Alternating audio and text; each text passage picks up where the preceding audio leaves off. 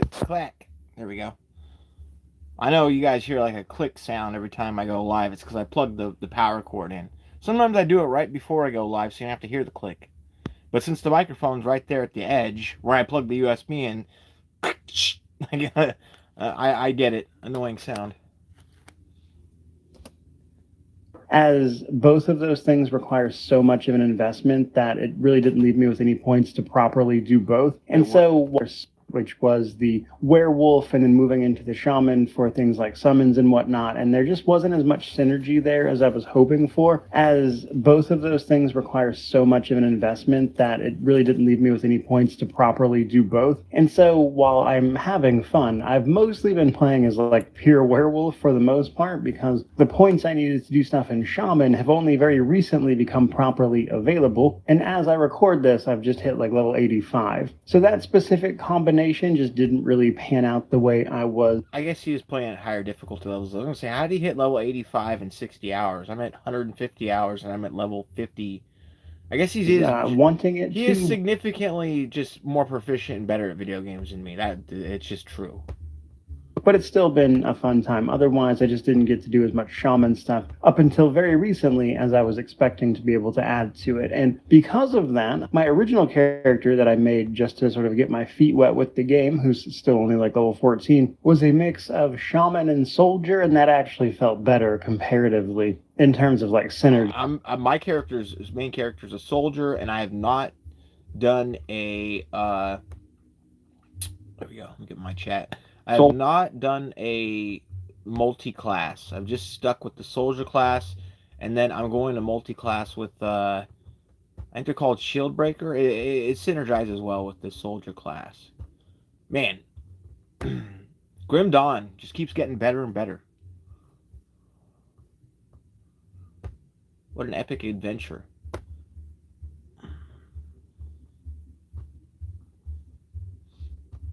I got my second legendary item of all time out of the 150 hours I've played last night.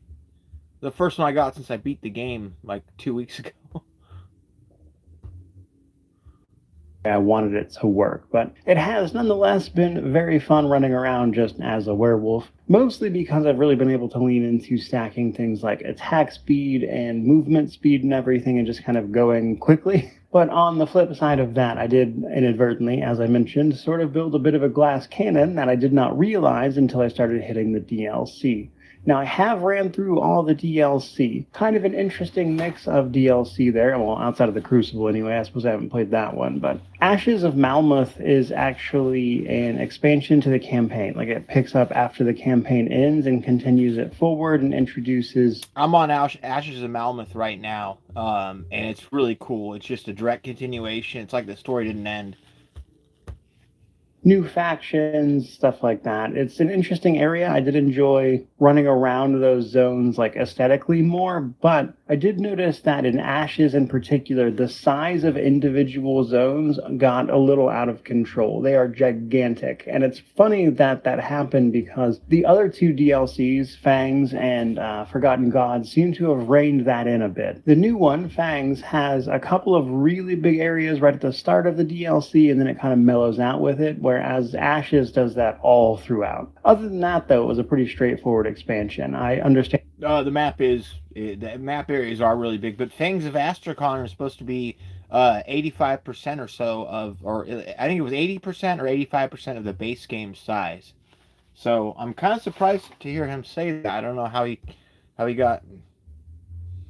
Ashes of Malmuth should be much smaller, and the base game is huge. I mean, you already go, like, whatever. I'm excited to go to the area called the Roof of the World.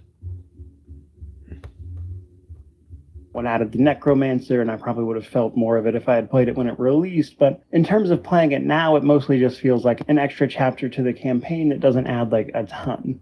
Now, Forgotten Gods is probably my favorite of the three thus far, just in terms of actual activities. You are invited to talk to these three witch cults, if you will, who all worship various deities, who, of course, need you to put a stop to the rising menace, in particular, a celestial that is trying to break free. But I really enjoy Hey. the aesthetic of that place. Your typical sandy dunes, a lost oasis, that kind of thing. But I enjoyed exploring those zones and also the addition of the Shattered Realm a lot more than I thought. So the Shattered Sorry, I wanted to watch. Okay, so I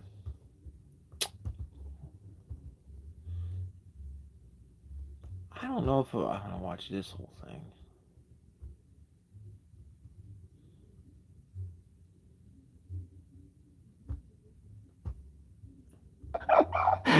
Oh.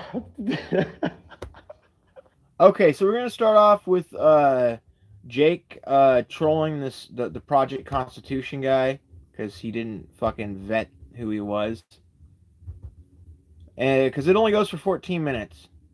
The stream's 2 hours, but he only went for 14 minutes with that guy till the guy figured it out, which is an embarrassingly long amount of time. And then I was thinking we could start reverse transmission, because that is an audio story. It's really good, and like, all right, okay. There's no volume boost or vocal boost, voice boost option on this video, so hopefully it's okay. I don't know what to expect. This is Jake joining that guy's thing. Okay, here we go. A premium Twitter account is required to create live broadcasts. Upgrade to premium. What is this crap? What? Did they cancel my? Oh shit. Okay, we'll have to worry about that later. I guess we're not live to X. I'm gonna have to upload it to X afterwards. Oh, good. All right, we are live. Welcome to the channel, guys. It's me, Colin, Project Constitution. Joining me tonight is my guest. He goes by Mr. Coombe. This is a guy who knows Andrew Wilson, spent a bunch of time with Andrew Wilson in his house, got to know him intimately, and has some stories to tell. So we're just gonna kind of walk through. He doesn't have a short time. He's only gonna be here about a half hour, so it's gonna be a short stream. This guy thought he was gonna get some shit. What a stupid fuck! It's right in his name, Mr. Coombe. The Legion. Oh my god, this guy just doesn't know. How would you? Okay, whatever. See how this goes. But he just has some information that he feels is relevant, I feel is relevant, that we want to expose with you guys. So without, oh wait a minute, why it's not? We're not even live yet. What the hell's going on here? Hold on one second. Good lord.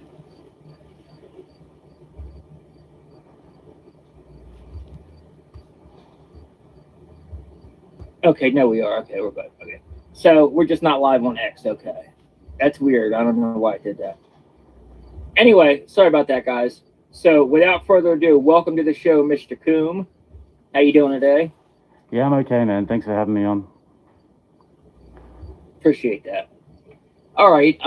So I guess you want to just give us a little history of how you maybe how well, I don't know. It looked like he heard that he was Australian, and he had to pause for a minute. Like, is this guy?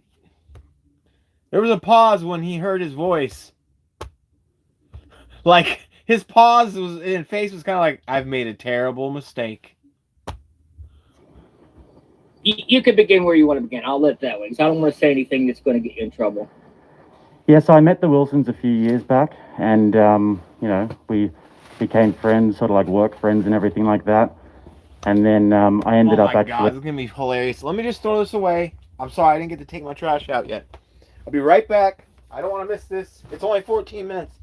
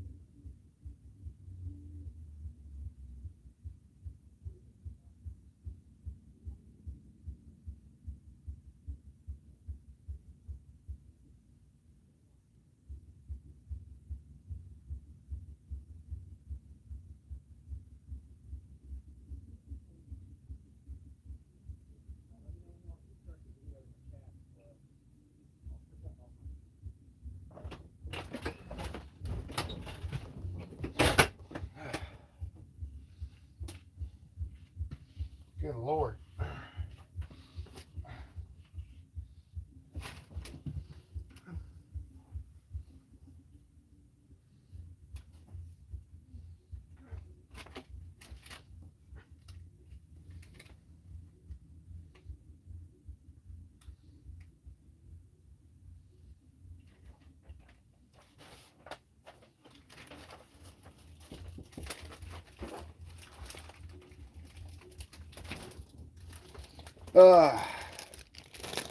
Oh, the way. God damn it. Fuck. What?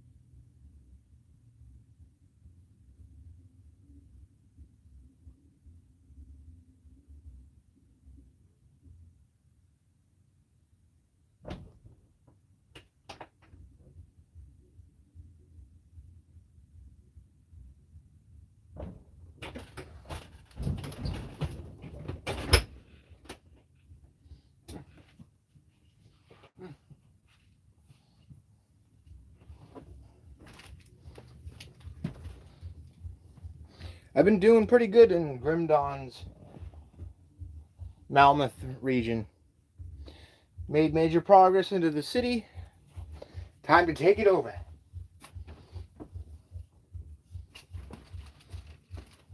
But first,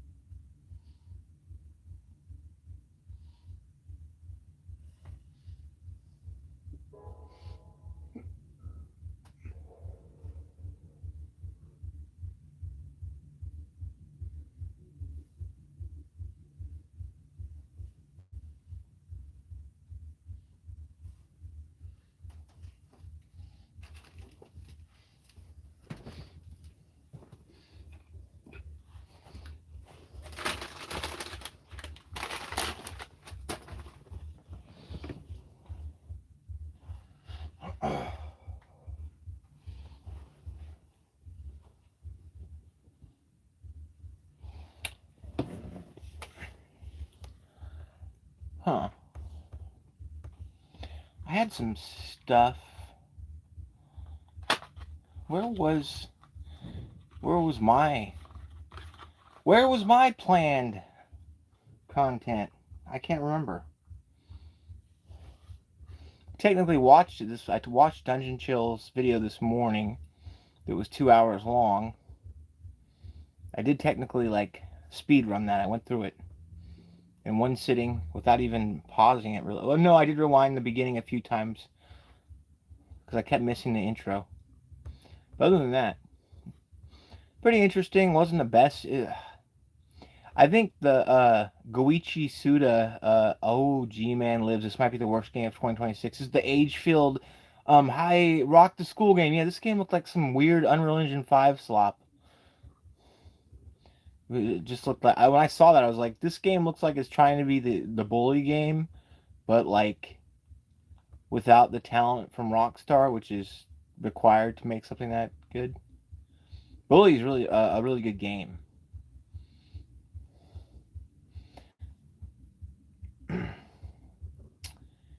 Okay, let me put on damn, where is that?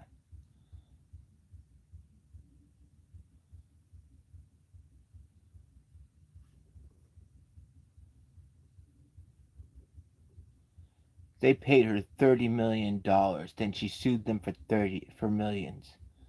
30 million pounds. She paid them 30 pounds. Oh wait, no. Okay. Appreciate that. All right. Okay, man. Okay, no, we are. Okay, we're good. Okay. So we're just not live on X. Okay. That's weird. I don't know why I did that. Anyway, sorry about that, guys. So without further ado, welcome to the. So sorry, this guy's mic, he's using his webcam mic, which means it's picking up all the room, makes some of his words sharper. Just like how, well, honestly, my cell phone microphone's better than a webcam microphone because it's literally made to talk into. So, this sounds better than his. So I don't know what to tell you guys.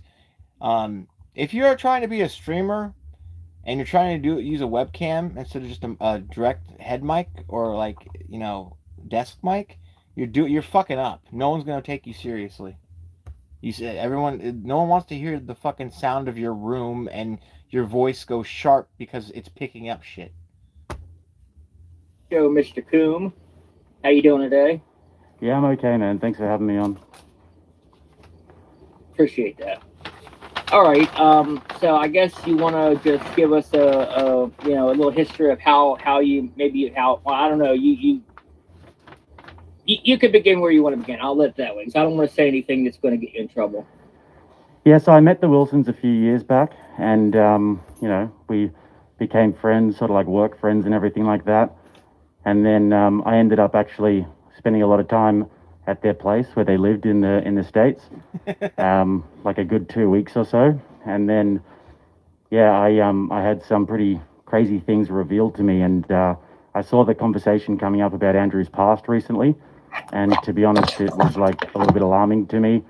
And so I thought I would share something, and then I think that's since been deleted, but you picked up on it. And basically, this was about Andrew's past before the Crucible, and about his military past and everything. And there's a reason why he went off the face of the earth for a very long time. And there's a military background. Not many people know much about that. Then he goes missing off the face of the earth. So I'm spending time at his place, and basically I found 6 passports in his name. And that was the first big red flag, because basically he told me that he'd never left the country before. And so I started to investigate that. And yeah. Okay, so this guy should be like aware that this is a troll at this point. 6 passports, basically saying he's an international spy. It's like the biggest red flag I ever heard. Like, okay, this isn't serious. This guy's just like fucking dumb. And that was the first big red flag, because basically he told me that he'd never left the country before. And so I started to investigate that. And yeah, I then started to ask some questions. And then eventually one night we were drinking. We had a lot to drink, actually. And then he started to tell me a very detailed story. I don't know if any of the story is true, but it does seem to check out, because, going missing off the face of the earth for that long and then just coming back like that is kind of crazy. Into the Crucible just comes out of nowhere. So I don't know where you want me to kick it off. I guess if you want to start, we could tell, I guess, a little bit about the military thing, because not a lot of people, you said, know about that. And I think he's actually denied that he was in the military, or was it? I think he denied he was a sniper in the military. Well, it's actually a lot deeper than that, dude. Like, I don't know how much trouble this can get me in saying it, but what actually happened was, I think that the story that they give is a medical discharge. That's what happened. But really the story here is that when he was younger, and this is why he goes missing off the face of the earth, and there's no sort of like recollection of him or online presence or anything, is because basically what happened was that he was recruited into a high-level multinational government program where he was used as a spy, and he was mind controlled. Do you know about MK Ultra? Oh yeah. Yeah. So there's various different mind control things that happen, and they can basically turn these people into pretty much anything that they want in terms of like manipulation and. This guy has got to be sitting there. This guy. You know about MK Ultra? Oh yeah, like this guy's fucking dumb.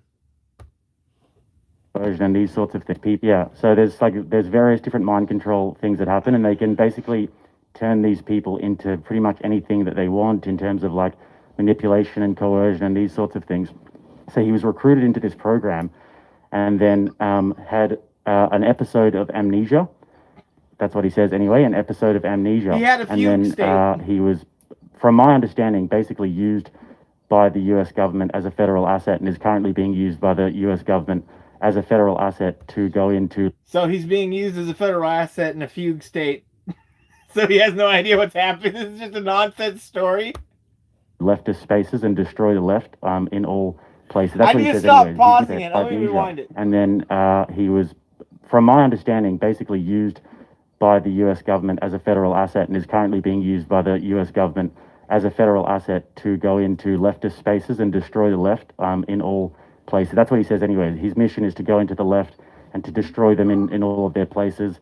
And I think that recently he's been used as a I guess a government op to go into to Candace Owens' space and to try and destroy that because she's like exposing the feds.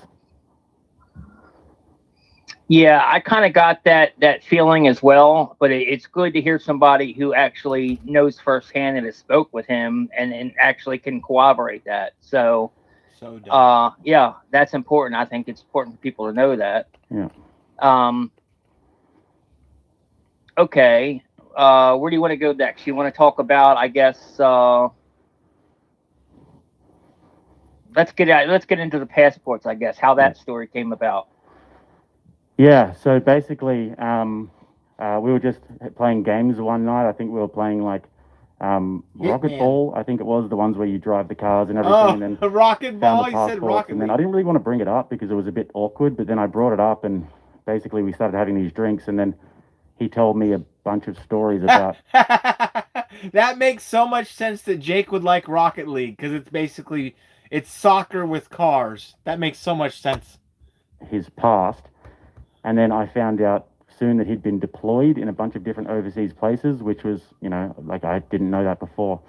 And I actually found, I don't know if you realize this, but I'm Australian. I found out that he'd been deployed to Australia and actually had an encounter with a drop bear. I don't know if you know about drop bears. No. Oh, I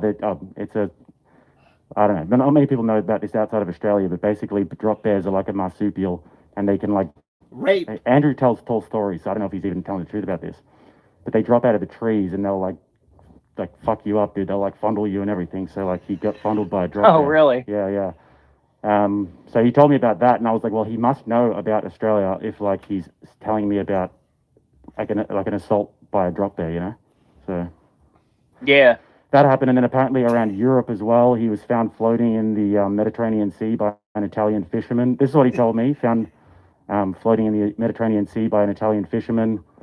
Had he was found with like a bank account details on him or something like this, like a bank account in Switzerland. So, I mean, when we're talking about the Mediterranean and Australia and the USA and the CIA and Mossad and everything, it sounds like a multi-agency thing. And it's like, well, how does a guy like some sort of like smoking hillbilly from freaking nowhere in America who smokes cigarettes and swears at women, how does he actually become such a big internet star? And it's like, I think you and I both know I've seen, I don't agree with everything that you guys say, but like, I think you guys know that like government ops are real, Oh yeah. And the algorithm pushes certain people intentionally. Yeah, 100%. So yeah, there was that dude. And yeah.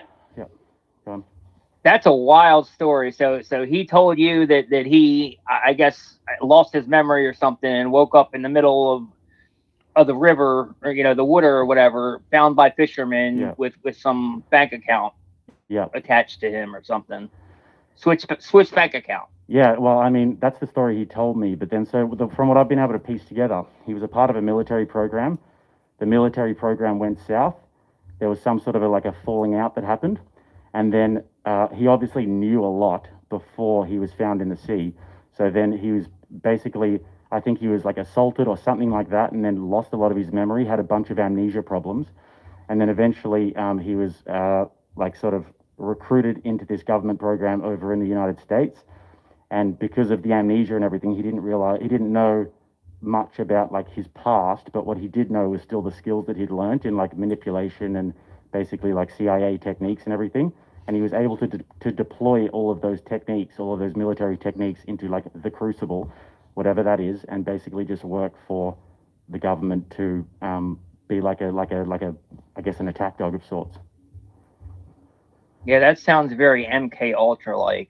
Yeah. And that also like that's the same thing that I don't know what your position is. It really doesn't matter, but that's kind of what we think about Erica Kirk as well.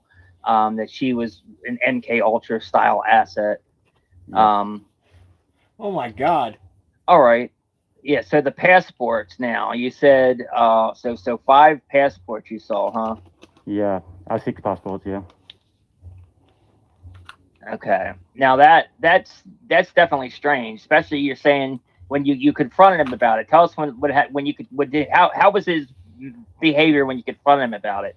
Was he like weird about it or? Well, it was after a bunch of drinks, and he has the sort of ability to, I guess, tell tall stories, if you will. So we'd had a few drinks, and I think he just let his pride get in the way a little bit, and he wanted to tell his really cool story.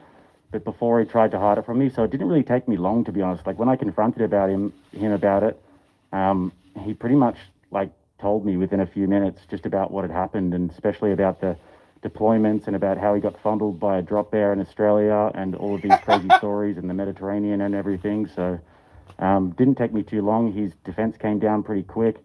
It was a little bit awkward after in the weeks following because I think that he probably knew that he'd told me too much, but yeah, so it didn't take me too long. Okay, yeah, because you said he was drinking at the time, right? Yeah. Okay. I don't know if you noticed, Now, but he drinks and smokes and swears at women. Yeah.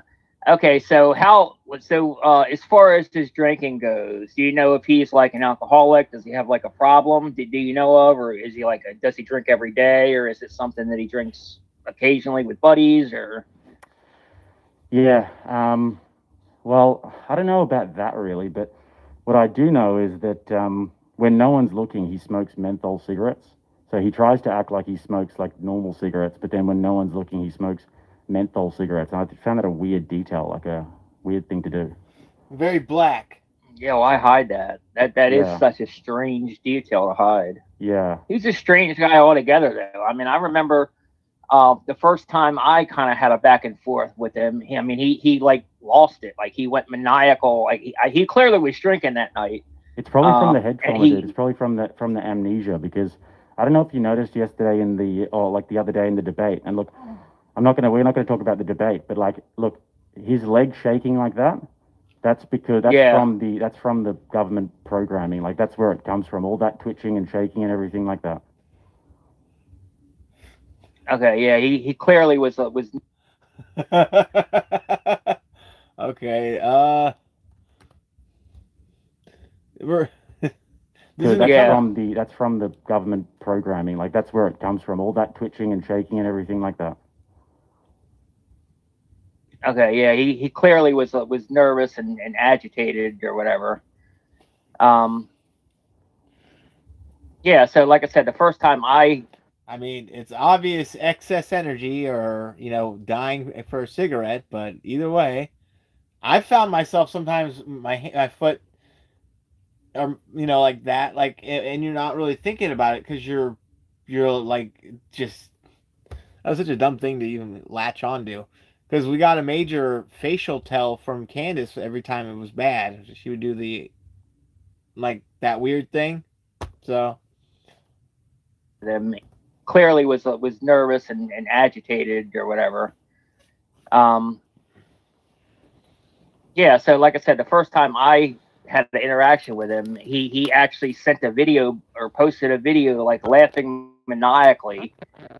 Really weird. Like, yeah, he's a. Let me guess. You said something stupid and he called you a fucking idiot and then said ha ha ha ha in a video. So maniacal. Strange guy, man. Really strange guy. Yeah. And then there was another thing that I found, dude. I don't even know how to say this, to be honest, but like I was in the living room one day, and basically he raped Rachel. I was walking around, and then it was maybe like 2:00 in the afternoon. So I was thinking, afternoon, So I found my baby, gonna hold her tight, gonna get some afternoon delight.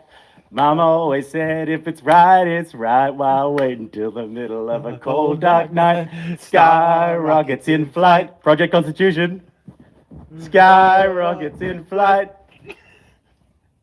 Afternoon delight. Yeah. Afternoon delight. Good one. Afternoon delight. Project Constitution, brother. How did you?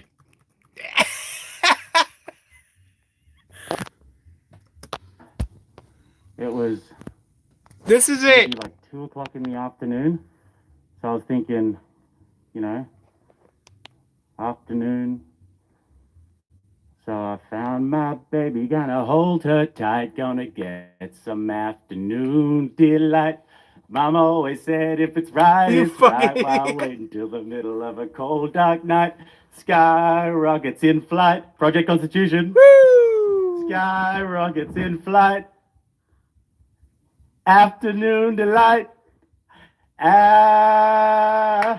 Afternoon You delight. idiot. Good one. Afternoon delight. Project Constitution, brother. How did you not know? Did you do a basic, cursory, little bit of research, my friend? Nope.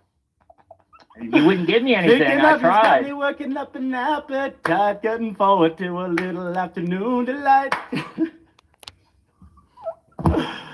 Oh, he's one of my best friends. I am currently live streaming. I've been shit posting about it all week. Project Constitution, walk me through how you do all of this research, my friend. Please, I'd love to know it. Yeah, that's Project Constitution. That's the redheaded guy. Is the guy? Yeah, is sitting there mortified. Yeah, that's him. And the other guy's Jake, obviously. Yeah, well, Thinking of you's got me working up an appetite, looking forward Okay, to a so- little afternoon delight. Mama.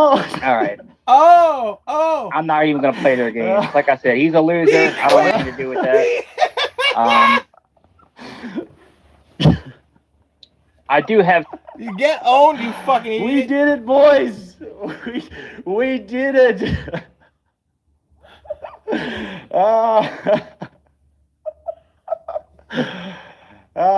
Send me your money. Send me your money. How would you be that fucking far off? That guy is retarded. That's the people who like don't give a fuck about what's going on. How would you not know his basic like 4 people that are around? Like Rob Nor, Rattlesnake, and then there's an outer circle of people who are going to defend him, like Steven, Crowder will defend him, obviously, unless it was something ridiculous. So it's like you really aren't paying any sort of attention. Those are like his main 4 guys are like Mr. E, Snake, Rob, and whatever. This has got to be the dumbest motherfucker. Like, what the fuck? So stupid. Oh. He's still laughing. Oh. Holy shit, boys, we did it.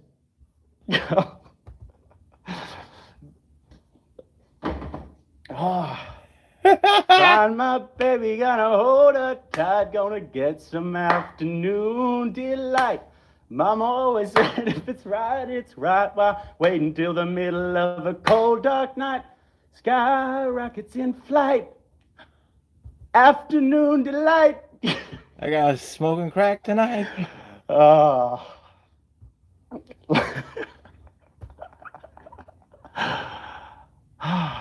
It was 14 minutes straight. That guy didn't just catch I on. am legitimately gobsmacked that worked, guys. I am legitimately gobsmacked that worked. Yeah, it was ridiculous.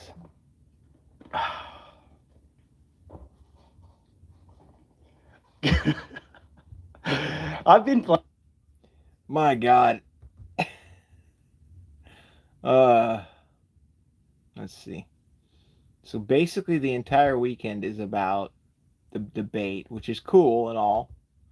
But I do want to get to a story. I'd love to do a poultry gifts video, but there isn't a new one. I don't think so. Let me double check.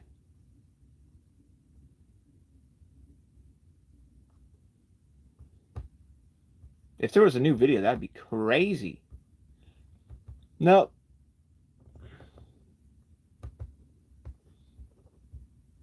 Fair enough. He did manage to do like one a week for 2 or 3 weeks. He did one a week, which is rare. He usually only does 1 or 2 every month.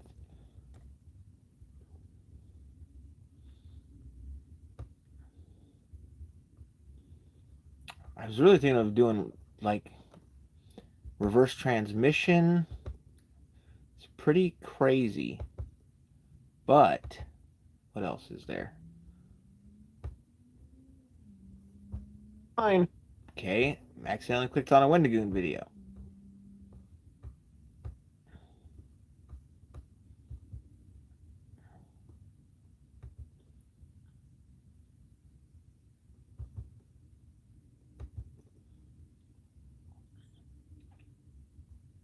All right, we'll just do wait.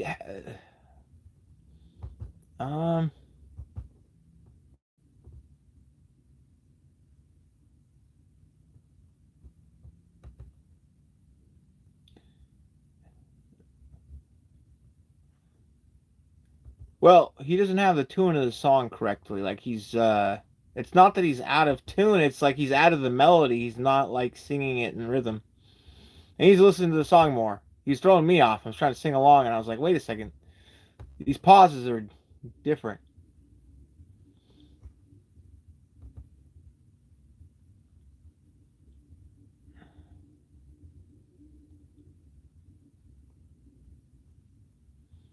The bomb collar bank heist.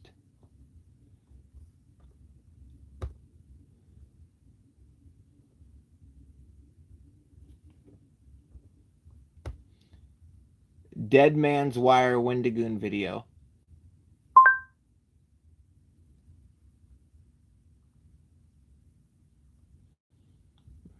Here's the full.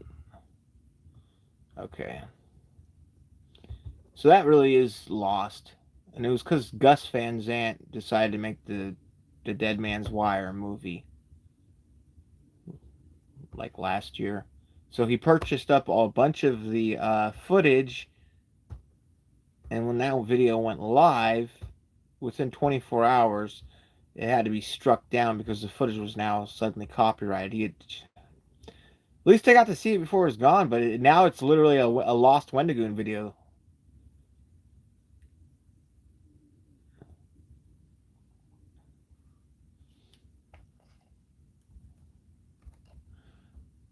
Alright, I'm just going to do...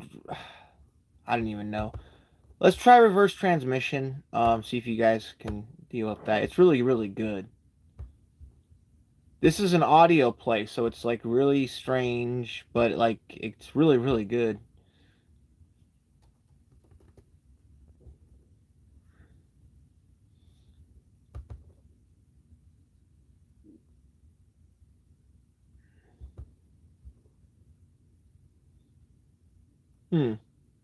We could do we could also do Milton's Paradise Lost. The Devil's Story of Eden, basically. Wendigoon cover, really good video.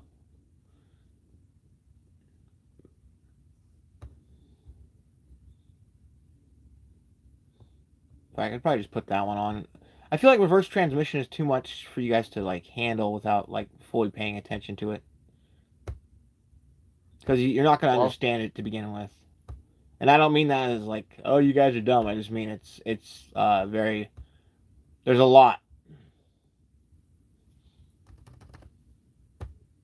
Hello, everybody. Today we're going to be telling the story of when angels fell from heaven, God created humanity, and the Garden of Eden itself, all told from Satan's perspective in Paradise Lost. Paradise Lost was written by John Milton in 1667. Milton was a Protestant leader who wrote Paradise Lost while he was in hiding from King Charles II. The work follows the structure of epic poems from old, such as the works of Homer or Dante. However, Paradise Lost is set apart from those other examples for two main reasons. For one, it was one of the first, and to this day one of the most prominent poems to ever be written in English. And two, as you could probably tell at this point, it's very Christian. While works similar to this may have Christian elements, or at least incorporate ideas from other religions, such as the Divine Comedy, Paradise Lost is distinctly told through characters from biblical history. And while I've covered works similar to this and absolutely love the Divine Comedy, Paradise Lost really got to me, as you'll probably see. The way Milton was able to explain these monumental moments in time, as well as these what-if conversations that he proposes that are both heartbreaking and beautiful. Two things I want to emphasize before we get into it. For one, while Milton was a religious leader and took the stuff he said very seriously, this is a work of historic fiction. So while he gives a lot of different entities characterization, that doesn't necessarily mean that's accurate to what the Bible says about them. Like, if you're familiar with this story, you probably know that it has the reputation of being the first story to humanize the devil. And while I consider a lot of this to be eye-opening and thought-provoking, I wouldn't, take it to the pulpit. And the other thing I want to emphasize is that I am a Christian, and throughout this story, I am going to be mentioning the names of several angels and demons alike. And I understand that that holds a lot of weight and deserves a lot of reverence. So whenever I make jokes throughout this video, which I will undoubtedly do, I am not doing it to be disrespectful. It's a Gundam video. I'm not really in the mood to be annoyed with, his newest video is Alana Pierce. I hate her so much. Yeah, this is a really cool story. It literally tells you about the battle in heaven and all this type of stuff. So it's kind of a really cool. It's really good.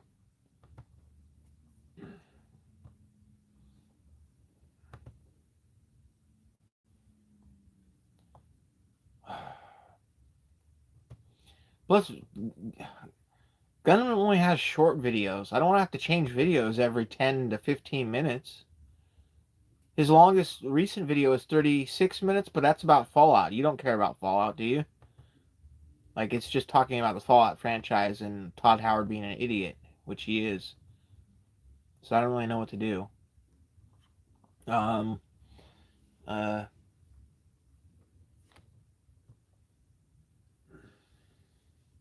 I guess I'll try reverse transmission then. Or whatnot.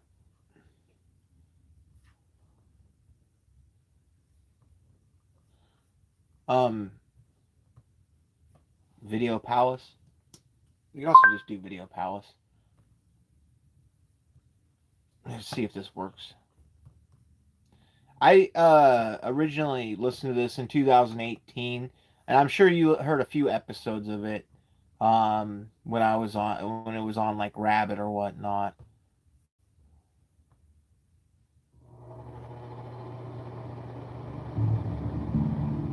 It wasn't the best night of sleep for either of us at Llewellyn's Roadside Inn. One of the... Whoops, I just started at episode 6 because that was the last time I watched. Last time I watched it, I got to episode 6.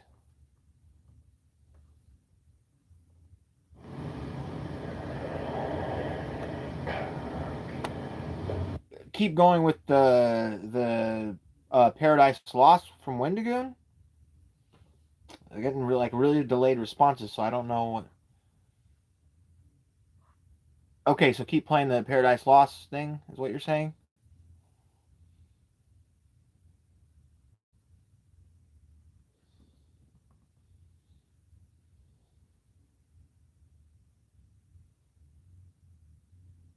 Hello?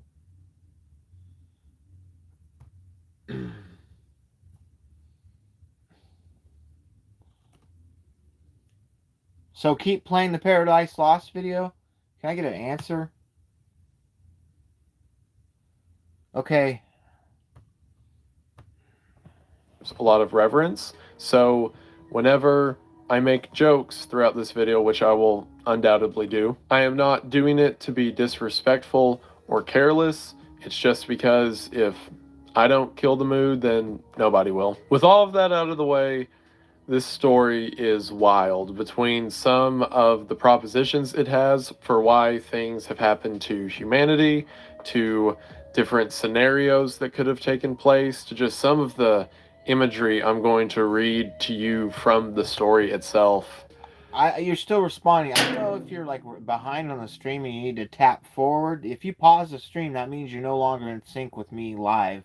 Like you always will be a little bit behind live, but if you're 2 or 3 minutes behind, and I'm going to be leaning back, and you're suddenly going to be responding.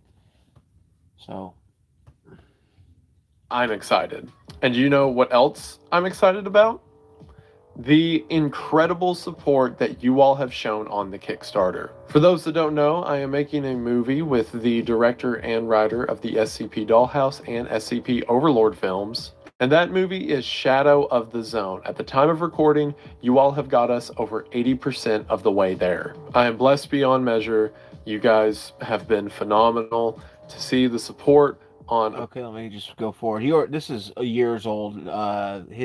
The Shadow of the Zone came out already. And speaking of, do you know what else is a kind of support? That's right, the support and entertainment that you can get thanks to today's sponsor, Skillshare. If you like... Let me just go ahead and skip past this. Why are you still saying yes? Did you not just hear me? Are you live? Are you watching it live? Like, you just said it now, like 2 or 3 minutes after I said it, what I just said. I don't know why you're... Oh my God. Hit forward on the stream if that's what's going on. Like, you're not in live if you keep saying yes after I've said yes 2 or 3 minutes ago. Like, Jesus Christ. Horror and writing horror, which, if you clicked on this video...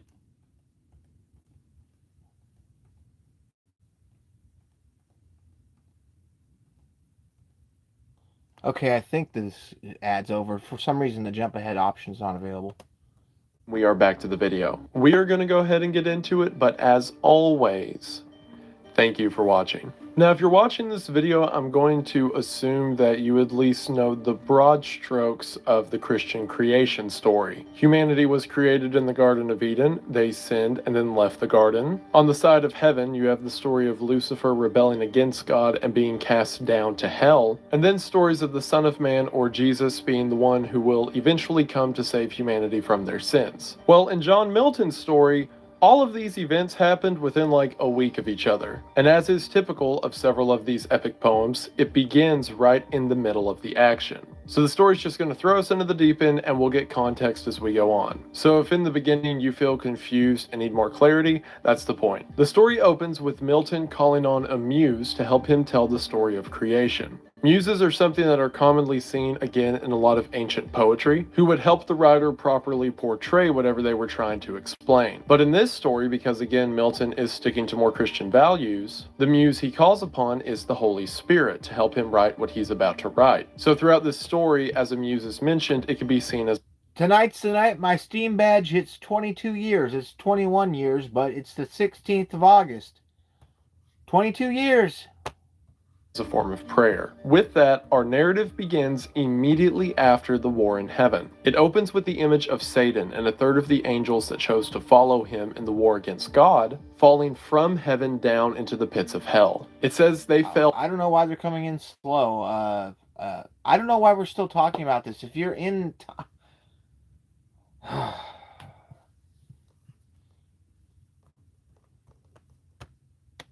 9 days, falling image of Satan. And throughout this story, as a muse is mentioned, it can be seen as a form of prayer. With that, our narrative begins immediately after the war in heaven. It opens with the image of Satan and a third of the angels that chose to follow him in the war against... the story now. You're aggravating. Let's go. That's the point. The story opens with Milton calling on a muse to help him I tell the forgot story about all of this. creation. Muses are something that are commonly seen again in a lot of ancient poetry, who would help the writer properly portray whatever they were trying to explain. But in this story, because again Milton is sticking to more Christian values, the muse he calls upon is the Holy Spirit to help him write what he's about to write. So throughout this story, as a muse is mentioned, it can be seen as a form of prayer. With that, our narrative begins immediately after the war in heaven. It opens with the image of Satan and a third of the angels that chose to follow him in the war against God, falling from heaven down into the pits of hell. It says they fell for 9 days, and then after landing in the lake of fire in hell, they all lay there in silence for another 9 days. Yeah. They lay there in agony. For several of them, this is the first time that they've ever experienced pain. The realm that they've fallen into is dark and only illuminated by the fire they're consumed in. All of them are still adorned in armor and holding weapons and banners from their battle. Until after 9 days, Satan decides to speak to his second in command. That second in command is a fallen angel named Beelzebub. Beelzebub, which translates to the Lord of the Flies, is a name that is often associated with Satan directly. Several historical records point to the idea that at one time there was a pagan deity known as Beelzebub outside of, the devil, and some even say that Beelzebub was synonymous with the Canaanite god known as Baal. Either way, this entity next to Satan would eventually go on to be a false god throughout the Bible who convinced people to kill their babies and all that fun stuff. So Satan begins to whisper to Beelzebub and essentially declare his hatred for God and heaven. He says that all that this defeat has done is made him more furious and steadfast in his resolve. Again, we don't know exactly what happened yet, but we'll get there. Satan continues to talk about how powerful he is and how he can wage war against God forever. He continues to say, referring to God, that glory never shall his wrath or might extort from me. Another interesting detail throughout this monologue and the rest of the story is Satan and the other demons never refer to God as God. They always refer to him as him, or the one above heaven, or so forth. Satan then says that he will never end his war against the, quote, tyranny of heaven. And Beelzebub suggests Satan should maybe slow his roll just a little bit. But Satan, undeterred, says that here now in hell he will continue his fight, and that he will make a, quote, heaven of hell or a hell of heaven. Clawing his way up on shore, Satan says that he will continue to ever do evil against God, and then says to Beelzebub what is essentially his motto of the story, it is better to reign in hell than serve in heaven. Satan and Beelzebub begin to fly to a far-off shore. During this flight, Milton describes the incredible size of Satan himself. He says his form is closer to a ship than that of a man, and his spear is closer to a tree than any human weapon. Throughout the story, we'll see the characters transform a lot, but in their more natural form, they're more akin to a mountain than a person. Once they get to shore, Satan tells the army to follow him over. This army that follows him to shore consists of millions of fallen angels. Again, a third of all the armies of heaven. It says the leaders of this army have had their names removed from heaven, and while their holy names have been forgotten, they will one day be given names by humanity. Among these soldiers are fallen angels who will one day be known as Moloch, Belial, Ashtaroth, Dagon, Azazel, and Mammon. All of these names are either associated with demons who in the Old Testament appeared to humanity as gods and made them do evil, to famous demons who would wage war against the church and God himself, as well as several names that are mentioned that are either the princes of hell or predominantly feature in a lot of biblical tradition as the heads of certain.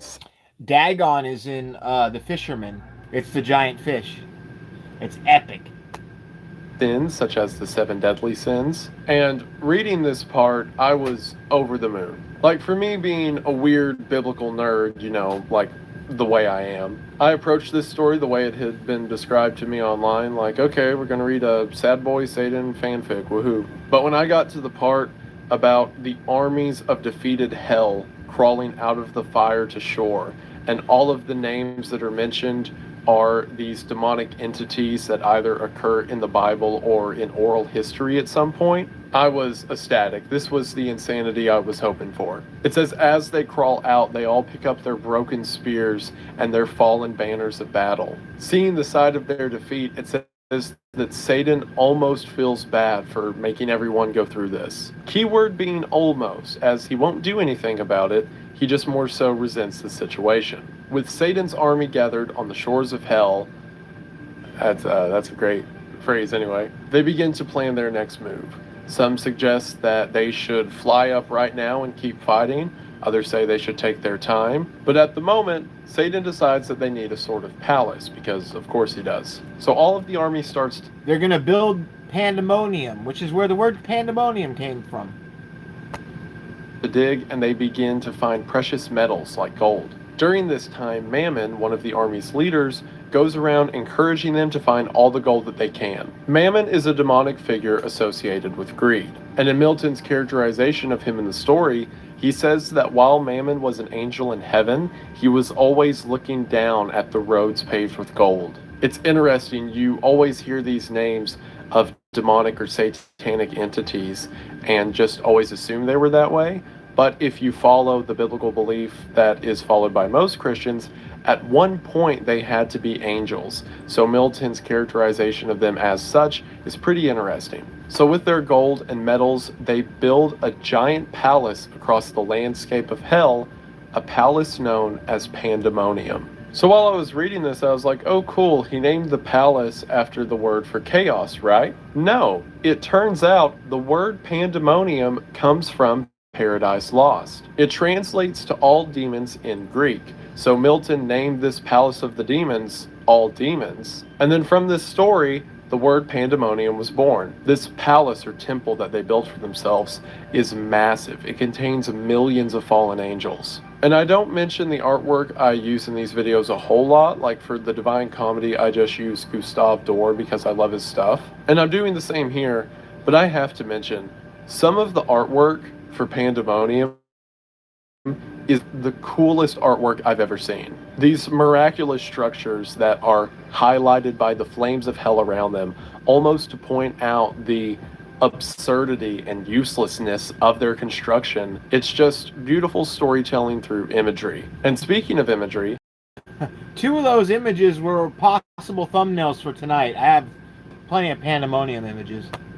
as soon as Pandemonium's completed, Satan enters inside with the demons, and they all sit atop golden thrones. So now gathered here in the pits of hell in an altar to themselves, they begin to plan their next move. Satan leads the conversation, saying that heaven is not lost, and surely they have some way to fight back. The first one to speak is Moloch. Moloch is described as a brute and one of the fiercest warriors of, well, it used to be heaven, but now it's hell. Moloch is full bore. They immediately have to fight back.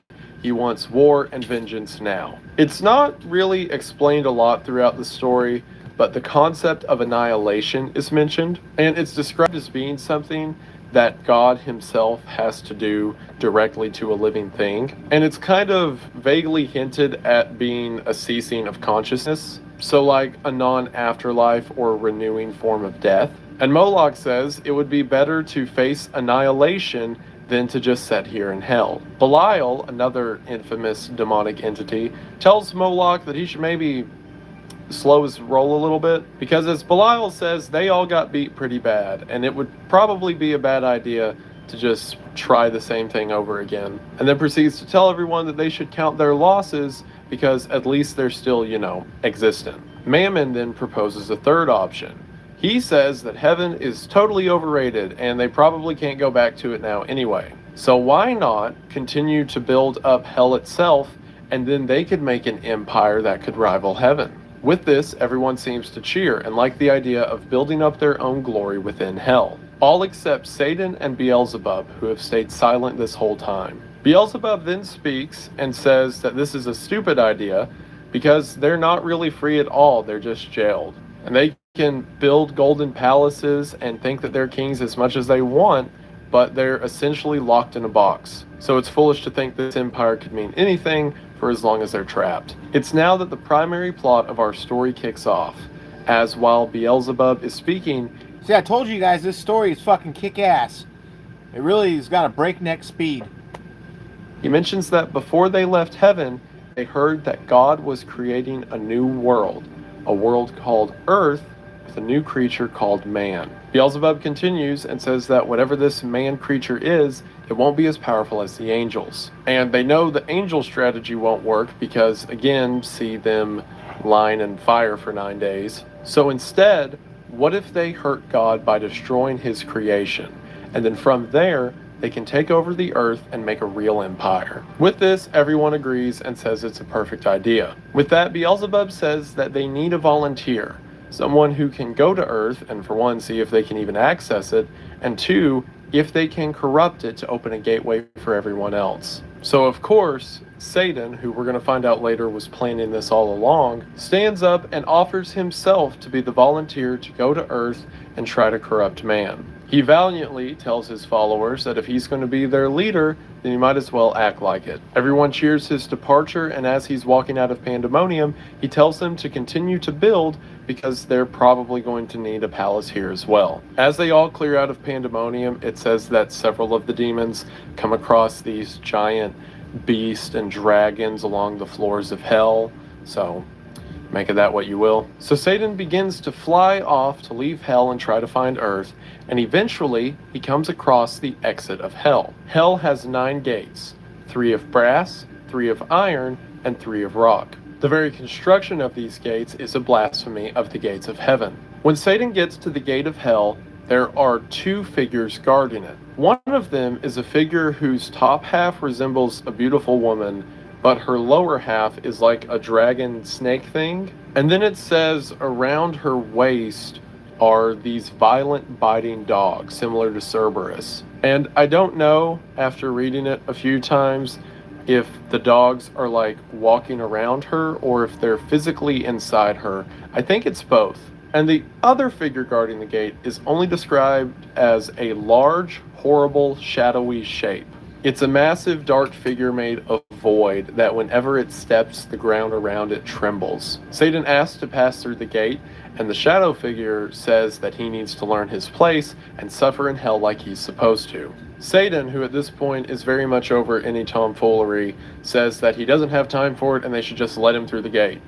However, during the argument that ensues, both of the figures refer to Satan as Father. This catches Satan off guard, and he asks them to clarify at why they're calling him Dad. The Medusa figure says that her name is Sin, and that she was conceived at the moment that Satan considered to rebel against God while in heaven. That rebellion of Satan being the universe's first sin, and this figure is the embodiment of it. That's why she appears the way she does. Much like sin, at first it seems as a beautiful, attractive entity, but whenever you view the whole of it, you realize it's just death and destruction. And speaking of death and destruction, Sin says that while she was in heaven, again after Satan had created her, her presence began to tempt the other angels, who would then convert to Satan's side. This continued buildup of sin caused her to give birth to a new entity, that entity being the shadow figure on the other side of the gate, known as Death. So through Satan's original pride and thoughts of overthrowing God, he created sin. And through sin's prevalence throughout heaven, sin created death.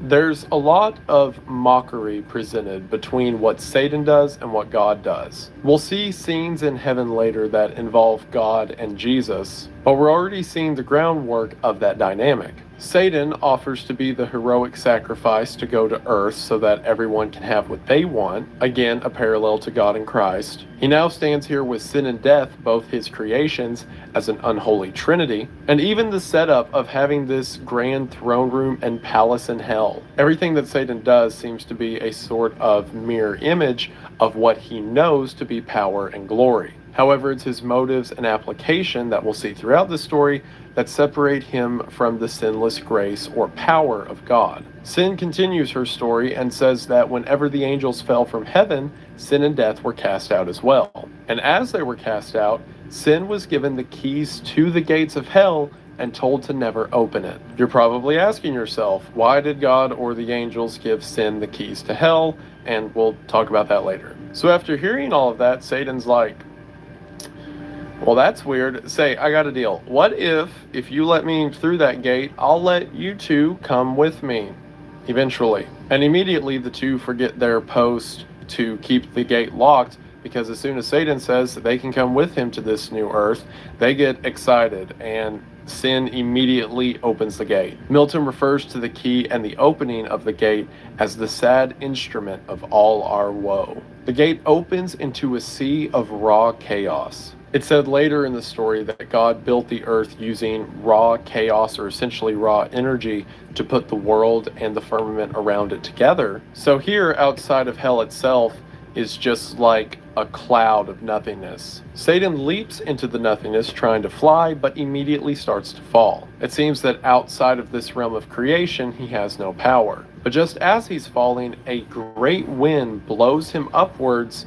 and he continues to glide through empty space of chaos by random winds. Why did sin have the key to the gate? How is Satan conveniently getting to earth? Hypothetical questions that I may or may not answer. We'll find out. As he's getting blown around, Satan comes to a giant figure made of this dark energy that identifies. This is wild because it's like this other thing that's.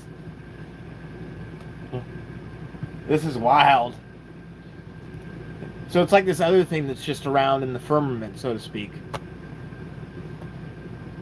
Comes to a giant figure made of this dark energy that identifies himself as chaos itself. Satan offers him the same deal. He's like, hey, if you tell me where Earth is, you can come with me. And Chaos is like, oh, it's that way. And then Satan just kind of blows along that path. As Satan leaves, death and sin begin to use the chaos material around them to physically build a bridge from hell to earth. Eventually, as Satan continues along this path for an undetermined amount of time, he eventually sees that he's nearing God's new world, earth. At this point, we then cut to heaven and see God and Jesus sitting on their throne. Now, it's debated a lot throughout Christianity when Jesus was created, if he even was created, because God exists outside of time. So a lot of people say that Jesus is eternal and has always existed apart from God, but at the same time, Jesus said, I and the Father are one, so they're not really separate at all. And I'm not here to discuss all that. All you need to know is that in Milton's story, Jesus was created like last week, but he's one with God, so he has all of the omnipotent and knowledge of God himself. So God and Jesus are on the throne and they're watching Earth, specifically a creation filled with uninterrupted joy and unrivaled love. And then as they're sitting there, they see Satan approaching. I can only picture the visual of God and Jesus, and then just off to the side there's a little dude just getting closer. So since God is omniscient and exists outside of time, God sees everything that is going to happen ever. So God looks at this and says that eventually his creation will betray him. He also mentions that he could in fact stop it right now if he wanted to, but the purpose of this creation was the concept of love, so that they could experience love and love freely.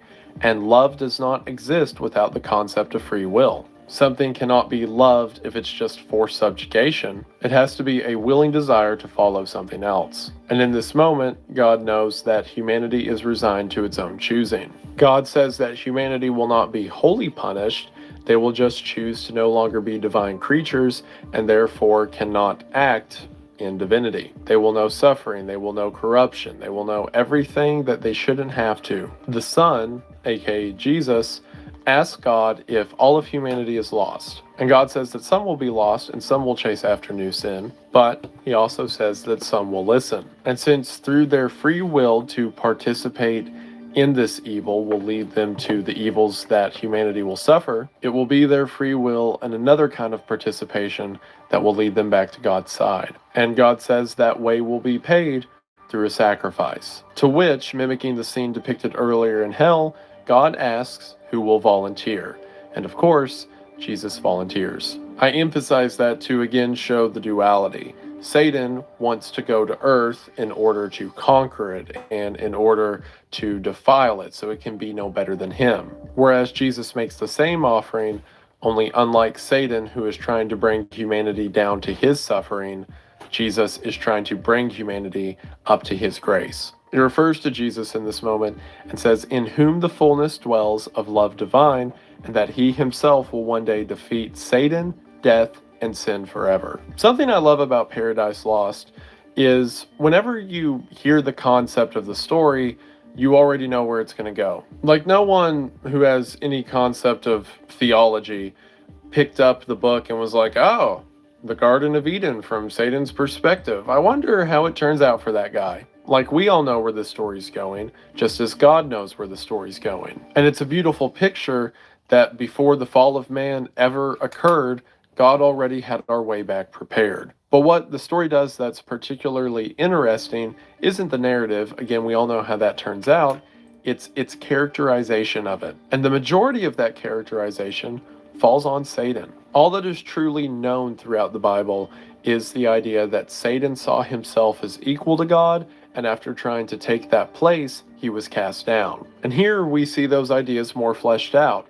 As mentioned earlier, better to reign in hell than serve in heaven. But as the story goes on, that philosophy begins to crumble under itself, and we see Satan continue to grasp for straws to try to maintain his power, his resilience for his own cause. And in the end, just how far he's willing to justify his own suffering. So anyway, we cut back to Satan, who's making his way to Earth and lands in this lush forest. It's also at this time, and Milton doesn't do this a lot, Dante was way worse for it in his writings, but a lot of these older writers do this thing where their characters' monologue will reflect their own beliefs, but not in like a natural story way, like a very just out-of-pocket announcement of ideas. And I made fun of Dante a lot for it, so it's only fair that Milton gets some too. Like, throughout Dante's Inferno, Dante would come across someone suffering in hell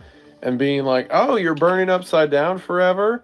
But you're from a town that's not Florence? Wow, that's pretty lame. Okay. And Milton's not as bad for it, but there's a scene here. Dante's Inferno is hilarious because he does talk shit to people who are in hell and suffering. It's just fun. He says some of them deserve. It's really fucking funny.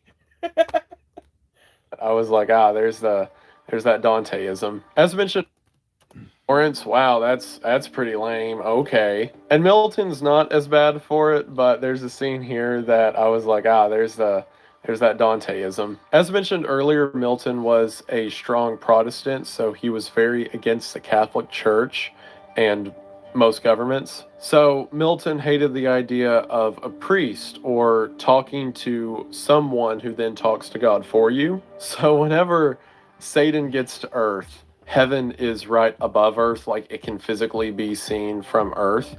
And Satan is just like, wow, sure would be stupid if I thought I needed to speak to someone to talk to all that. And then Satan just rambles. He's like, could you imagine needing, like, I don't know, a monk or a priest even to talk to God when I can just yell and he'll hear me?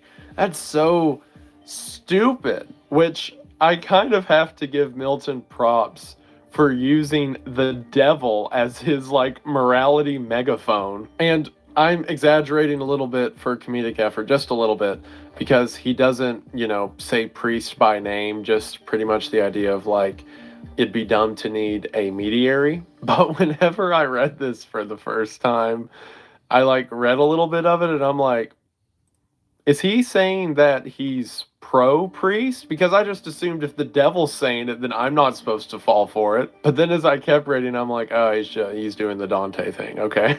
Also, so Milton had this belief that I don't want to say aliens, but pretty much aliens, the idea that perhaps different spirits or divine creatures of God exist in the stars or out in space of some sort, which was like a really controversial belief at the time.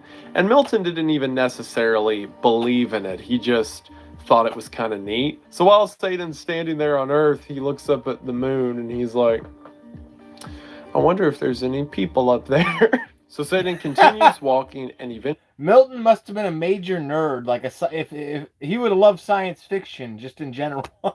eventually comes to this opulent gate made of gold and diamond. Just on the other side of the gate, he sees a staircase which is identified as Jacob's ladder. One of the characters of the Old Testament, Jacob, had a vision of a ladder going up to heaven where he saw angels going up and down it. In the story, this is symbolic of the gateway that the angels take from heaven to earth. Satan jumps over the gate, and it's described as the way a wolf would leap over a gate, or perhaps a paid clergyman in a church.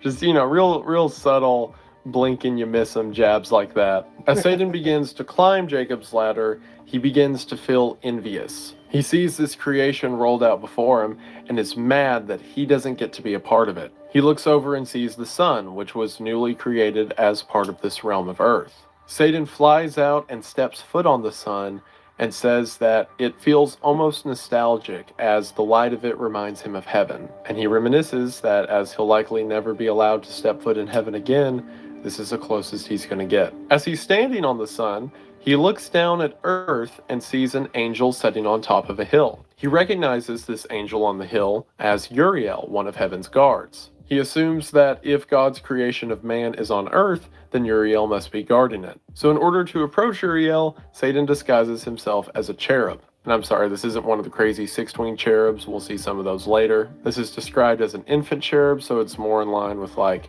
the Renaissance art that was popular at the time. So you can think that Satan transformed in a little innocent baby angel. So Satan, as a cherub, approaches Uriel and says that he wants to go into God's creation so that he can better understand God and give him praises and nothing devious. And this works because, as the story notes, the angels have never known any kind of contempt or guile or deceit outside of what Satan did. So the concept of Satan appearing as another angel would never even cross their mind. So Uriel just lets the cherub on through. As Satan begins to fly into what is now the Garden of Eden, he is overcome with the beauty of it. As he's flying, he begins to become emotional and feel that he messed everything up. He begins to think if his rebellion was ever even worth it. While thinking of God, he says, "With his good upbraided none, nor was his service hard." Essentially, why did I ever even need to do that in the first place? If it wasn't for that action,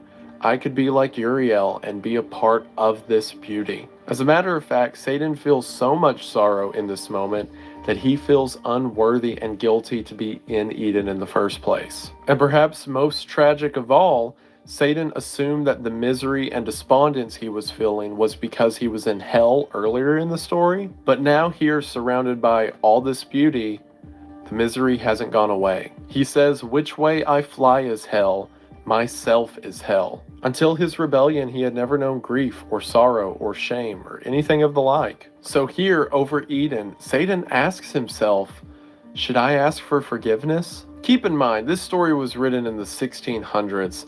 The devil was more so the concept or the embodiment of evil itself.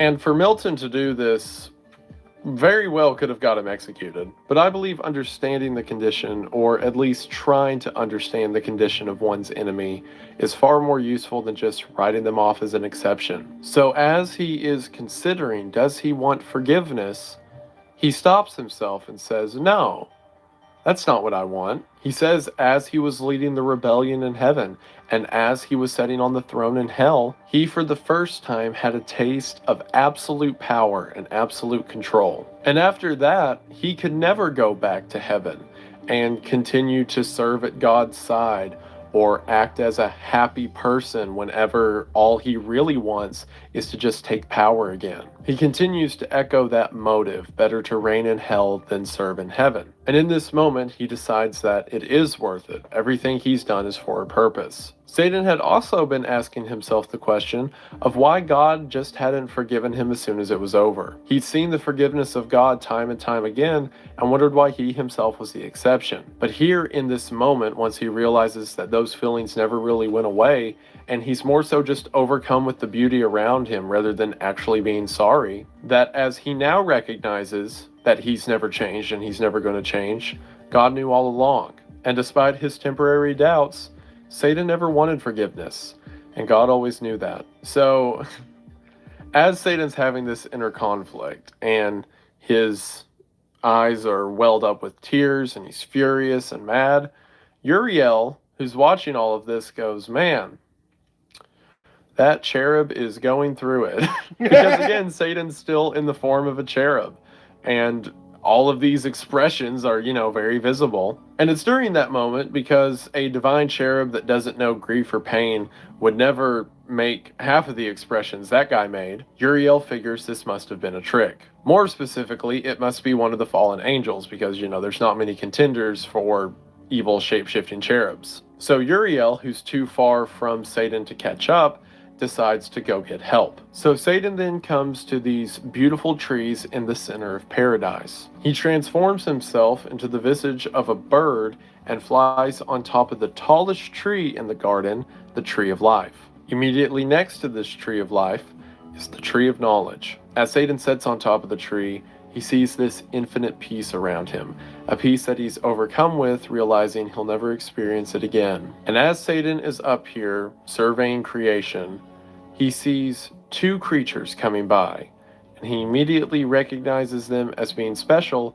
because they're both made in the image of God. These two creatures are, of course, Adam and Eve. The story describes the two as being happy and naked in glory. Since they do not know sin and do not know concepts of shame, guilt, lust, or anything of the sort, the two of them are just fully naked all the time. But of course it doesn't matter because sin isn't even a concept yet, at least not to them. Satan walks as the two walk by a fountain next to the tree of knowledge. As the two are just sitting by the fountain eating fruit, there are lions laying with lambs and all of these mix of predators and prey in perfect harmony. The concepts of death and misery had not entered the world yet, so everything lived in mutual love. As Satan is listening, he hears the conversation between the two. They're discussing the tree of knowledge next to them. Whenever Adam and later Eve were made in the garden, they were told to not eat of the tree of knowledge, lest they should surely die. I'll talk about at the end why the tree was there and all that,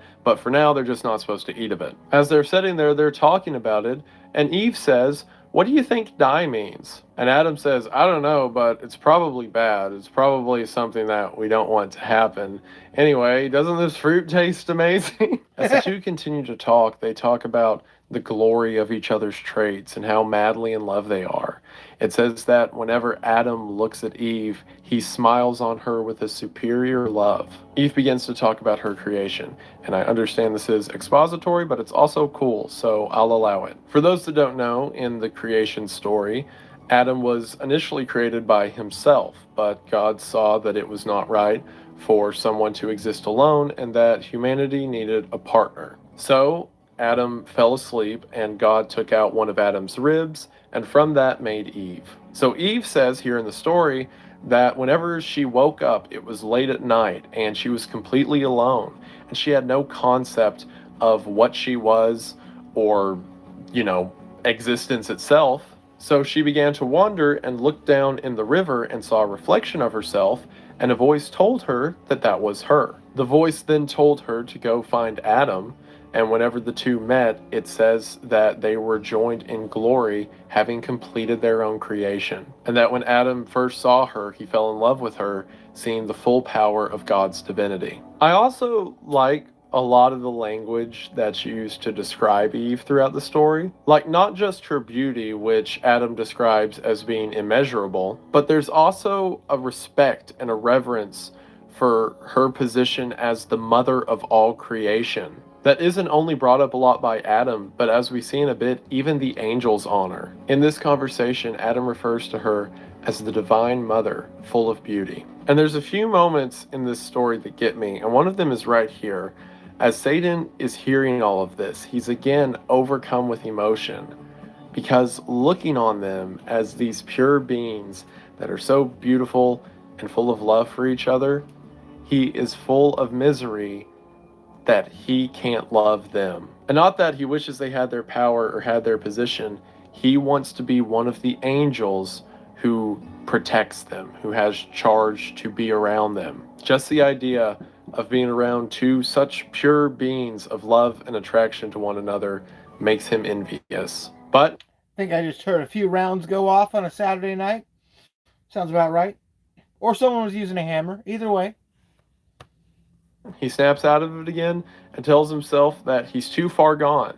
And if he can't experience the love of these two, then no one can. So he thinks about what the two were talking about, that they're not allowed to eat of the tree of knowledge. And he decides that's how he's going to get them. We then cut back to Uriel, who is going to get help because, if you'll remember, he realized he was tricked. Gabriel is sitting atop Eden's gate along with several other angels whenever Uriel gets there. When Gabriel hears this, him and the other angels launch a search. We then go back and see Adam and Eve preparing to go to sleep in this place that's described as a sort of house, but it's made of soft leaves and it's a beautiful thicket where the two of them retire and sleep every night. Adam mentions that they have work to do in the morrow, such as tending to the flowers and picking fruit, but it's established that they both love the work. They essentially get to design and arrange and care for the garden in whatever way they wish. They have dominion over the animals and the plants there,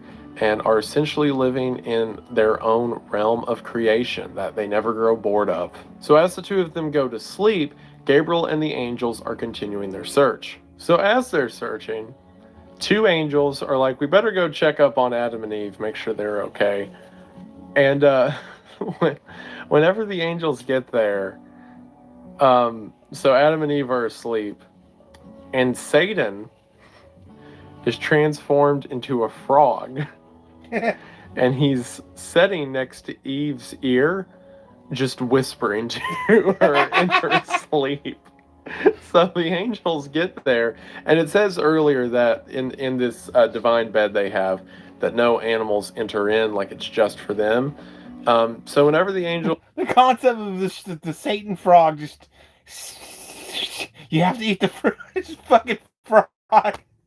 Like get there, and I imagine they like push the leaves to the side, and there's a frog in there that's talking to Eve.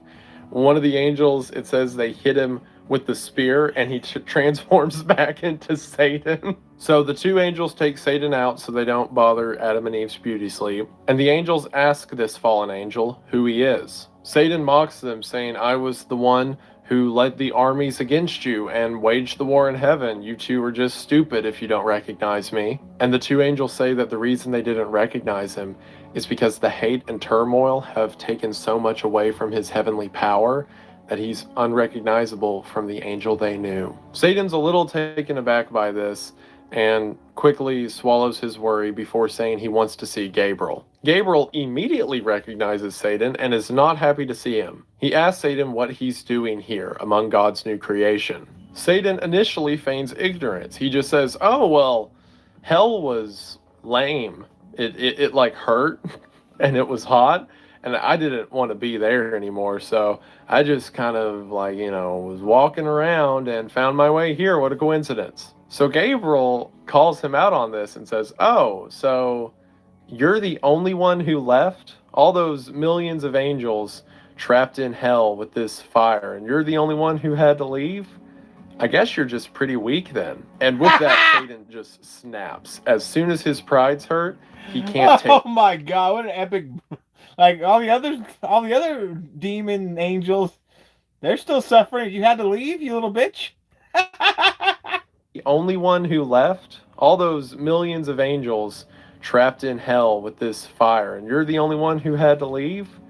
I guess you're just pretty weak then. And with that, Satan just snaps. As soon as his pride's hurt, he can't take it, and he rebuttals Gabriel by saying how disgraceful it is to look at one who is actually willing to take up for freedom and actually willing to fight for what he believed in, and essentially calls Gabriel just a loser who follows orders. Gabriel responds by saying that Satan was one of the chief looked upon angels in all of heaven, and that everything was in perfect order, everyone was happy, it was perfect joy until he came along. And because of his personal arrogance, he had to ruin it, not just for himself and the angels who fell with him, but for all of creation that would come afterwards. And he says that Satan, who was too weak to swallow his own pride, is nothing but pathetic. With this, Satan begins to threaten war, and he becomes a giant creature more in line with his true form. As soon as he does this, Gabriel and the angels around him also begin to grow in scale. The story describes it as powering up for a battle that could destroy this new creation entirely. Just as they're about to fight, God causes these giant scales to appear in the sky. And I mean like physical scales, like you put weight in one side and This story is getting epic. Like, God literally lowers the power levels so they don't destroy creation. it goes down while the other goes up. One of these scales is very far down and the other one's very far up. And Gabriel grabs Satan, essentially telling him to knock it off, and shows him the scales, which are indicating the difference between the power of God, i.e. Gabriel, and the power of Satan and his personal pride, which is literally nothing, because all of his power is just a amalgamation that he kept from God, which is nothing compared to Gabriel's direct God power. So I cannot stress this enough. Satan was about to destroy the entirety of creation, and Gabriel literally power scaled him. Satan is about to fight, and Gabriel grabs him, and he's like, look at the charts. Do you see that chart? I would body you in an instant. So with that, Satan travels to the dark side of the earth before the sun rises in Eden, and Gabriel and the angels return to their post. So the next morning, when Adam and Eve wake up, Eve says that she had a bad dream. And I can only imagine that Adam was like, bad, what an interesting concept. In the dream, Eve says a voice that she thought was Adam's guided her to the tree of knowledge. When she got to the tree, an angel appeared and took a bite out of one of the fruits and then offered the same to Eve. She said it was hard to explain, but she felt that eating of the fruit would make her be like God. So as soon as she took a bite of it in the dream, her and the angelic figure flew up into the clouds before the angelic figure disappeared, and she slowly drifted down to earth before waking up. I didn't expect dream symbolism of the fall of man depicted in a story from the 17th century, but I'm definitely here for it.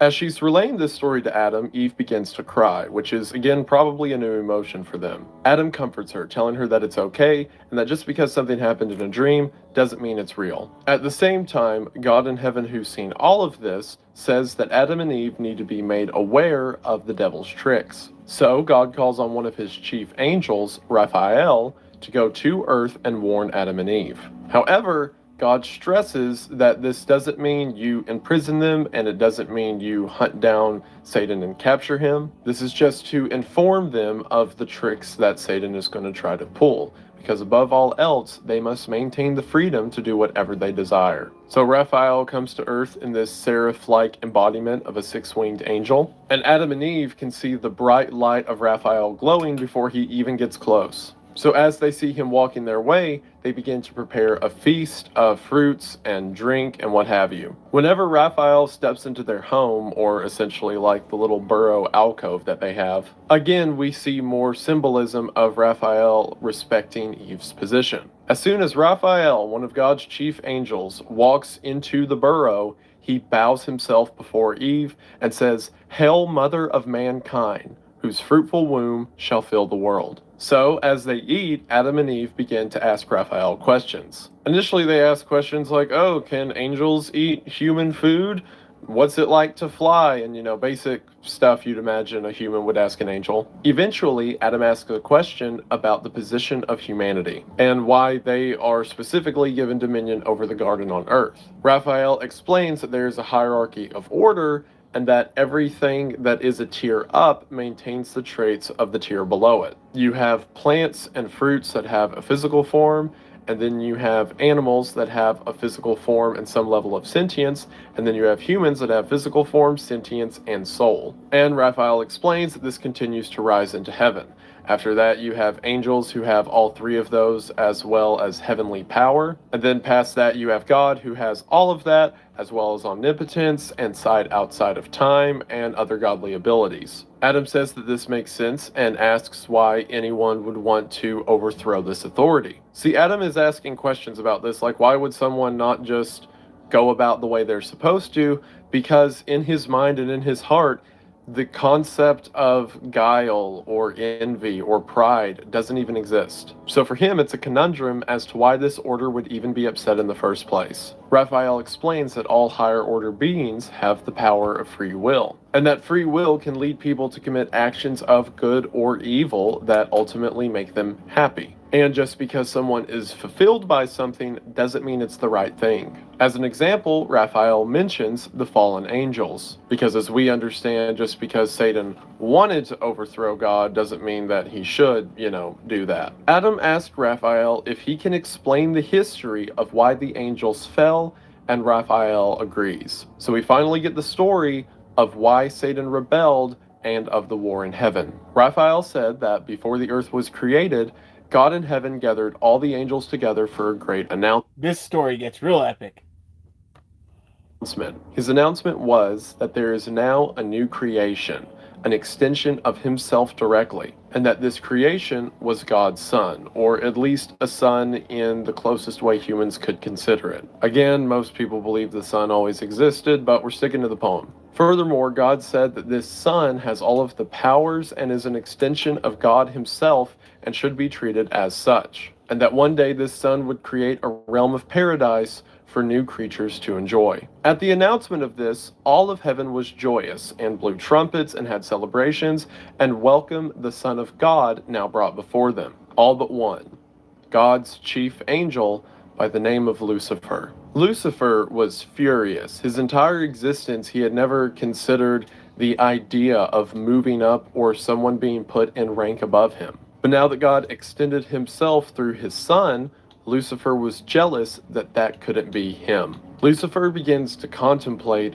what he can do to overthrow this new authority and to insert himself at the right hand of God. It's during this time that sin is created as described earlier and eventually death. Lucifer decides that he won't be able to insert himself by God's side peacefully, so he'll take it by force. That night he goes to Beelzebub, again his second in command, and tells Beelzebub to round up all the angels as they're going to fly to the north end of heaven, where waiting for them will be this new Son of God to give them future orders. So millions of angels join behind Lucifer. Again, he was the chief, if not one of the chief angels, and Lucifer goes to the north end of heaven with a third of the angels following him. Now during this time, Lucifer thinks that he's being sneaky, or he's going to trick God. But as we understand, God sees all, and he sees this happening in the current moment. He knows exactly what's going to come of this, but he allows free will to carry itself out. So as soon as they get to the north end of heaven, Lucifer constructs a throne out of diamond and gold. He asks all the angels around them, have they ever considered what could happen if they tried to reign themselves? He asks the angels to consider their own power and think about what could happen if all of them united. They could essentially accomplish anything. And above all else, think of all they could create and control if they had the throne of God. And again, while not exactly subtle, it is certainly effective. The visual of Lucifer telling everyone that they need to unite together because they can all share their power and be in unison with each other as he sits on a diamond throne. Again, everything that Satan is doing is to motivate his own selfish actions. He's jealous that he didn't get the position at the right hand of God. And because of that, he's willing to say or do whatever it takes to get his revenge, as long as at the end of the day, he's sitting on his throne as he does it. Most of the angels are on board with this and think it would be cool to have the power of God. One angel speaks up against Lucifer, an angel by the name of Abdiel. Abdiel essentially says, what are you on about? Because he makes the valid argument that the reason any of us have any power right now is a direct line from God. So if you go severing that line, you probably won't get far. Furthermore, he points out the fact that concepts of pain and misery and, dying are literally just concepts. They don't exist yet. So Abdiel, sensing that there's some underlying motive for Lucifer's sudden change of heart and want of revolution, asks Lucifer why he would go against a perfect being that created him. Lucifer cannot answer this question, so he diverts. He asked Abdiel, oh, So, do you remember being created? And according to the story, God just snapped and the angels were created. So there was no creation process or first consciousness, they simply just were. So Lucifer says, I don't remember being created. Do you remember when you were created? What about you? And no one can remember when they were created. So Lucifer says, what if we're all self-made? What if we all have our own power? And what if that guy over there on the throne is no different from the rest of us? But just because he has that big seat, we all think he should be in charge. Again, Satan is saying this while sitting in a big seat thinking he should be in charge. Lucifer says that this incredible power each of them have is within them and their own creation. So why not use that power to take the throne? With this, all the angels begin to cheer and ridicule Abdiel as Abdiel gets up and flies to God's throne. Something that's interesting about this story is with the characterization of Satan, his spoken motive is constantly changing. His true motive has always been the same. In the beginning, he was jealous of Jesus and wanted to fight God, and in the garden, he still wants to fight God. But he continues to change his spoken motive into whatever can best manipulate the people around him. At first, it's, hey, why don't we all join together with our angelic power and take a position that's rightfully ours, and ignore this whole golden seed, it's just for show. And then right after that, his spoken motive changes into, well, actually, God's not special, and we're all just like God, and that guy's a poser, so we should get rid of him. And then in the beginning of the story, when we saw the angels in hell, Satan says, oh, well, we're just not, gonna let this go unanswered. We have to get our revenge. And furthermore, hey, so maybe I was wrong about the whole God not being powerful thing, because as Beelzebub said at the beginning, God got hands. So let's attack God where it really hurts, which is this new realm of creation. And now in the story's current position in the garden, he's just like, well, I guess I'll ruin this whole man thing he's got going on. This shell of righteousness that covers up his bitterness and hate is slowly chipping away as the story goes on. Because throughout the story, he has always been a creature that is simply jealous and hateful of God and wants to ruin whatever system or gift that God has created. At first it was Jesus, and now at the current place in the story, it's mankind. This is also reflected in Satan's transformations throughout the story. Sorry, a cutscene. I'm not supposed to talk to you. Oh, is that so? Well then, why don't you talk to this old fella instead? He's tough. Tougher than he looks. And real good at solving people's problems. This old fella. Cloud's like 20 years old.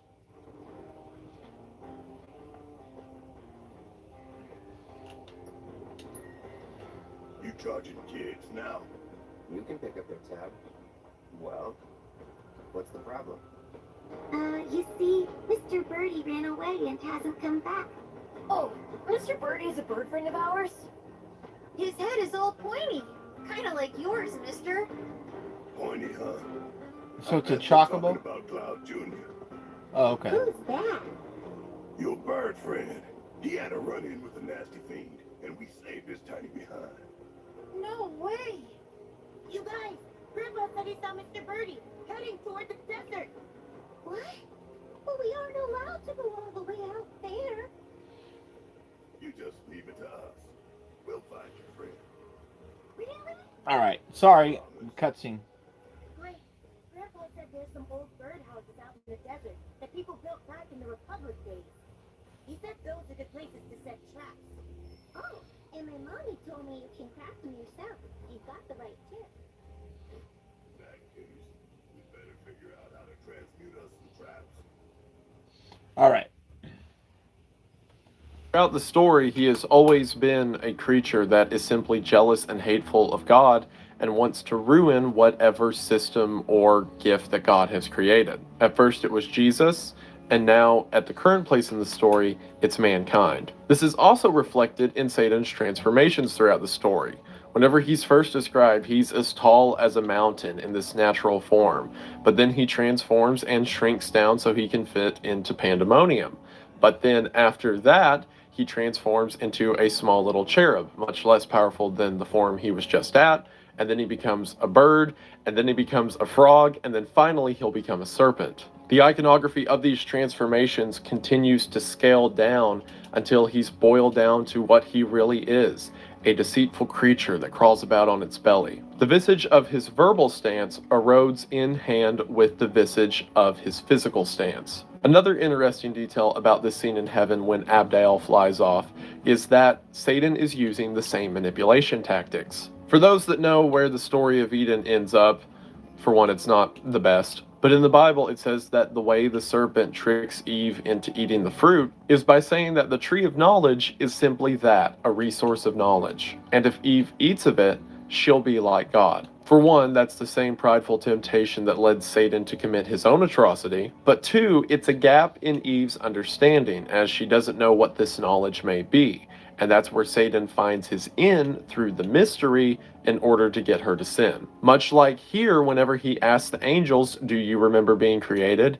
He uses that to fill in the gaps and pose themselves as equal creatures to God. Through ignorance, Satan can manipulate his subjects' understanding. Furthermore, the idea that Satan tricks people or gets them to sin by convincing them that they are more powerful than they really are, or convincing them that the only thing they need to succeed is their self, is something that is seen throughout the entirety of the Bible. So it's interesting to imagine that his first manipulation was in the same manner, of causing people to look inward rather than outward. So that was a lot of weird analysis, I know, but I can't help myself. Abdael flies to God's throne, and when he gets there, he sees that God is already preparing. Because, God can see all. He doesn't need Abdael to come tell him that, but it's cool that he still did. God praises Abdael from resisting the temptation and flying back to his side. And in the meantime, the chief leader of the army of angels, Michael, along with his second in command, Gabriel, are gathering their armies to fight the armies of Lucifer. As Lucifer is beginning to march his way to the throne of God, Michael and his armies fly north to meet them. Whenever the two sides meet in the middle of this grand field, Lucifer comes to the front of his line in a giant golden chariot. Again, definitely just for show. We're all equal, guys, don't worry. Abdael, who sees Lucifer in this chariot, becomes furious. Abdael steps to the front of the army and accuses Lucifer of just being a blatant copycat. He says, look at you here on a golden chariot with an army made up of heaven's angels. You don't know how to create or make anything for yourself. You can only mimic what came before you. Lucifer begins to rebuttal something to the effect of, well, maybe I can make it better. And Abdael throws the first strike of the battle with holy power and blows Lucifer like 100 feet back. With that, the fight begins. And it's not really mentioned that they're using stuff like swords. Instead, they're just using their heavenly abilities. The story describes it as being all elements that could ever be imagined, being hurled back and forth at each other with earthquakes and thunder. As they fight, the angels continue to assume their true form as these massive mountains of creatures that are attacking each other with raw energy. Now, nothing can die. As mentioned earlier, angels can only die through God's annihilation. So instead, the battle is described as tiring each other out to the point to where one is pinned and can't move or worn out and can't move. Essentially just a fight to subdue each other. There's also the mention that during the fight, God, who's watching all of this, lessens their power so that the fight doesn't destroy heaven. And it points out the futility and absurdity of Satan's argument. He's like, oh, well, we can go fight God. And as God's watching Satan fight the others, he turns down the scale on everyone's power so that they don't destroy anything quite yet. Eventually, during the fight, Lucifer and Michael meet each other. Lucifer throws insults, calling Michael a lapdog. Michael calls Lucifer a traitor, and the two begin to fight. When these two assume their true form and do battle, it's described as two planets colliding in a fight, quote, fit to decide the empires of heaven.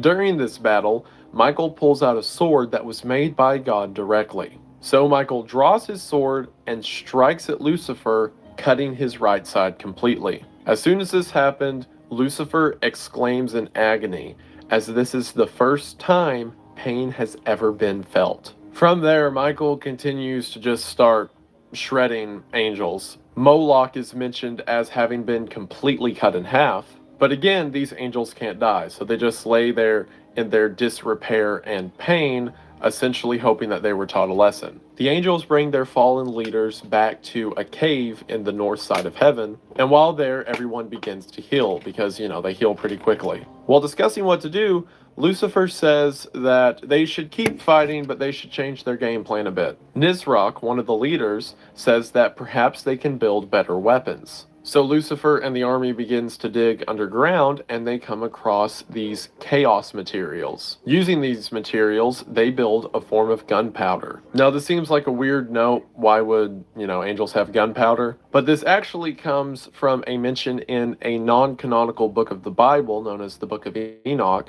where it says that the fallen angels who came to earth taught man things like witchcraft, sorcery, and weapon making. Among that weapon making were things like black powder. So again, while that belief is not followed in like 99... Apologies, but another random cutscene that Treasure. What you maids covet is none other than a prize in my resplendent arsenal. Get... Uh-oh. Oh. Please, Lord. What the hell? I can hold. Oh, down I go. Sorry, I was driving in the desert in Final Fantasy VII Rebirth and a fucking sand giant just came out.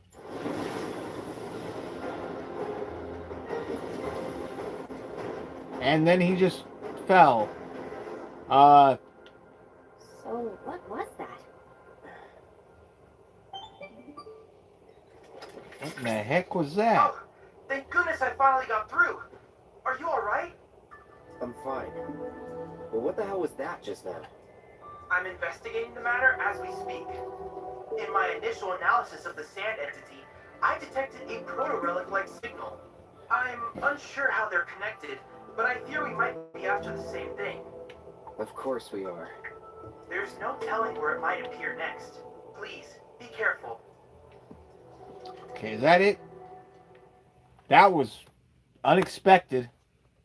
Christianity. In this whole what... Here, rewind it. Just there, rewound 30 seconds. So Lucifer and the army begins to dig underground, and they come across these chaos materials. Using these materials, they build a form of gunpowder. Now, this seems like a weird note. Why would, angels have gunpowder? But this actually comes from a mention in a non-canonical book of the Bible, known as the Book of Enoch, where it says that the fallen angels who came to earth taught man things like witchcraft, sorcery, and weapon making. Among that weapon making were things like black powder. So again, while that belief is not followed in like 99% of Christianity, in this whole what-if scenario, Milton's saying that if that were true, perhaps they learned it in heaven. So using this gunpowder, they construct what I can only describe as cannons. It says they were these long stone shapes that whenever the materials were lit, caused a great war and something to be thrown. So, cannons. So the next day, Lucifer and his armies continue to march back towards heaven with these cannons up front. The responding military of heaven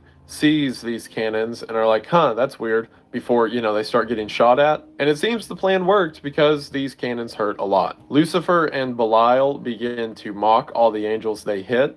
And while they're mocking them, Michael and a few of the more powerful angels take on their true form and literally throw mountains at the cannons, burying them completely. So as the battle continues, the Son of God, who's been watching all of this, decides that enough is enough.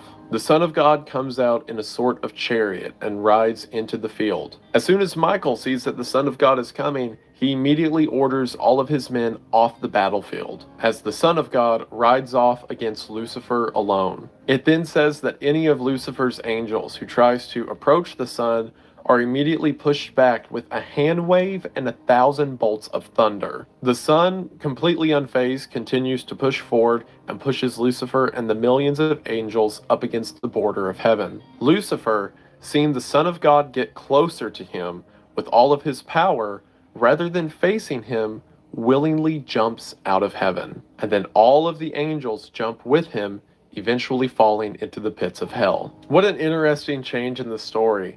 The idea that Satan was not cast out of heaven, but in fear jumped. Either way, this action led to the fall of the angels and the destruction of Earth as we know it. But there's something about him fleeing from the being that he was once jealous of and thought he could stand up against that I just really like. And from there, they fall for 9 days and wind up in hell, and we know where the story goes from there. Raphael then concludes this tale, because remember he's been telling it to Adam the whole time, that this very same Satan is here in the garden now, and that him and Eve need to be ready. Adam continues to ask questions regarding creation, specifically the creation of humanity. And whenever Adam asks the question, he says, as long as that's okay, I don't want to ask any knowledge I'm not supposed to know. And Raphael says, of course, it's totally fine to ask. And then clarifies the reason that you're not supposed to eat of the tree of knowledge is because it is knowledge that you do not want to know of. It's suffering and hate. Again, humanity has never known these things up until that point, so the knowledge of them would be bad. Raphael clarifies that wanting to know about your creation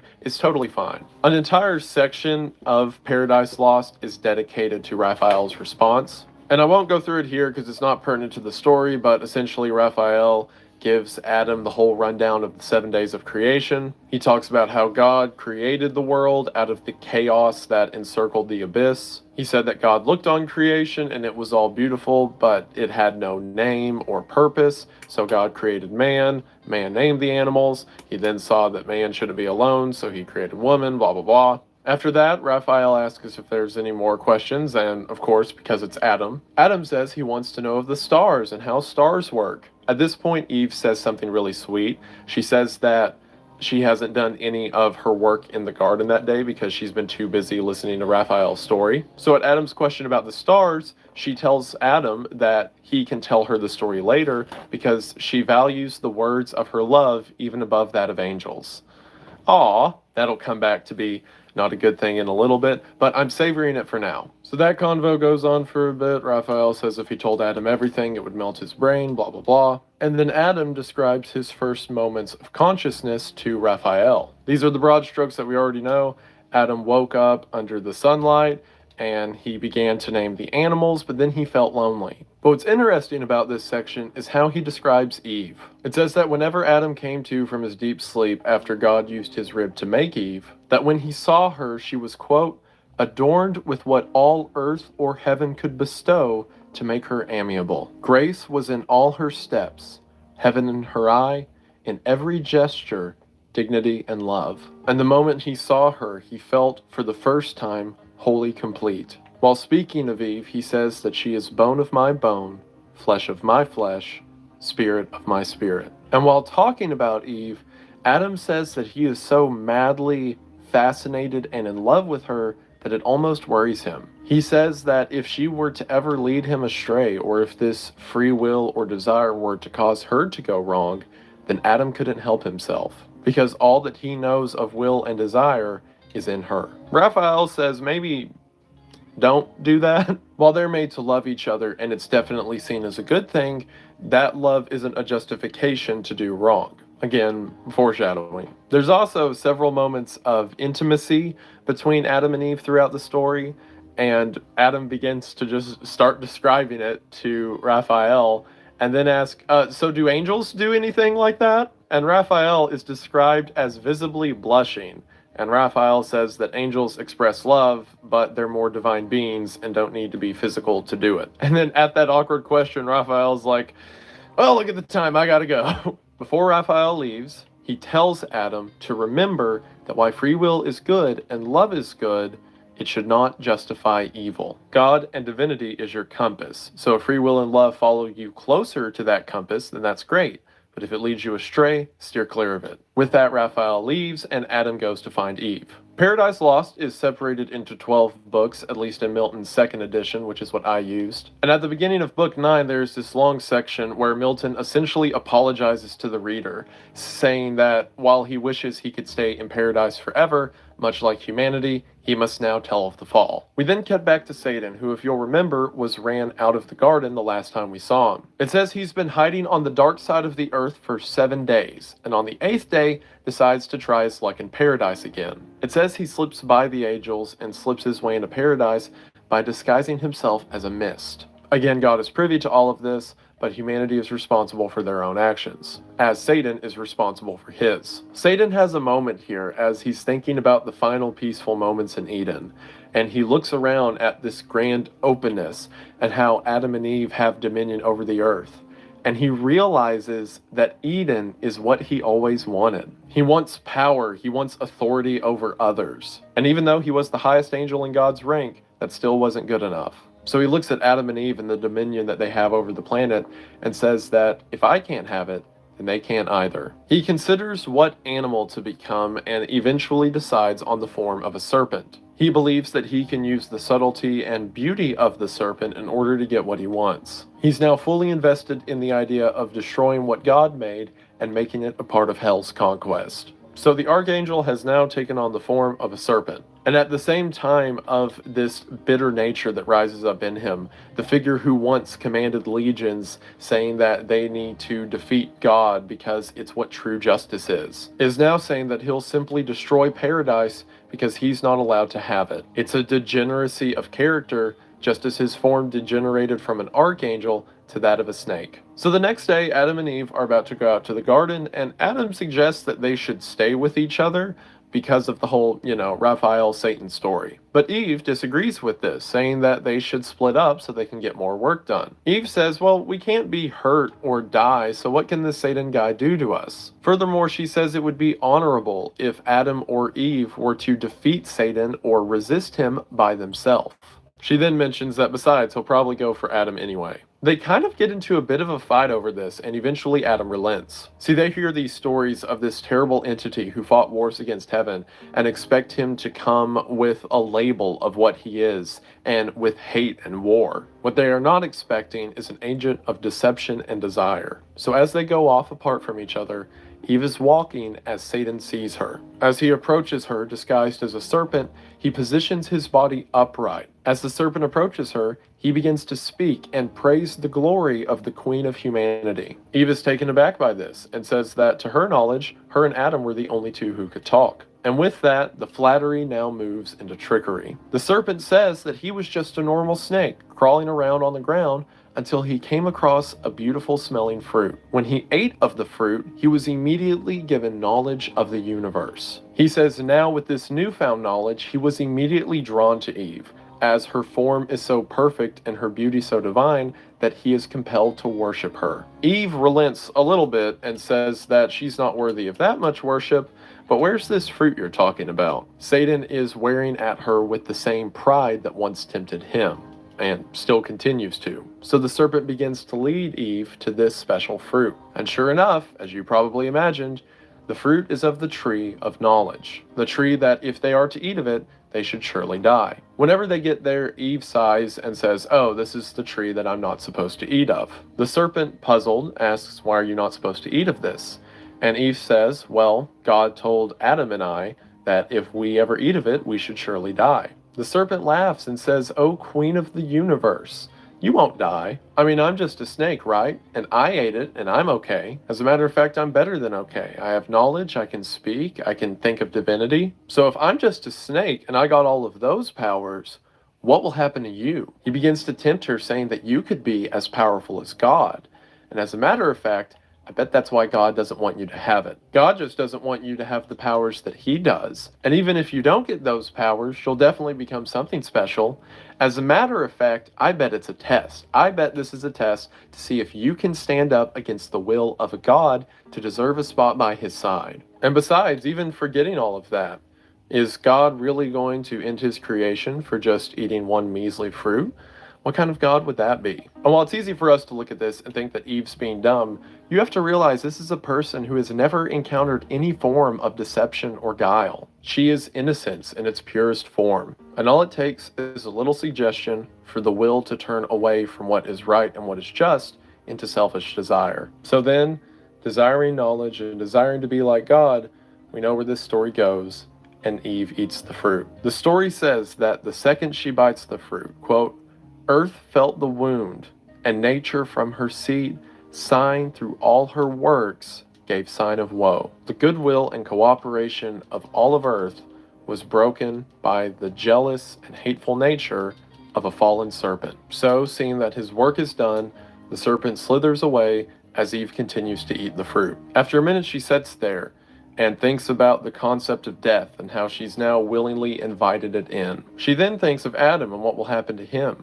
If Adam eats of the fruit, will he ascend to the same godhood that Eve is trying to achieve? And if she's to die from this, does that mean Adam will continue to live forever? Will God make him another Eve? And she says, if I die from this knowledge, I couldn't stand for him to have another Eve.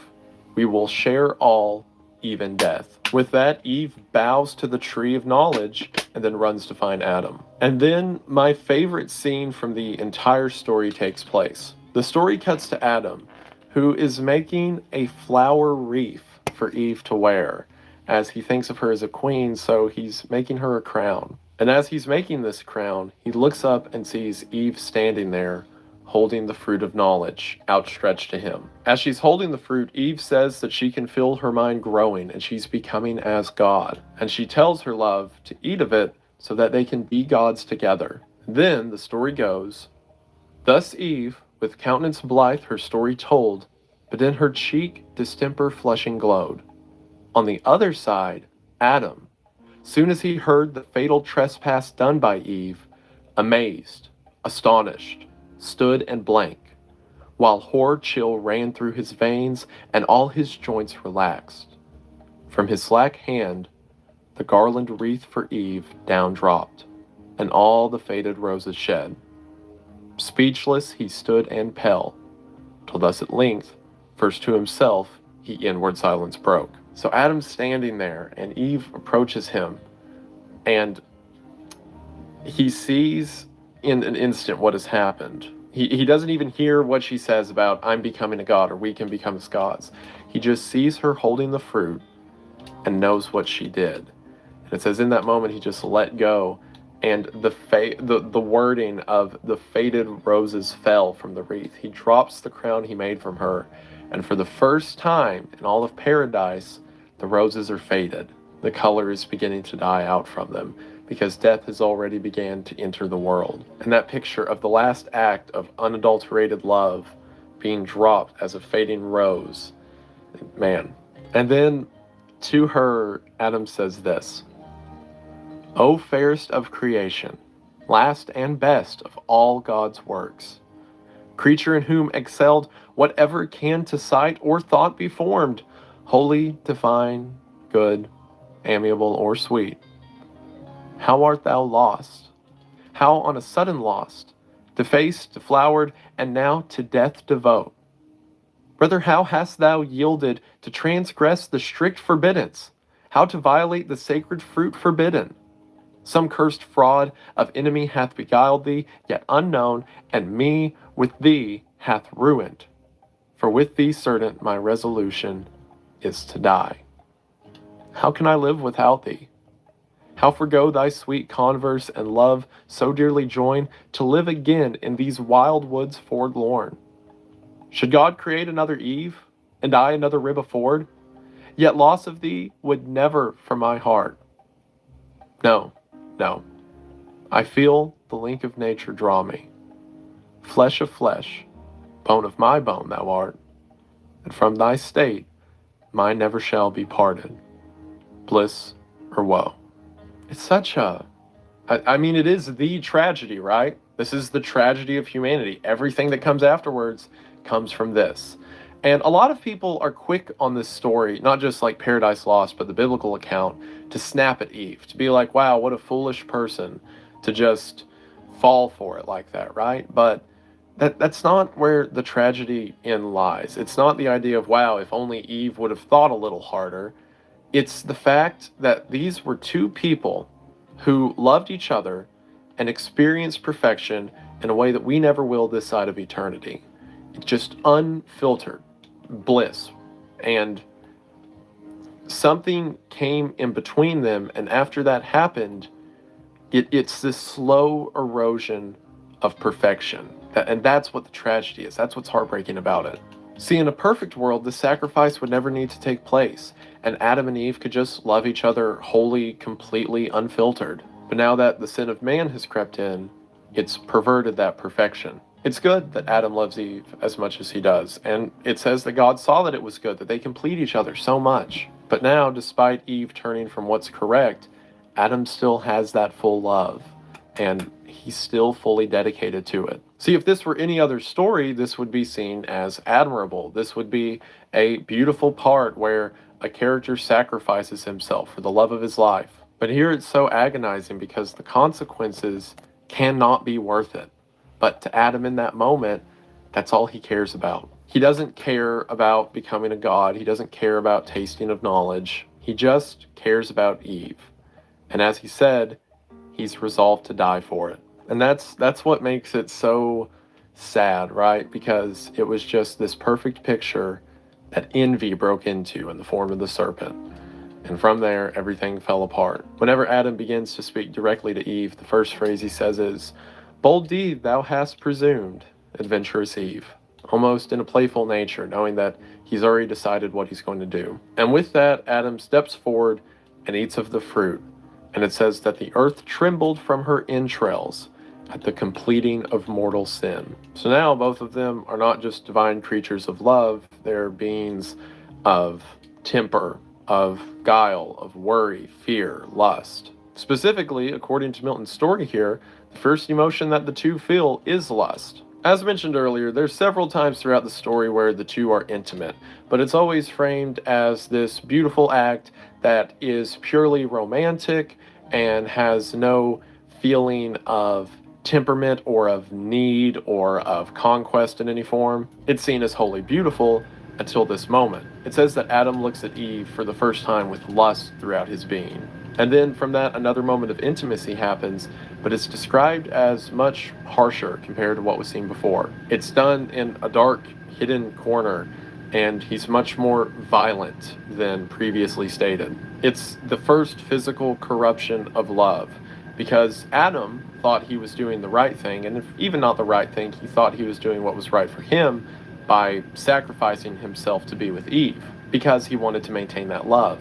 But as we see from that scene, the love itself isn't there anymore. It's already been decayed ever since Eve made her first decision. And part of the tragedy of the fall is that Adam sacrificed himself to chase a ghost. So after that, the two fall asleep, and when they wake up, they're immediately afraid. They wake up with fear of turmoil, of everything that could possibly go wrong. See, God never lied to them. It was a tree of knowledge. And as Raphael said, it's a tree of knowledge that you don't want any part of.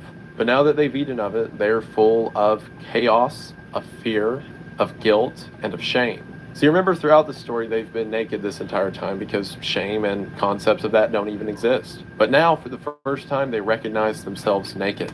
So they go and gather fig leaves and begin to weave them together so that they can cover themselves. They are no longer humans of divinity, but instead these corrupted beings and humanity fallen. Adam is terrified and sad as he knows that he can never look on divine beings like God or angels again without feeling shame and fear. Immediately, as soon as Adam begins to say this, he starts to yell at Eve.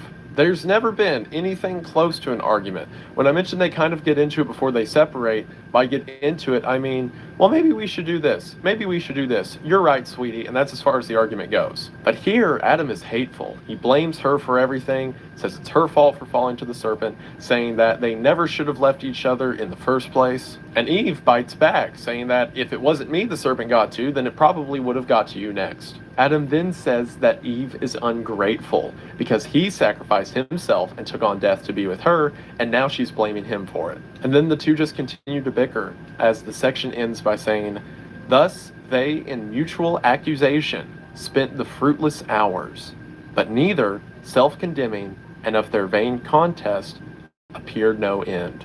The tragedy of it, like the sorrow, is that the sacrifice of Adam meant nothing. He was like, oh, this love has been lost, so surely if I follow you to death, the love will be there. But it's not that pure, uncontended love that he had before. He's not following her, he's falling to her level. And now they're just both equally hateful. And the story paints the idea that wronged actions, even if done for the right or just reasons, are ultimately fruitless. Back in heaven, the angels are asking how Satan managed to step in. And God in heaven says that He allowed Satan to come in because humanity had the option of what it wanted to follow. See, it's a question throughout a lot of Christian and just, theology in general, of why the tree of knowledge was in the garden in the first place. As established, the purpose of humanity, as mentioned in most biblical ideas, and especially in Paradise Lost, is to have a perfect world for these beings of free will who can do whatever they want. But love and freedom are meaningless if there's not choice. At any point, Adam and Eve could leave the garden,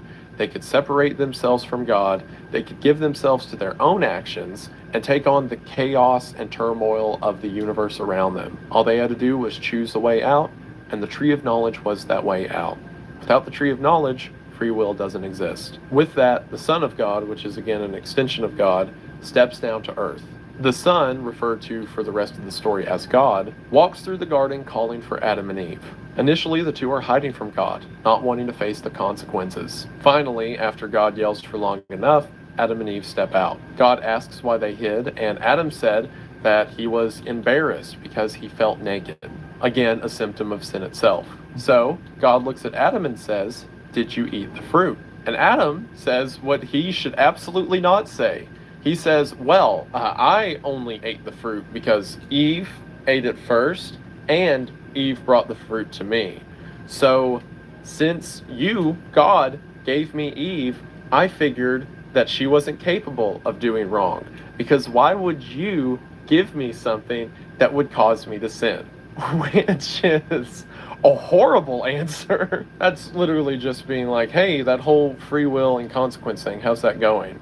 And him being like, well, it's really your fault if you think about it. So you need to clean up your act. God responds to Adam and says, oh, is Eve God now? He then moves to Eve and says, why did you eat of the fruit? Eve says that the serpent tempted her, to which, as seen in the book of Genesis, it says the serpent was cursed to crawl on its belly and to bite the heel of man, and man bruise its head. There's a lot of argument and debate over whether this means like physically snakes or like the serpent as in Satan or the visage of Satan, but whatever, the serpent gets cursed. God says that the heel of man will continue to bruise the head of the serpent until, quote, Jesus, the son of Mary, the second Eve, delivers the fatal bruise. Which, what a beautiful way to think about Mary, right? As the second Eve, humanity's second attempt to perfection. So if you know the book of Genesis, you pretty much know what happens next. Their punishment is Eve will have to endure the pains of childbirth, as will the mothers that come after her. Adam is that he can no longer simply just pick up food and eat it. He must work and toil for food, and he will encounter things like thorns and brambles, and it won't be as easy. And of course, death will eventually face them. However, while for Adam and Eve this is a horrifying thought, in actuality, it is a form of deliverance. See, whenever God and the Son of God were having the conversation in heaven in the scene prior, God points out that they are now creatures that have been cursed with sin, and because of that, there will always be selfish desires and hate. So because through an action, they gave themselves to sin, God offers them an out. Through another action, they can save themselves from sin. At the time of Adam and Eve, that was through the following of the new law that God would set up for them and the sacrifice. To represent that sacrifice, sheep are then killed in the garden, the first deaths, as sheepskin is draped over their body as actual clothing. To maintain free will and the importance of humanity, as humanity committed an act of selfishness in order to give themselves to the devil, they must commit another act of selfishness, a sacrifice, in order to remove that grief of sin in order to be acceptable to re-enter heaven. In that way, death is not as much a punishment as it is a readmittance into the family of God. This is something that would be talked a lot throughout the entire Bible, of the idea that death has no staying power or sting, because if someone believes and follows God, it's a return to what we were always meant to be. In the meantime, while this is happening, remember how sin and death were building a chaos bridge to Earth? Well, they've been doing that through the entire story, and at this point, they're almost there. As that's also happening, we see that Satan has now made his way back to Pandemonium. He comes there proud to this cheering crowd, and says that he now embraces the name of Satan. See, up until this point in the story, while the narrative called him Satan, he did not have a name, because as mentioned in the beginning, the angels that fell from heaven had their names removed. So Satan says that he's taking on the name Satan as it means adversary. And now, since he's had this victory against God's creation of man, he will forever be the adversary against God. This is intercut with sin and death making their way to earth and immediately beginning to pollute everything. Sin's children, the Cerberus things, which are creatures like greed and discord, go about and cause everything to start fighting each other. The animals begin to fight each other. There begins to be turmoil in the clouds and the weather. Death begins to kill off trees and animals one by one. And sin says that eventually death should kill humanity after she's corrupted them. Again, the consequences of allowing sin and free will of anything to enter into earth. As Satan's giving his speech back in Pandemonium, he says that they have won this war and that now the time to strike at earth and heaven has come. And as soon as he says this, himself as well as all of the other fallen angels in Pandemonium turn into snakes. They all crawl around on the ground as these starving serpents, and it says they're so hungry. And at the same time, trees shoot up around hell that have the fruit from the tree of knowledge. But anytime that the snakes try to eat it, it turns to ash, so they're just miserable. And then after, I guess, a few days of this, they turn back into their normal forms, but it says that every year, that just randomly happens. And while they will continue to spread their influence and tempt man for the generations to come, they're transforming into the form that originally destroyed man is a constant reminder of their place, and how they will never be powerful enough to outright destroy earth or God, as it's been foretold that earth and heaven will one day be joined. But again, humanity has free will and can choose to follow the will of Satan if they wish. But that doesn't mean Satan gets free reign to kill and destroy whatever he wants. And that's the last that we see of Satan in the story. His character ends in this kind of place of limbo, where he must continuously fight and toil against God, knowing that he can never get all the way. So then the story then finishes out on Adam and Eve. Adam looks at the world and the destruction around him and wishes that he were dead. As Adam is crying, Eve begins to try to comfort him, and he immediately snaps back and blames her for all of it. And then there's this really sad scene where Eve breaks down and begins crying and begs for Adam's forgiveness, saying that whatever happens, death or otherwise, please don't leave me. And whenever she says that, Adam relents for a moment and recognizes these new emotions that are coming over him are powerful, and he has to keep them in check. Adam says that where they are at now cannot be undone. So the best course of action they have is to just love each other as much as they can in spite of themselves. Eve then says, "Let us seek death, or he not found, supply with our own hands his office on ourselves." Eve fears that her children will be subject to the same curse that she currently has. So she says, what if we just end it all? Which, in all of my years of philosophizing and considering creation in the biblical story, I never considered that. What would have happened if after the fall, humanity just stopped right there? Would there have been another similar effect? Would the entire experiment just be ended altogether? While in Eve it seems momentary, to us it would be literally the most monumental event ever that we would never be aware of because we wouldn't exist. Adam warns of this train of thought because he says this is the despair that led Satan to where he is now. And as these creatures who constantly have to battle sin, they cannot give themselves up to despair. Furthermore, he tells Eve to think of the prophecy that God gave them, that one day the Son of God would come, this Jesus, to fatally bruise the serpent's head. So if that's ever to take place, then they have to carry on so that the generations after them can take out Satan forever. He continues and says, perhaps we can live with these punishments, and this time on earth will be a trial, as afterwards we can return to the divinity we once knew. So the two return to the area where they first talked to God, and bow on their face and ask for forgiveness. It's then in heaven that the Son of God directly talks to God and makes intercession for man. And it's here at this moment, recognizing humanity's forgiveness, that the Son of God solidifies that one day he will go to earth, he will be made as a man, and by humanity's own actions he will be killed, but it will be the final sacrifice. And from that, a direct line will be made from earth to heaven that all can enter in. Because seeing humanity's regret and hope in spite of their despair means that through God, they have potential to rejoin him at his side. Now, that being said, they are corrupt creatures who will inevitably corrupt and sin more, and because of that, they must leave the garden. But in order to give them faith, and this is one of the primary turns from the biblical account to Milton's account, God tells Michael, the leader of heaven's army, to go and remove them from the garden, but to make sure they have hope as he does. So Michael comes to them and says that they have to leave. It also says that whenever Michael appears, he is fierce and full of glory in his full form, and they can barely look at it. Again, humanity no longer has divinity, so they view these divine creatures as these terrifying monoliths of power, rather than companions they once knew. Eve begins to cry at hearing this, and Adam holds her and says that it will be okay because she's still his holy mother. There's this concept in some realms of Christianity. It's something known as the fortune fall. And it's the idea that the fall was actually a good thing because it caused people, I don't know why that got me so, so much, Adam's love for her, even in spite of sin. I guess that's the love we know currently, right? Love in spite of sin.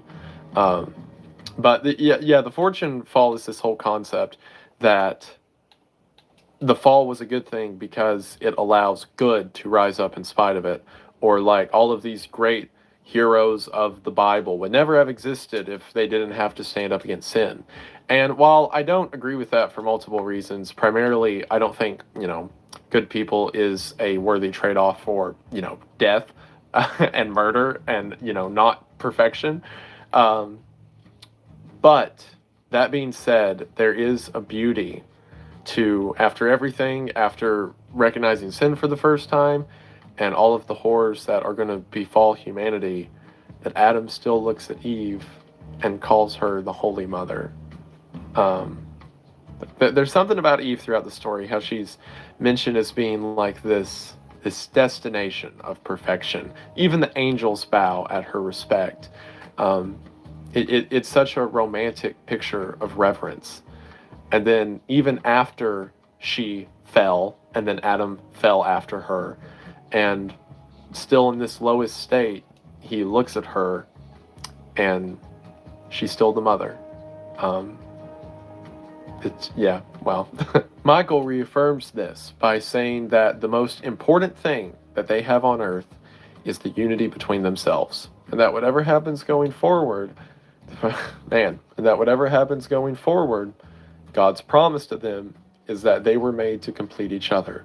And that promise will never be broken. Adam begins to break down, realizing that he'll never be able to speak to God again, but Michael corrects him and says that he can speak to God anywhere, not just Eden, the first concept of things like prayer and devotion. Michael says that he wants to show Adam something, and he waves his hand over Eve, and she falls into a peaceful sleep. He then takes Adam, and again, this is the whole part that's specific to just Milton's account. He takes Adam to a mountaintop, and from this mountaintop, he can see an entire hemisphere of the earth. And it's here that Michael gives Adam a run-through of all of humanity. Adam, as the father to mankind, has the privilege or misfortune, depending on how you look at it, of seeing everything that he will begot. Adam remarks at the size of this mountain, and Michael comments that it is very similar to a mountain that one day Jesus, the Son of God, will be led to by Satan, whenever Satan tried to tempt God and show him the kingdoms of the world that he could inherit. And that after that, he will be led to another mountaintop, and from there, sin won't matter anymore. Michael then takes water from the well of life and drops it into Adam's eyes. At first, he sees two men in a field, and they begin to fight before one of them kills the other. Michael tells him that this will be the fate of Adam's first sons, Cain and Abel. Adam is horrified by this. You have to realize he's never seen the death before, or at least the death of a human. And he asks, is this what death is? Is this going to happen to everyone? And Michael elaborates that there will be many more from the consequences of this world.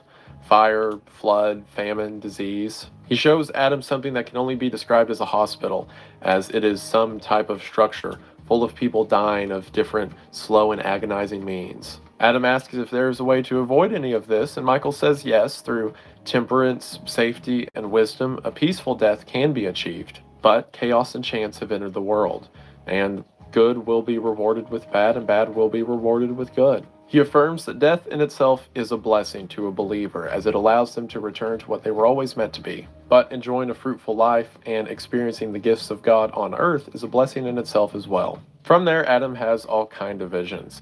He sees these great empires start and wars begin, and he sees a man speaking up against those wars before he's carried away into heaven, this man being Enoch. He sees the entire world become evil, and one man preaching against it, before he builds a boat to escape a flood that resets the world, but then he sees the rainbow and the covenant of God's mercy. This is a lot for Adam, as you could imagine, over the course of a couple minutes, seeing from his children all the way to the flood. So Michael says, I'll just tell you the rest. He speaks of how Noah will be righteous, but generations later, a ruler named Nimrod will try to build a tower to conquest heaven. And from that Tower of Babel, the languages will be separated and humanity will begin to spread across the earth. A lot of the evil that's described comes from the spirit of conquest, with the idea that the reason Nimrod built the Tower of Babel was, we've conquested everything down here, let's go that way. Adam, who again, this is all new information to him, asks Michael how one can wish to rule others if it's so awful.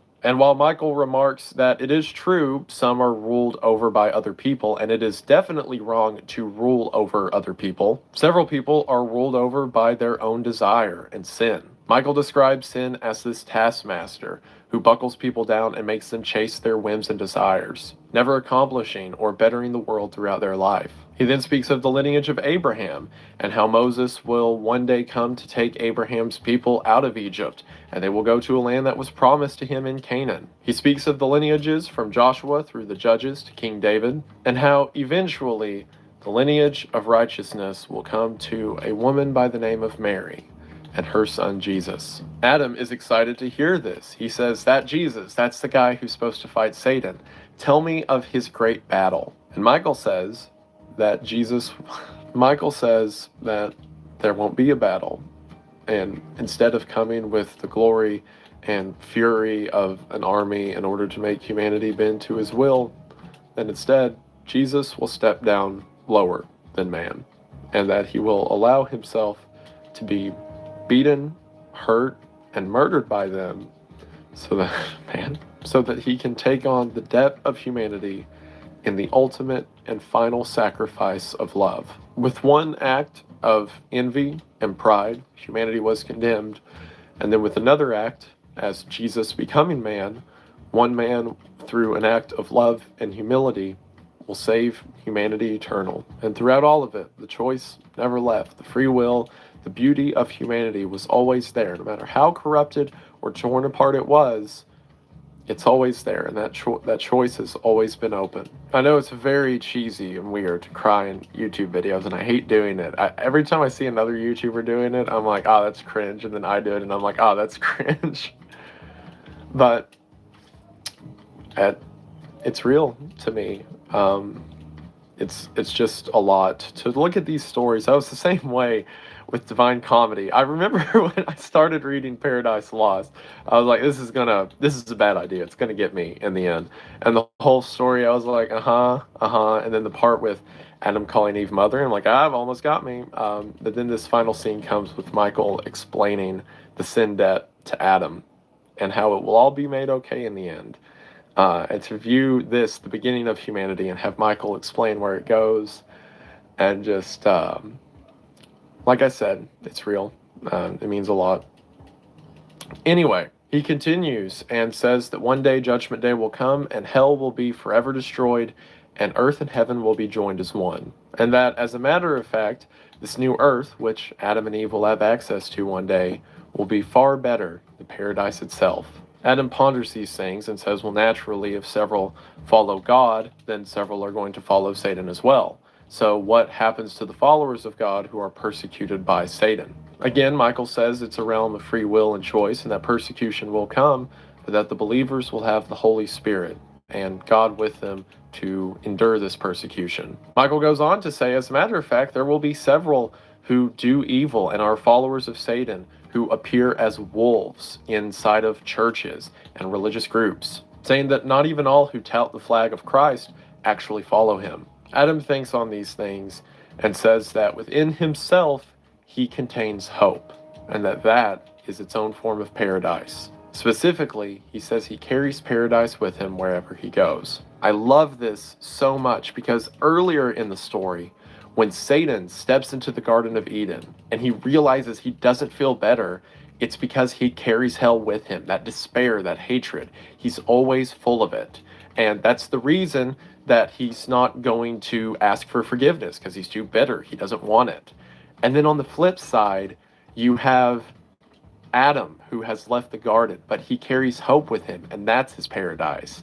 And the difference is just pure bitter hatred and envy is counteracted by beings that are us, that yes, while we know all those things and why we can experience and give ourselves away to them, we also have hope, that peace of the garden, that peace of paradise still inside of us.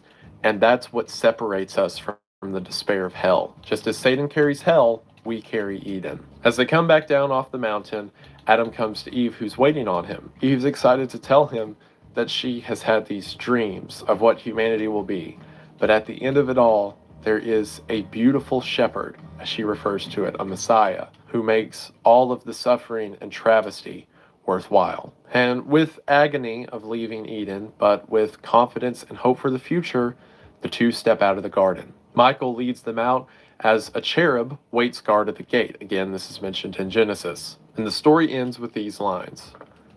They, looking back, all the eastern side beheld of paradise. So late their happy seat waved over by that flaming brand. The gate, with dreadful faces thronged and fiery arms. Some natural tears they dropped, but wiped them soon. The world was all before them, where to choose their place of rest, and Providence their guide. They, hand in hand, with wandering steps and slow, through Eden took their solitary way. And with that, the story ends. But John Milton has painted this picture of, yes, the tragedy and the downfall of the garden. And I skipped over, a lot of the beauty and the poetry, but hopefully from the sections I did read, you can see that the magnitude of what was being decided is hard to even describe. But then there, with Michael's visions to Adam, there is hope at the end of it. So the story ends in this middle area. While, yes, they have to leave the garden, and yes, they cannot know divinity without experiencing death, they carry pieces of that hope with them, and the hope that one day it will all return to a state better than the one they knew. And with those final lines, we have that unity still formed as the first man and the Holy Mother join hands and step into history. What a fascinating look at all this. Again, it's not like, obviously, I believe to be 100% true or accurate, but it doesn't have to be. There are nuggets of beauty and truth that can be found almost anywhere. Milton never claimed this to be some new revelation or new religion from God. It is a picture, a portrait of our history of humanity and the hope we have for the future. Which is why it's a shame to me that most people think of Paradise Lost as the E-Boy Satan story. Which, no joke, if you hear people talk about it, they're like, oh yeah, that's the one where they made him like a sympathetic character. And if by sympathetic you mean they took him from being just like a goat head demonic depiction into... I thought the best depiction when I read it was just the massive mistake Satan had made. That was like the most underlined thing. It's like throughout the entire thing. A creature with beliefs and ideas, then sure. But the number... So you have to humanize him a little bit in order to show, oh my goodness, the mistake. Of people I see can't just be a who robot. Read this story and are like, was Satan the good guy? Is phenomenal. Like, if you look up any academic source about Paradise Lost, you'll find something that's like, was the devil the protagonist? Is this story a critique of heaven? To the degree that whenever I finished reading it and then was reading these articles, I'm like, did I miss something? And I go back and I read parts of it and I'm like, no, everyone's stupid. Got it. Because everyone looks at Satan's arguments whenever he's like, what if we were equal to God? What if we had the power of God? Oh, what if tyranny is heaven? Better to reign in hell, blah, blah, blah. And they're all like, this guy raises some good points, which I don't know if we read the same story, but Satan invented, death as well as the word bad. Like, bad may have been a concept, but it didn't exist yet. And all the analysis for this story are like, oh, well, maybe he was rebelling against tyranny. I mean, to be forced into subjugation, and by subjugation I mean existence. What a horrific state to be in. Like, I don't know if you knew this, but Satan was lying the entire time. In the flashback, we're shown that he directly despised the Son of God and was jealous of him, and everything he did was just motive for that. He didn't look at the socio-economic factors of heaven and decide that there needs to be change. He felt envy, and he convinced others to follow that envy. And even if there was, like, some problem, which there wasn't, but even if you feel like there was some problem, is inventing bad justification for that? Like, oh, this archangel, he definitely deserved to be by God's side. That's why it's justified that he made death. Like, I'm sorry, did the snake write this? I know if, like, you're not familiar with this story, that's a weird tangent to go on, but I'm telling you, every analysis of because those are atheist academics who don't give a shit about anything that he's reading. This story is like, wow, it's so wild that a Protestant leader from the 1600s made Satan the good guy. Which, yeah, if you have a second grade reading level, I can only imagine the person who feels that way.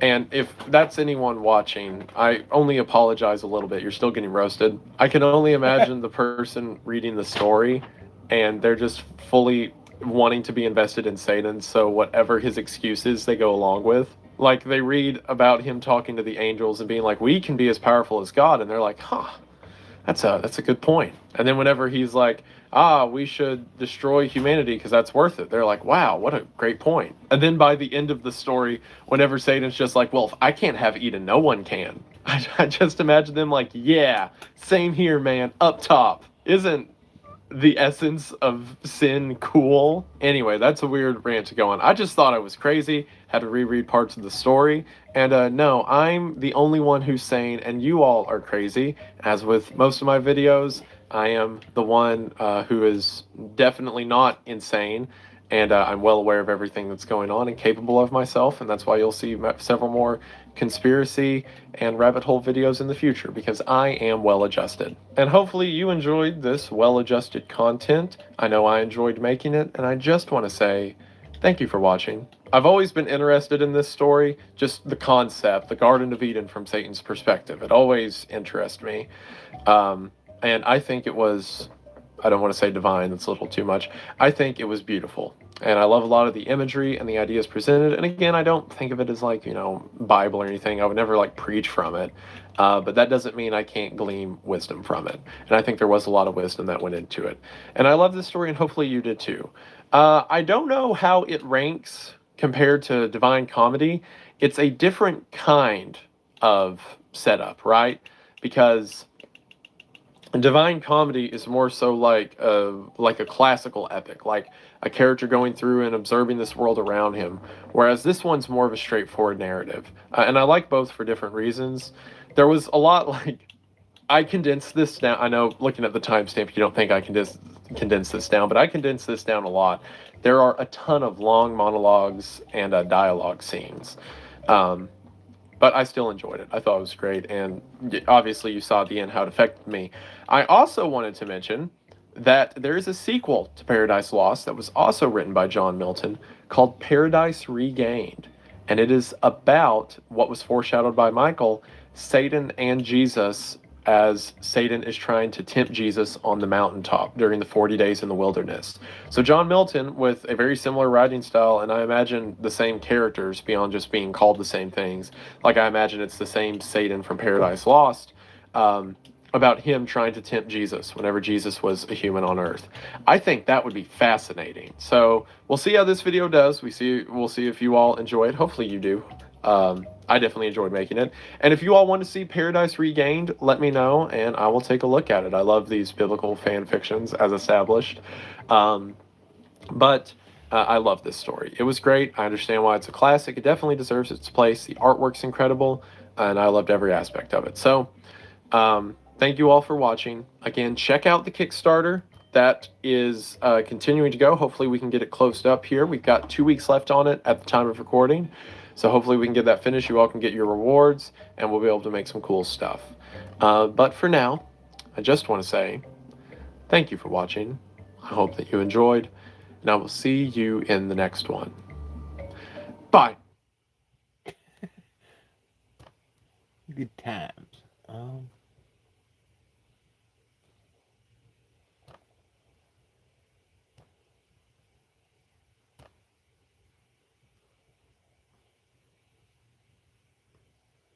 The hell is this?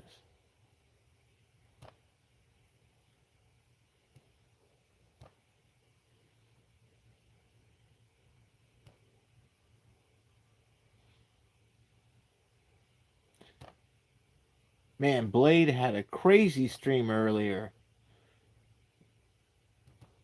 It was a little under 2 hour and 57 minutes, it says. He got drunk and depressed. He was on the phone with Bjorn. It was really funny. The most dangerous mountain you've never heard of.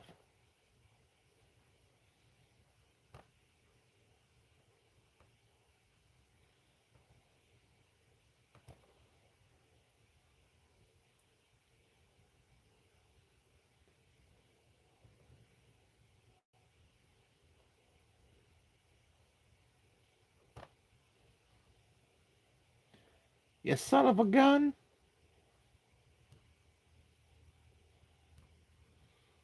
You son of a sea cook.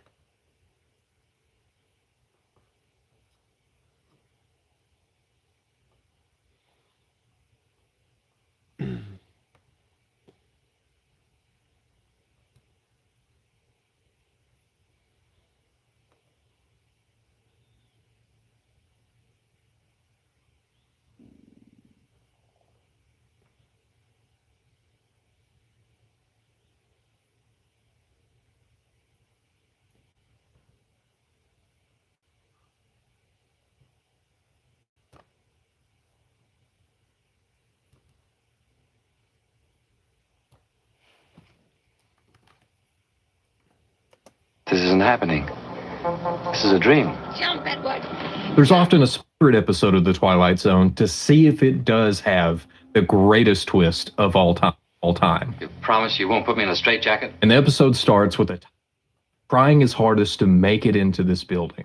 But with so many people around and so much stuff going on all at once, it seems like Mr. Edward Hall here is struggling just to stay standing. As he has to stop and lean against a light pole before making his way inside, it seems that all of the people that are passing from in and out through this revolving door is just making his head spin more and more. Now, I don't know what's going on here, but this lady just stuck her hand through the door. Why is there no glass anywhere here? Is it so that way they don't get reflections of the camera like they did in the first episode? It's here that Rod Serling gives us the opening narration to let us know what is going on. 12 o'clock noon, an ordinary scene, an ordinary city. It's lunchtime for thousands of ordinary people, and the next hour should be a rest for many of them. To most, but not all. Because many of them are probably stressed out about what they're going to eat and how much they're fixing to spend. And luckily, you don't have to worry about that with Factor. You can take all the stress out of trying to figure out. Jump ahead feature. Never popping up when I need it. Unlike Mr. Edward Hall, because to him, Time over lunchtime, unlike Mr. Edward Hall, because to him, Time is an enemy, and the hour to come is a matter of life and death. as he finally begins to make his way into the building, but having to stop before going through that rotating door. And he has a man come up to him and ask him, "What's the matter? You sick?" And not giving a response to him, he pushes his way inside, makes his way up to room 1410, where he can talk with Dr. Rathman. And the moment that he opens the door, we hear the secretary say, "We've been expecting you, Mr. Hall." Interestingly, though, we don't see the secretary's face just yet. But who we do see is Dr. Rathman as he greets Mr. Hall here. And it's very clear to us and the doctor that something is really wrong with Edward, as he can barely stand up. I was tired. And it seems that tired is an understatement. The doctor sees this and helps Edward over to his psychiatry chair, because I had to look up what this thing is called. And I just love the fact that long chair is on here. That's the funniest thing. But it seems that Edward could care less what it is, as he just lays down and tries to rest for a moment. And very quickly jumping up to walk some more around the room, causing the doctor to say, "I thought you said you were tired." And then Edward clarifies for us that he is the most tired man in the world, because he has been awake for 87 hours. Almost 4 days and nights. 87 hours. I don't know how long you've been up at one time before, but my longest was like 60, 61 hours. And at that point, you're starting to see stuff and you're basically just sort of blacking out because of how tired you are. I don't know how in the world he's doing it, but whatever he's taken, it's got to be pretty intense. But to the doctor, he just figures that's the reason that Edward is here, is because he can't sleep. No, doctor, not can't. I mustn't. Because for Edward, he knows that if he falls asleep again, he's never going to wake up. So after getting a cigarette from the doctor, which is just funny to think about, he then asks him if he can walk around. Save this. All right, well, I'll talk to you later then. I don't know what that says. Got a gut crash. Save the space. I don't know.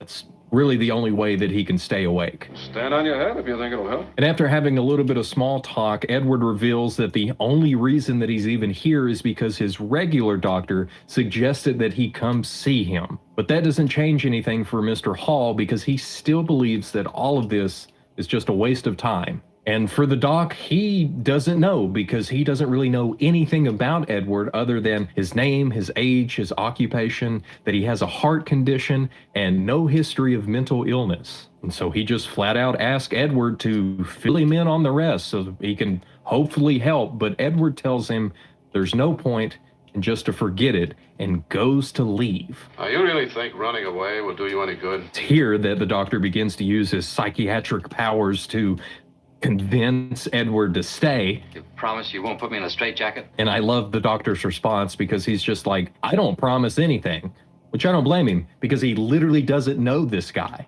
And for all he knows, this guy is a little unstable. As he walks over to the window, ask if he can open it up while he's opening the window to look out down at the street. Quite a drop. Being a quick thinker, the doc steps over there to shut the window and says, I'm going to have to ask you to step back in. And Edward claims all that he wanted was some air, and the doctor's like, okay, I'll turn on the AC. And that's when Edward looks at him and says, do you think I would jump? And once again, the doctor is honest and saying, you might have. Not a chance. I want to live. That's my problem. And it's here that finally the doctor tells him to just start anywhere with the story, and he'll try to piece it together to figure out what's going on and if he can help at all. And of all the places to start, Edward chooses to begin his story by talking about a picture of a ship that is hanging on the wall and telling the doctor, I can make it move. All right, maybe he does need to be in a straitjacket, because... what? It's not real. It just ain't as real as it seems. But in true psychiatrist form, the doc just lets him continue so he can try to figure out if he's telling the truth or insane. Luckily, though, he clarifies that he knows that it's not really moving, but when he was growing up, they had a similar picture that hung on the wall, and his mother told him if he stared at it long enough, it would begin to move. All I had to do was keep looking at it. And at first, he just thought his mom was playing a joke on him, but the idea fascinated him so much that he sat down one evening and stared at the painting for over an hour until it began to move. And this is when the doctor cuts in real quick to tell him it's just an optical illusion. It can happen to anyone. It's not that strange. But for Edward, that's not the issue. That after a while I couldn't control it. It had reached a point for Edward that every single time that he saw the picture, it would constantly move and the cells would open up and the ship would dip in the water, and there was nothing that he could do about it. And he even clarifies for the doctor that whenever you have a pain in your arm, just because there's no physical sign, if your brain is telling you that your arm hurts, it hurts just the same, doesn't it? It's here that the doc kind of nods his head as Edward is now pouring himself a glass of water and pulling out a pill bottle from his pocket to take something. Like I said, I still don't know what he's taking, but whatever it is, the doctor's like, how much are you taking a day? But Edward doesn't have any time to answer that question and just ask him, do you want to hear the rest of the story or not? As he begins to explain that at 15 he developed a rheumatic heart and that for the rest of his life he was going to have to try his hardest to take it easy. No long walks, no stairs, no shocks. No shocks of any kind. While some things are easy to avoid, the one thing that Edward has never been able to avoid is his imagination. As he brings up an incident that happened 3 years ago of a woman that was killed in her car because a man was hiding in the back seat. And ever since then, whenever he has to drive, which is pretty often, that thought comes into his mind that somebody might just be behind him in the back seat. I'll be honest, I've done this exact same thing of looking in the back seat, knowing nobody's there, but then you keep thinking about it. I kept thinking there's somebody back there. It was through him thinking more and more that there was somebody back there and staring so hard into the rearview mirror that he begins to see somebody in the back seat. Because Edward's no longer paying attention to a road, another car has to slam on its horn so that way he can get Edward's attention, but he still doesn't have time and ends up in an accident anyway. And to Edward, after the fact, it doesn't matter if there was somebody in the back seat or not, because he still ended up in a crash. A crash caused by his imagination that resulted in a shock that the doctors told him his heart wouldn't be able to handle another one. And has there been another one? Not yet, but there will be one soon, because the moment Edward goes to sleep, he's going to have his last shock of his life. And he knows this for a fact because when he was a child, he always dreamed in sequence. Each dream would pick up where the last one ended and over again. And he knows this because he would always write down what happened so he could track throughout his entire childhood of all of the different dreams in the course of his life in the dream world that he was going through. It's here that the doc cuts in again to say that it's probably that your dreams are following the notes from your previous night and not the other way around. But Edward is so certain that that's not what is happening. Because for a long time, from his childhood till now, he hasn't dreamed at all. And a week ago it started. It's here that Edward begins to tell the first part of his last sequence of dreams and how it all takes place within a twisted amusement park. It's the kind of place you see only in nightmares. What's that? A weird dream sequence in something that I really enjoy. This is probably where it all started. Everything warped and twisted out of shape. The scariest part for Edward is how real everything is. Probably a lot like a lucid dream, and if you've ever had one, you know that they can get really weird really quick.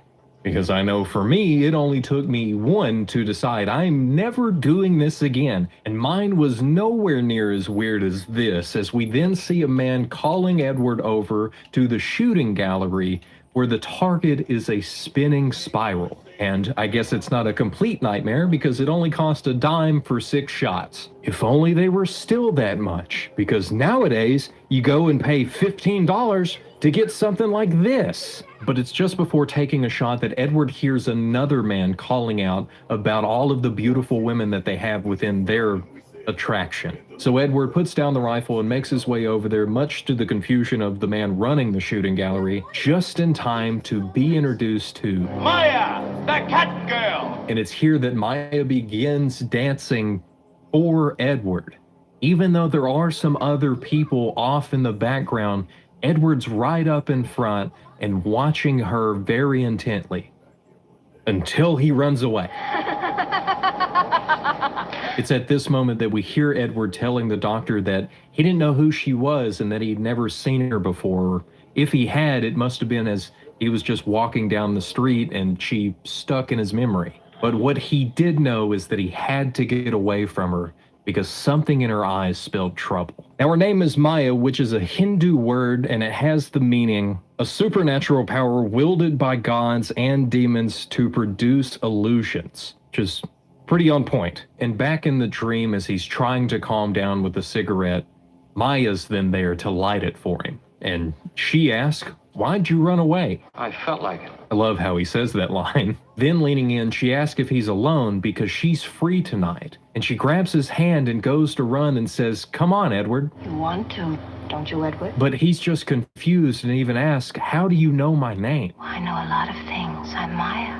Don't be afraid. He says that he's not, but both us and Maya can tell that he is. And this is where he makes it clear that none of this is real, that all of this is a dream. And Maya says, "I know," as she still leads him by the hand over to the funhouse and asks him to take her inside. How can I argue with a dream? And it's inside this funhouse that everything is freaky. There's monsters and weird creatures and all kind of scary stuff inside of this small dark space that would probably scare just about any child that would go into a fun house. But Maya doesn't leave much time for Edward to think about it much as she leads him further inside. And when they get to the right spot, she looks at him and says, We've been expecting you, Mr. Hall.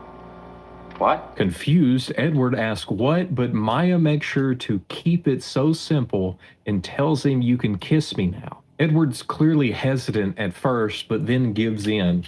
And after he asks the question of, whose dream is this anyway? And it's in the background that we can see an ape making its way across as a woman then screams and it scares Edward. And finally, in this moment, he begins to look around at all the other strange creatures that are here as Maya begins to laugh again. This causes Edward to go back with the plan that he should have stuck with earlier as he tries to run his way out of the funhouse. That's when I knew she was trying to kill me. And it's here that he woke up because of how fast his heart was beating. It took him over an hour to finally calm down and get back to normal. And it was so bad that he went back to his doctor to get another checkup, and the doctor told him that his heart wouldn't be able to take much more than that. It's then that Dr. Rathman asked again, "Did you know the girl? Did you recognize her at all?" And Edward still insists that he has no idea who she is. But we're going to get to know her a little better as he starts back in on the next dream. I was back in the amusement park.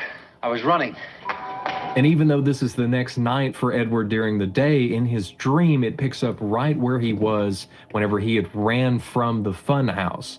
And Maya still catches up to him to find him. There's nothing to be afraid of, Edward. It's only a dream. But to Edward's heart, it doesn't make any difference. There's still so much tension and so much shock that can happen within his dream that still could kill him. Maya here is still trying to convince him that this is a dream, nothing matters, you can do whatever you want because it's a dream. And then points to the passing roller coaster where she then grabs him by the hand again and they get on it. And we hear Edward telling the doctor again that he didn't want to, but he couldn't help it.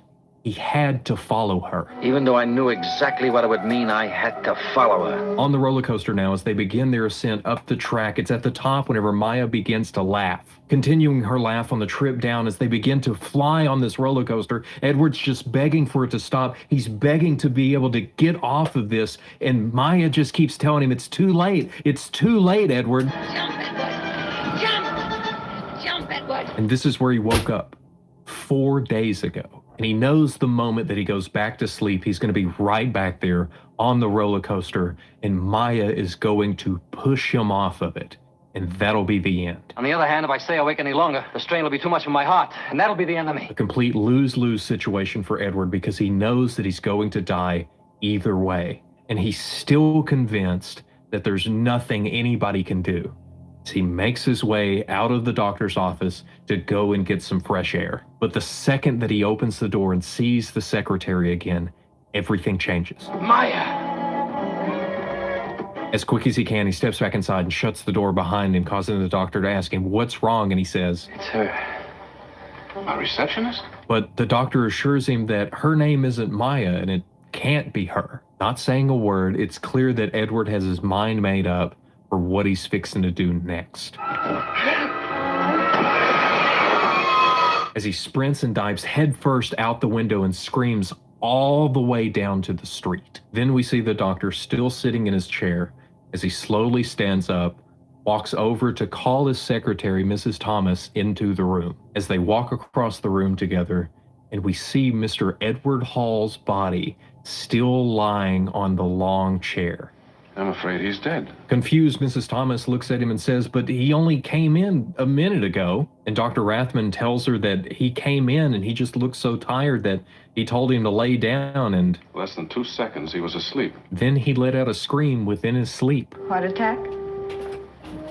Probably. The doc then says that there are worse ways to go, At least he died peacefully. as it then pans over to the window and we get Serling's final words for the episode. They say a dream takes only a second or so. And yet, in that second, a man can live a lifetime. He can suffer and die, and who's to say which is the greater reality? The one we know, or the one in dreams, between heaven, the sky, the earth.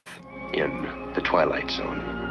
And now the question comes of how good is this twist? And out of our 5 categories that we have to rank the twist, we have to start with the story. And how well does the twist serve the story? And really, this story has 2 twists. It was a pretty good twist.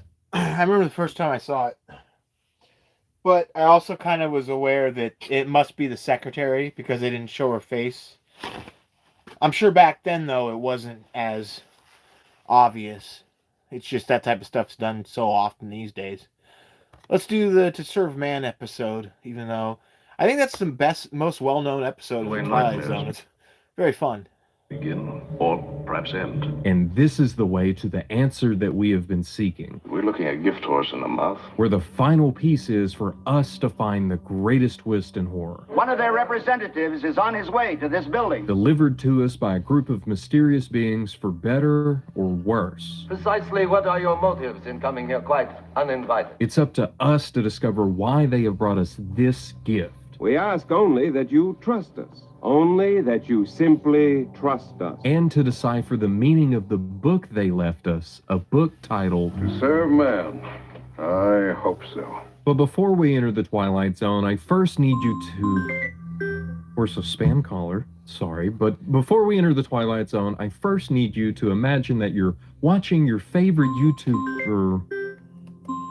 You know, I'd really like if these freaking jump ahead options would, like, it works so often and then it doesn't work so often. It's like 50-50. Have a way to get your privacy back with code Poltergeist. The episode opens with Mr. Michael Chambers here lying within his very own chamber, where he has nothing to do except for smoke, as a voice then asks him what food does he want to eat. And Mr. Chambers' irritation is immediately clear to us, as not only does he throw his cigarette on the floor, but he also tells the voice, I should take a flying jump at the moon. but the voice just asks him to repeat his request for what food he wants, and Mr. Chambers just tells him to leave him alone because he's not hungry right now. So with a bit of silence, Mr. Chambers begins pacing back and forth in his room and even slamming his hand against the door, but the voice doesn't comment on this outburst that he has. Instead, it saves it for when he starts to use the sink, then chiming in to tell him that he needs to conserve water. All he wants is a little to wet his face and try to wash off some of the stress that he has from being in this place. It's as he lays down again that he asks what time it is, and we find out that he is in space and there's no time in space. So being even more irritated, he clarifies and asks what time it is on Earth, And interestingly enough, the voice doesn't ask for a time zone. Instead, it just tells him that it's 12 o'clock noon, letting us know that not only does the voice know Mr. Chambers' name, but also exactly where he is from. This is the way nightmares begin, or perhaps end. It's here that we begin hearing Mr. Chambers' thoughts as he takes us through everything that led him up to this point in the exact moment that they all messed up. Because they were all too busy thinking about the moment that they were in instead of even considering just a little bit farther into the future before them, focusing on the clock when they should have been looking at the calendar. He then takes us back to a day in April when everything changed, because that was the day when an alien species known as the Canamints landed on Earth. And it's here that we pick up at a United Nations meeting that we find out that these Canamints have landed all over the globe, but according to all reports, they have no reason to believe that they are hostile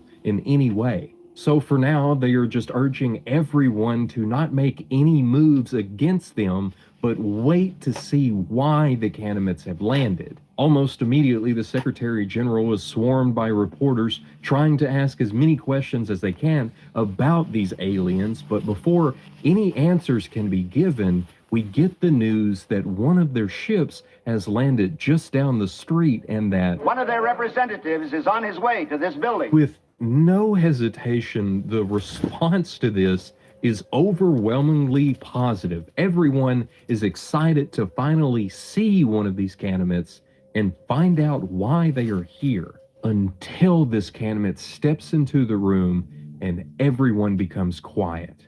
And they also begin to grow uneasy under this large being's opposing shadow. Respectfully submitted for your perusal, a Canamint. Height a little over 9 feet, weighing around 350 pounds, from a planet that we're not sure where it is, but the real question is, what are their motives for being here on Earth? That's the big question that we need to find an answer for, because This is the Twilight Zone. with the whole world looking on, the Canamint begins speaking to the people of Earth, first assuring that they do come in peace from a planet far away from this galaxy, and then explaining that the way they communicate is mental and not verbal, and that's the reason that the voice that they're hearing is not coming from his mouth, but instead is purely mechanical. But it's this voice that tells us that they are here to help the people of Earth,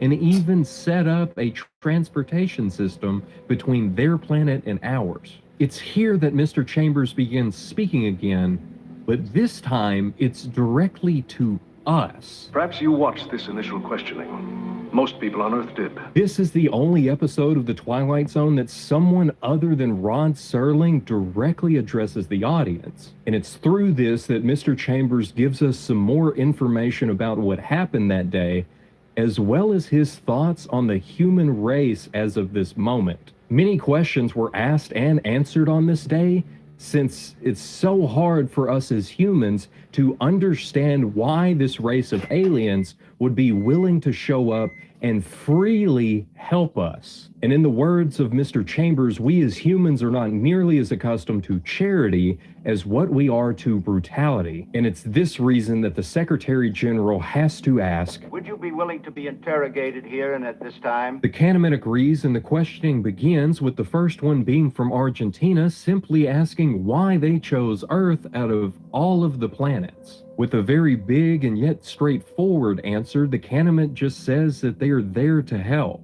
because Earth has had a lot of disasters, both natural and man-made, and they know how to prevent all of them to make Earth a much better place. The next question is from France, and it's a follow-up to clarify exactly what this help would look like and what would happen if a nation decides not to accept their help. Again, the Canamint's response is clear that they will offer a variety of ways that they can help, and it's completely up to anyone to choose whether or not they want to accept or reject it without fear of any negative consequences. Then the Canamint explains that their first step will be to provide a new power source that is able to power entire countries for only a few dollars. This is when we get the most important question yet from the Soviet Union. Precisely what are your motives in coming here quite uninvited? And if there is an ulterior motive behind these kind actions. The Canaanite reassures everyone listening that they don't have any ulterior reason for being there,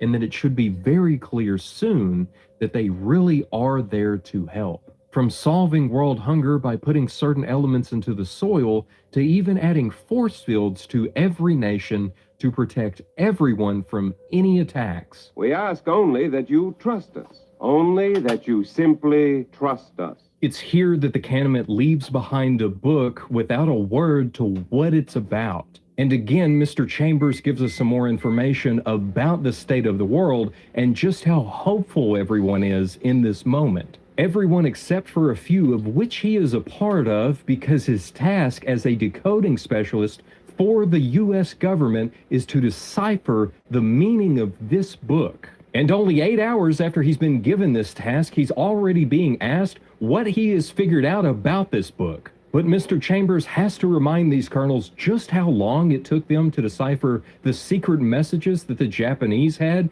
during World War II, and also that they had a much bigger team than what he currently does. The real problem is that these Canaanites are so much smarter than any human and far more complex that they're not even sure how their language works yet. With some more questions from the colonels, Mr. Chamber just tells them that he's going to need more time and more help to figure out anything.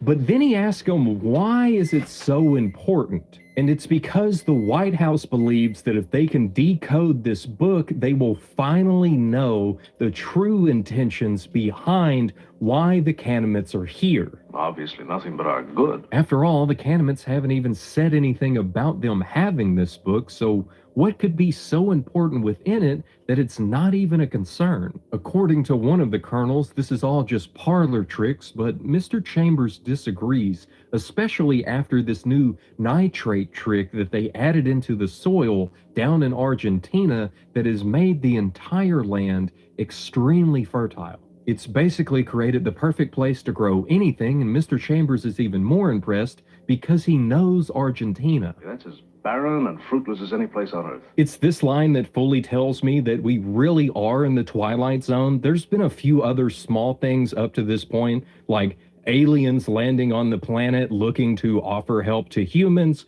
or the UN guards carrying firearms during the meeting.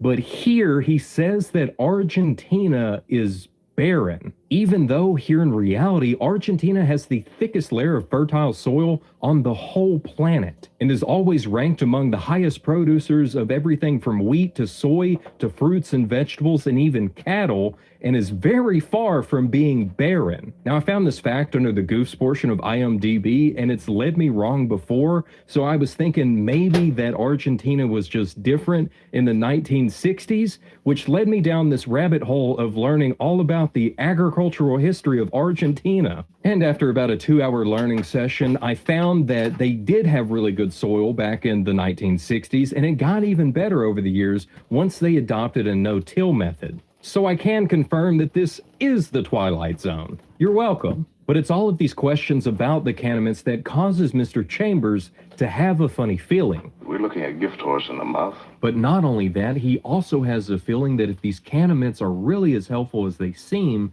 that both the colonels and himself will be out of the job very soon. At this, the colonels just tell him that until that moment happens, he just needs to do his job and figure out exactly what this mysterious book says.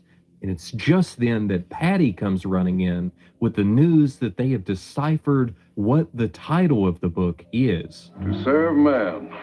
I hope so. A week passes and there's another meeting held at the United Nations where they show everyone in attendance a recording of one of the Canaanites taking a lie detector test to prove to everyone on Earth that they really are there to just help. After a short explanation of how the system works, they then test the test to ensure that the test will test correctly on a Canaanite, with the Canaanite first answering these basic questions incorrectly, causing the lie detector to react because it detected a lie, then answering correctly with no reaction from the equipment. With everything seeming to be in order, they proceed with the experiment by first asking the question that was asked in the last meeting of what the Canaanites' real motives are for helping. The peace and plenty which we ourselves enjoy. Just as they've done for many other planets throughout the galaxy, and their reward will be that Earth will no longer have any wars, hunger, or needless suffering. But this is where the problem is. Because a lie detector is supposed to work off of simple answers, and that's why normally you see people getting asked yes or no questions. Instead, the Canaanite gives this very long answer to why they are there,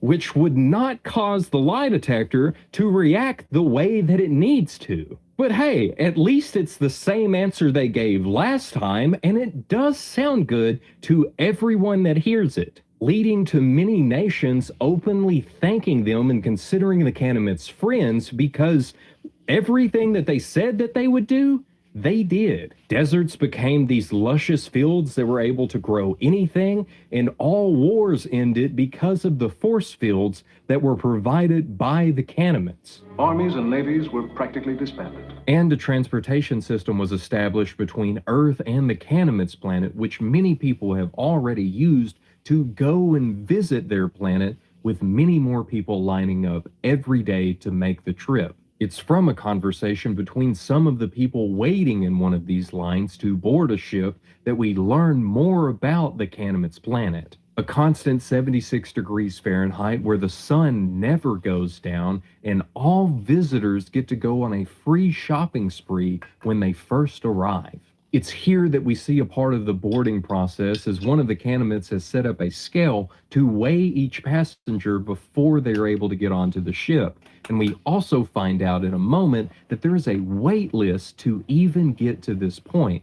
And that wait list has apparently become really long because It's just one big holiday when you get there. and from the way it looks at Mr. Chambers' job, you would assume that everyone is currently on holiday. Because after all, there's no longer a need for them to decipher anything. There's no more wars, there's no more insurrections, and there's no reason to have any secret messages. The only thing left for them to even do is to finish translating the book to serve man. But even the importance of that has fallen away because now there's only a couple people left working with Mr. Chambers to solve this final mystery, and work is probably too strong a word for what they're doing. Patty is still here though, and it's from her asking just how many Canaanites are now on Earth that we find out that there are a few thousand, and that They've got embassies in every country now. Mr. Chambers also mentions that for every one of them that arrives on Earth, a few thousand Earthlings leave to go to their planet. And he's just amazed at how quickly humans can adjust to such drastic changes from 1 year ago, with the arrival of aliens being the biggest event in all of human history, to now with people lining up to visit a different planet galaxies away and treating it as a weekend trip. It's at this that Patty asks him the big question, if he is planning on going to the Canaanites planet. I'm on a 10-year exchange group waiting list. Patty is also on a waiting list, but every time they announce a new trip, the quota completely fills up. So in the meantime, while she's waiting, she's going to look more into the book and learn as much as she can. But so far, she hasn't figured out much more about the book because the symbols on the front are their equivalent of capital letters, meaning that the symbols inside the book don't match the rest of it, but she's still hopeful that here soon, she will finally be able to decipher the rest of it. Well, more power I gave up trying a month ago. The wait may have been long, but the day has finally arrived for Mr. Chambers to begin his 10-year trip. With only 3 minutes before they set off, Patty comes running through this crowd, trying to get Mr. Chambers' attention. As he's standing on the staircase, he turns to look at her as she's yelling at him because she has deciphered the rest of the book. To serve man, it's a cookbook. Immediately, the shock washes over him as he tries to make his way off the stairs, but it's too late because a Canaanite is already there, pushing him back and lifting the stairs up, sealing the ship and sealing his fate. As the ship then takes off, we pick back up at the beginning of our story with Mr. Chambers trapped in this room. We find that he still has not eaten as some food arrives to his room with one of the Canaanites telling him that he needs to eat, but instead he picks up the plate and throws it in the floor. It's this action that causes one of the Canaanites to duck into his cage, pick up the food, look at Mr. Chambers, and tell him that he needs to eat. We wouldn't want you to lose weight. After the Canaanite leaves his cage, Mr. Chambers is once again left alone with us. But this time he looks right at us and asks if we are still on Earth or if we're already trapped with him on the ship. Really though, it doesn't matter because sooner or later, all of us are going to be on the menu. All of us. And it's with this warning that he then turns, grabs his plate, and begins eating, just as Serling sums up everything that has happened with his closing narration. The recollections of one Michael Chambers. Or more simply stated, the evolution of man, going from dust to dessert. The metamorphosis from being the ruler of a planet to an ingredient in someone's soup. It's tonight's bill of fare from the Twilight Zone. And with that, we can finally answer the question of how good is this twist by starting with the story. And we have to keep in mind that all of this is being told to us from Mr. Chambers' perspective as he recounts everything that has happened. And that most likely he is the only person on that ship and one of very few on Earth that knows the truth of what is really happening. That all along these Canaanites were creating the perfect environment to grow their own food. No more worries about war or keeping the lights on or even where the next meal would come from. Everyone on Earth being taken care of to ensure that they are a prime source of meat for the Canaanites and most likely other beings throughout the rest of the galaxy. We wouldn't want you to lose weight. But in the beginning, many humans find it difficult to believe that these Canaanites are only there to help, so they continually question their motives. It's this alien idea of somebody wanting to help without needing anything in return that is eventually accepted by all of mankind because it was coming from a race of aliens. In the end, for all of them to be right to question the Canaanites, even if they did greatly help humanity, but now it's too late. Because sooner or later, will all of us be on the menu? It's the horrific recollections of a man who has found himself trapped and without hope, holding on only long enough to give us a warning of what is coming, and then giving in and eating his feed. It's definitely one of the more terrifying episodes of The Twilight Zone, with a reminder that we shouldn't just trust a stranger because they come bearing gifts and tell us that we should trust them. We ask only that you trust us. The way that the whole story builds up from suspicions about the Canaanites to optimism from all of their help leads us to see that the Canaanites have been one step ahead this entire time, causing the twist to work really well, and leading me to give it a high 98. And for our second category, we have acting, and how well does this actor pull off the twist? And Lloyd Bachner does amazing throughout the whole episode. From the positivity that he has about the Canaanites before everything happened, to the sheer despair that he has of knowing his fate afterwards. And it's also definitely interesting of having him speaking directly to us, and honestly it feels like a twist in itself as far as the Twilight Zone goes, but I'll leave that one alone. Then we also have Susan Cummings' delivery of the famous line, "To serve men, it's a cookbook." Which is even more memorable because of how she says it and the way that Mr. Chambers reacts in this moment. But of course, the standout for this episode has to be Richard Kiel as the Canaanites and Joseph Ruskin as the voice of the Canaanites. Our own methods of communication are mental rather than verbal. Because it's really interesting to have Richard portray every one of the Canaanites throughout the episode, and for them all to have the same voice, it just makes it feel even more alien to us. But outside of that, there's really not much more to talk about when it comes to the acting. Of course, it's good, but it's not the best that we've ever seen, so I have to give it an 82. For a third category, we have predictability, and this is what we've been looking for. The twist does everything perfectly when it comes to predictability. It's surprising the first time. The whole episode is recontextualized around this new idea that we know going in on a second watch, and then you pick up on the little details that stand out about how the Canamints are one step ahead on the third, fourth, and so on watches. I mean, the title of the episode is To Serve Man, and yet we do what Mr. Chambers does and just assume that it's positive when he first learns the title of the book. I'd call that a reasonably altruistic phrase.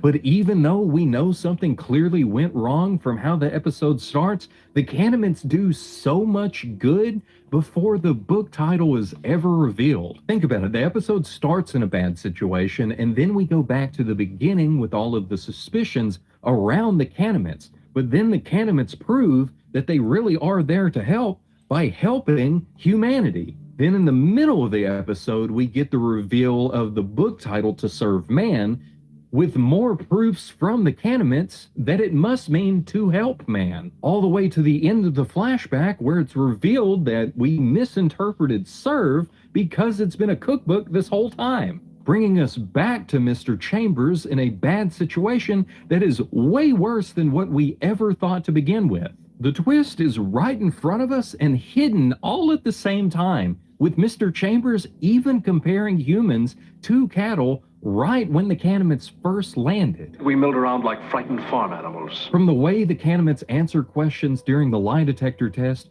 to even the looks on their faces when they're weighing their food before it gets on the ship, it all makes so much more sense on a second watch. All of it's just perfect and exactly what we've been looking for when it comes to predictability, and that's why I have to give it the first 100. And for our fourth category, we have satisfaction, which is how memorable and satisfying is the twist for the audience. And not only is this the second highest rated episode of The Twilight Zone, but it's also the most requested and quoted by all of y'all in my comments. To the example that I keep in my notes for this category of what's in the box? It's so memorable and it hits so hard that I completely understand why so many of you kept yelling it at me in the comments. And this twist also has the power of the Canamints behind it, and they are just as memorable as Haley from the last episode. They're so well designed that you know I had to use them in the thumbnail. It's just so good, and even the music that hits the moment that Mr. Chambers realizes this makes it so much better. It's so memorable and satisfying, and from here on will have me screaming, "It's a cookbook!" anytime that I see one. So you know that it can't be anything less than a perfect score of a 100. And for our final category, we have the Poltergeiger, which is the most important because it's my opinion. Now, I have a confession. I'm not sure if I had ever seen this episode before until it was recommended to me in the first video of this series. And somehow it wasn't spoiled for me, which means I got the pleasure of... Oh, wow. You got lucky there with it not being spoiled. It's like the most well-known episode, I thought, is like the Twilight Zone, at least one of them. Experiencing this twist for the first time here recently. And while I did figure out what To Serve Man really means before the reveal, it was only one scene before it happened. But I did know that there was some kind of twist going into the episode, and I've become pretty good at figuring out what the twist is before it ever happens. That's just what happens when you analyze twist all the time. For example, two things I hadn't watched until here in the last few months was The Others and Haunting of Hill House, which I'm still on episode 6. Please don't spoil anything else for me.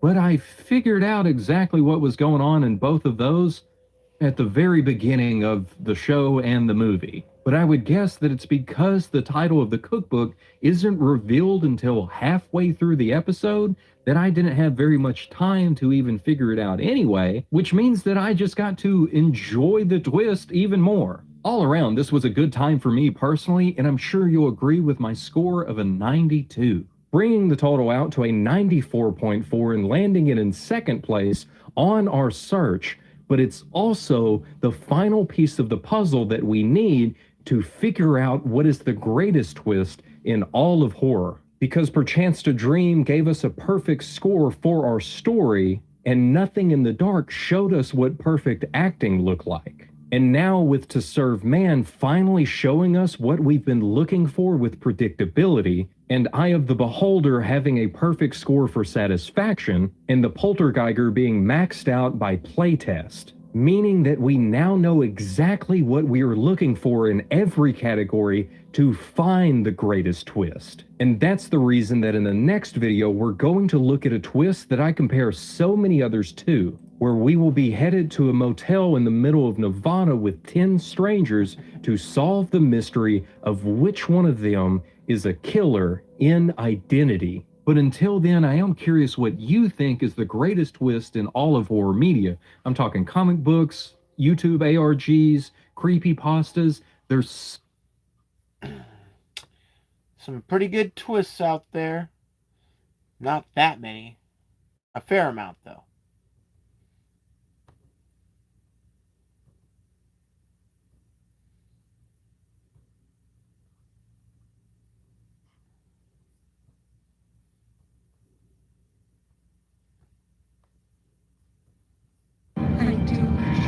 Sometimes it's not that you forgot the twist, but that you were supposed to. You're not meant to know what really happened, and you're not supposed to know what is really going on here. All of it is better if you don't ask questions, but if you must know, the truth may be too much for you to handle, because the truth might just be that this is the greatest twist in all of horror and is only found out here beyond the Aquila Rift.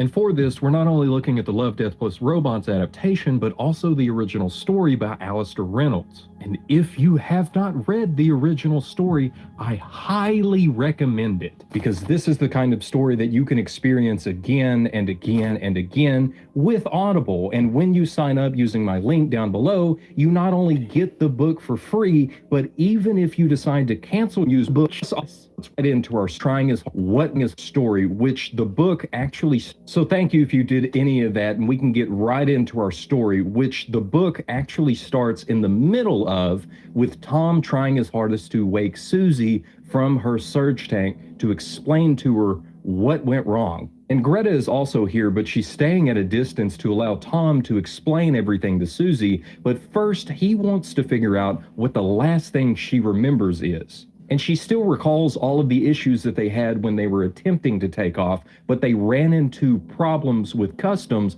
at Archangel Station. But it's in the way that Tom asks the next questions that makes her think something else has gone wrong. And after that, anything else? The runes? Do you remember casting them? No, she says, then picks up on something in my voice. The fact that I might not be telling her the truth or telling her all that she needs to know. Tom, I'll ask you again, did we make it back? Yeah, we made it back. Something feels off to Susie though, because she's done this countless times and she can tell deep down within herself that she must have been in her tank much longer than what Tom is letting on. So she asks him again if anything happened, to which Tom just reassures her that nothing did. But if that were true, the woman standing silent in the corner wouldn't be there. Susie looks at Greta. Then who are you? Greta says nothing. She looks at me expectantly. I start shaking and I realize I can't go through with this. Not yet. End it. Before Susie has any time to react, Greta is already across the room and placed a needle into her arm, and Susie is out cold. As Greta and Tom are placing her back into her surge tank, Greta assures him that she shouldn't remember any of this because she wasn't awake long enough for her to make some long-term memories, which means they should be able to do this again, but Tom isn't sure if he will be able to do it again, because he didn't want to tell her the truth right away. Instead, he wanted to slowly ease her into what happened, but he did not realize how hard this was going to be. And even Greta knows how hard this is going to be for him because he is such a kind man, and it's as she calls him this that she leans in to give him a kiss. It's here that we go back before the incident that led them to meeting with Greta again, and the one that Susie can feel happened deep down within herself without ever being told the truth of her new reality. And it's here back on the Archangel Station where the crew is being held up by customs,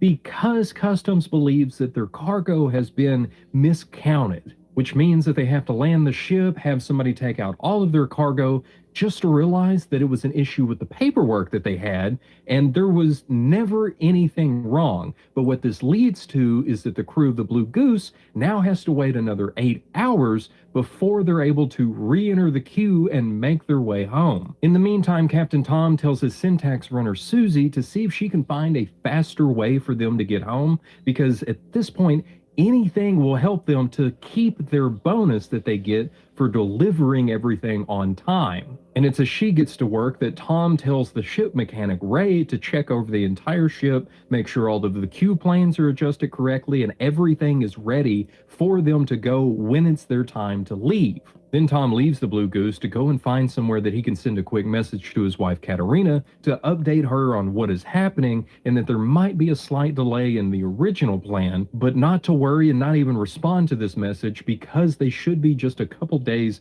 behind when she would be receiving it. Now it's here that we get some more info on how everything works, and everything here exists within the local bubble, where crews of all types travel through a surge point's aperture to other planets at about 1,000 times faster than the speed of light. And all of this is possible because of alien technology that starts with runes and then is translated over into syntax, where syntax runners like Susie will read everything out, find the best routes, and then program it all into the computer that will then execute those routes and get them to their destination. All while the crew is asleep in their surge tanks, only relying on their expertise and the system to get them where they want to go. I've done it 1,000 times. There was no fear, no apprehension, just a tiny flicker of regret. I've never seen an aperture. Then again, very few people have. It's alien technology. We have no idea how it works or even who made it. Maybe, in hindsight, it's better not to be able to see it. It's enough to dream and then awake and know you're somewhere else. There are 400 worlds within the bubble and each one has around 12 ports, but the farthest from them all is the Aquila Rift.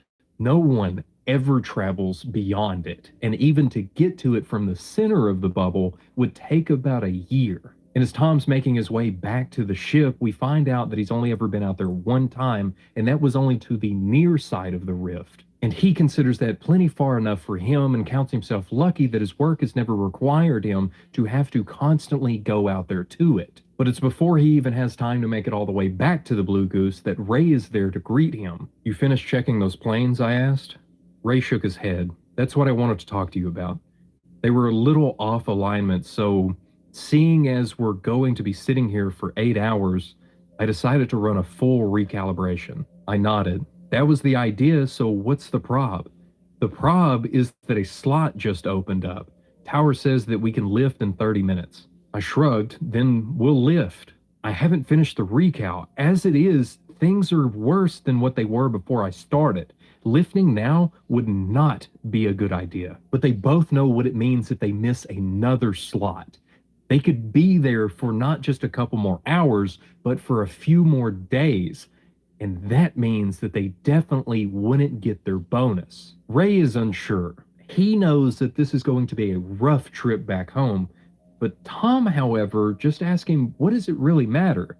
After all, they're all going to be asleep in their surge tanks. So with the captain's call, they all load back up on the ship and get ready to set off in the next half hour. And it's here that the episode picks up with Tom, Ray, and Susie finalizing everything before they take off through the surge point. With only a few more ships left in front of them in the queue, Ray is the first one to get into his custom-painted surge tank to make sure that he is asleep before this trip ever starts. And though Tom isn't an expert in Q planes and jibs like Ray is, from what he can tell, everything looks good. But what's even better is that Susie found an even faster way for them to get back home than what she had originally planned, which means that they should make it home in time to actually get their bonus. So with all of her stuff ready to go, she is the next one to get into her custom painted tank. And hers looks even better than what Ray's does because she spent an entire week's pay to get it all done, even though it's against regulation to paint your tanks.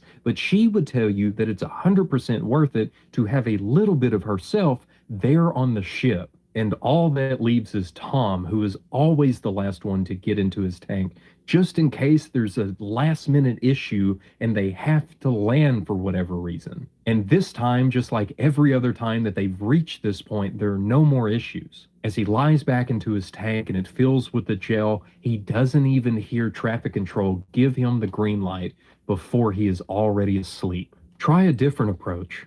Tell her the truth this time. Maybe she'll take it easier than you think. There's no way I can tell her the truth. Greta leans on one hip against the wall, one hand still in her pocket. Then tell her something halfway truthful. They try waking Susie again, and immediately she knows something went wrong. Even though this time Tom is telling her that they had a routing error and are now at Somlaki Station in Shadar Sector, she can feel deep down within herself that she still must have been in her tank much longer than an extra couple days. And again, Tom has to tell Greta to end it. Now, the first time all of this happened, it was a lot different. Tom was the first one to be awakened, and immediately he knew something was wrong. For whatever reason, some automated system within the ship decided that Tom was the only one that needed to wake up. But luckily, from the way that it looks and with Ray and Susie still asleep, all of their bio indicators are still green. It's as he looks out the ship that he can see that they're at some repair facility, and as he's trying to figure out what happened to the Blue Goose, that they're bored to inspect and explain what happened. Now, in the show, Greta is the first one to greet them and help them understand that there might have been a routing error that led all of this to happening. And that kind of thing does happen from time to time, only nobody likes to talk about it. But in the book, there's a group of about 6 or 7 of them that just barge in, all being led by a man with bad yellow teeth. I was impressed by that. Having bad teeth took a lot of work these days. It was years since I'd seen anyone who had the same dedication to the art. In both, though, Tom is told that they came out of the aperture wrong due to an error, and they are now at Somlaki Station in Shadar Sector. But it's after this news that Greta then speaks up and tries to help an old friend to figure out what to do next. Because when she had seen his name pop up as the captain of the Blue Goose, she made sure to go out and greet him and try to help as much as she can to get him situated. And she even explains that it probably wasn't just a routing error, but a glitch in the system, and that this isn't her first time seeing this happen. The real issue, however, is that the ship has taken on some damage, but luckily the man with the bad teeth, Colding, is there, and he believes that he can fix it within a day or so. I'm not looking forward to another 20 days in the surge tank. There's something else as well, which is, I was about to tell her about Katerina, how she'd have been expecting me back already. Instead, I said, I'm worried about the others, Susie and Ray. They've got families expecting them. They'll be worried. I understand, Greta said. Susie and Ray, they're still asleep, aren't they? Still in their surge tanks? Yes, I said guardedly. Keep them that way until you're on your way. Greta smiled. There's no sense in worrying them about their families either. It's kinder. If you say so. Trust me on this one, Tom. This isn't the first time I've handled this kind of situation. Doubt it'll be the last either. After staying in a hotel in a different part of Somlaki, Tom then makes his way over to check to see the progress of the ship's repair, where Colding then tells him that it's now going to be 2 to 3 days before he can get it all fixed up. And after an exchange of words from this upsetting news, Tom then makes his way to go and have breakfast with Greta, and it's on his way that he describes the sky because it is one big holographic dome that is a few hundred meters wide, and right now, all it is just a clear blue sky. It's at breakfast that Greta and Tom have a chance to finally catch up with one another, and Greta is the first one to bring up that she had heard that he had gotten married. So Tom briefly tells her about Katerina, where she works, that they don't have kids yet, but maybe one day when everything is worked out with their work schedules, they might just give it a chance. It also turns out that Greta had gotten married around a year after the last time that they had seen each other to a man named Marcel, and while they're still married, work has taken them both in completely different directions. From the way that she talks about it, it's clear that they haven't seen each other in quite a long time. Greta leaned over and touched my hand. Her fingernails were midnight black with a blue sheen. Look, This is really presumptuous of me. It's one thing to meet up for breakfast. It would have been rude not to. But how would you like to meet again later? It's really nice to eat here in the evening. They turn the lights down. The view of the dome is really something. I looked up into the endless holographic sky. I thought it was faked. Oh, it is, she said. But don't let that spoil it for you. So Tom agrees to meet her later that evening, and then he goes to find a booth to update Katerina on everything that has happened.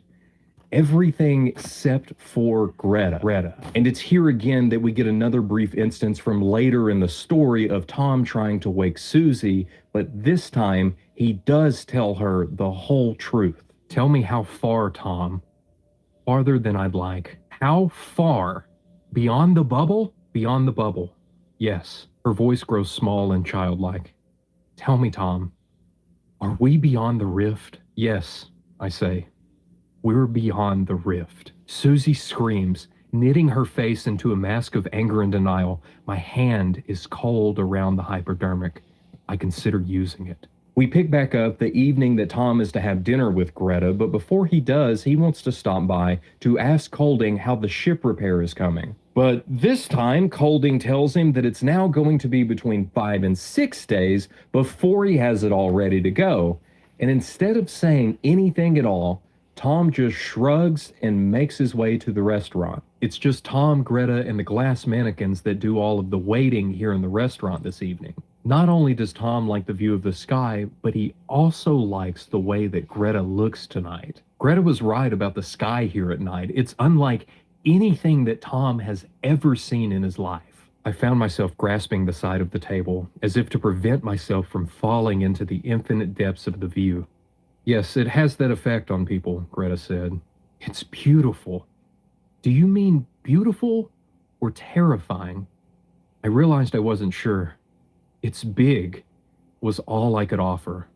Of course, it's fate, Greta said, her voice soft now that she was leaning closer. All of this has Tom feeling off about everything, and Greta can tell that it's a lot more than just the news that he received from Colding, and after a bit of prying, Tom finally relents and explains the odd feeling that he had coming out of his tank, as though he had been in there much longer than what he had been told. So then he just asked her if there's any reason for her to lie about what really happened, but Greta takes offense at this question, causing him to immediately begin backpedaling his question. She understands, though, because these things don't happen very often, as she leans across the table and takes his hand in an attempt to try to calm him. And it's here that he also explains his feelings about the crew. It was one thing to just let them sleep an extra day, but now it might be a whole extra week that they're going to be in there, and he's not certain about just leaving them there. Being ever closer, Greta tells him that it's his crew and it is 100% up to him if he wants to wake them or not. But right now, he needs to let all of that go and not let it spoil their evening. I looked up at the starscape. It was heightened with a mad shimmering intricacy of a Van Gogh nightscape. It made one feel drunk and ecstatic just to look at it. What could possibly spoil it? Now, what happens next in the episode is one thing, but what happens in the book is that we fully get Tom's thoughts and his questions about the mistake that he just made by sleeping with Greta. Why had he done this? Was it all her fault? Of course not. He knows that he is 100% to blame for this. But then again, he was alone, far from home, and in an emotionally fragile state, and she also knew all of this. After all, she had softened him up with a romantic meal and evening and then exploited him because her own marriage is falling apart. But if that were true, it still doesn't answer the question of why he never mentioned Greta in his message to his wife. And we don't have to speculate on his reasoning because he knows why. He knew that this was a possibility, and if he's being completely honest with himself, he secretly hoped for it. And I understand why all of this was left out of the adaptation, because this is a lot of extra stuff to cram down into a 15-minute episode. But it adds so much more to his character by adding this entire extra layer of conflict that Tom now has to deal with.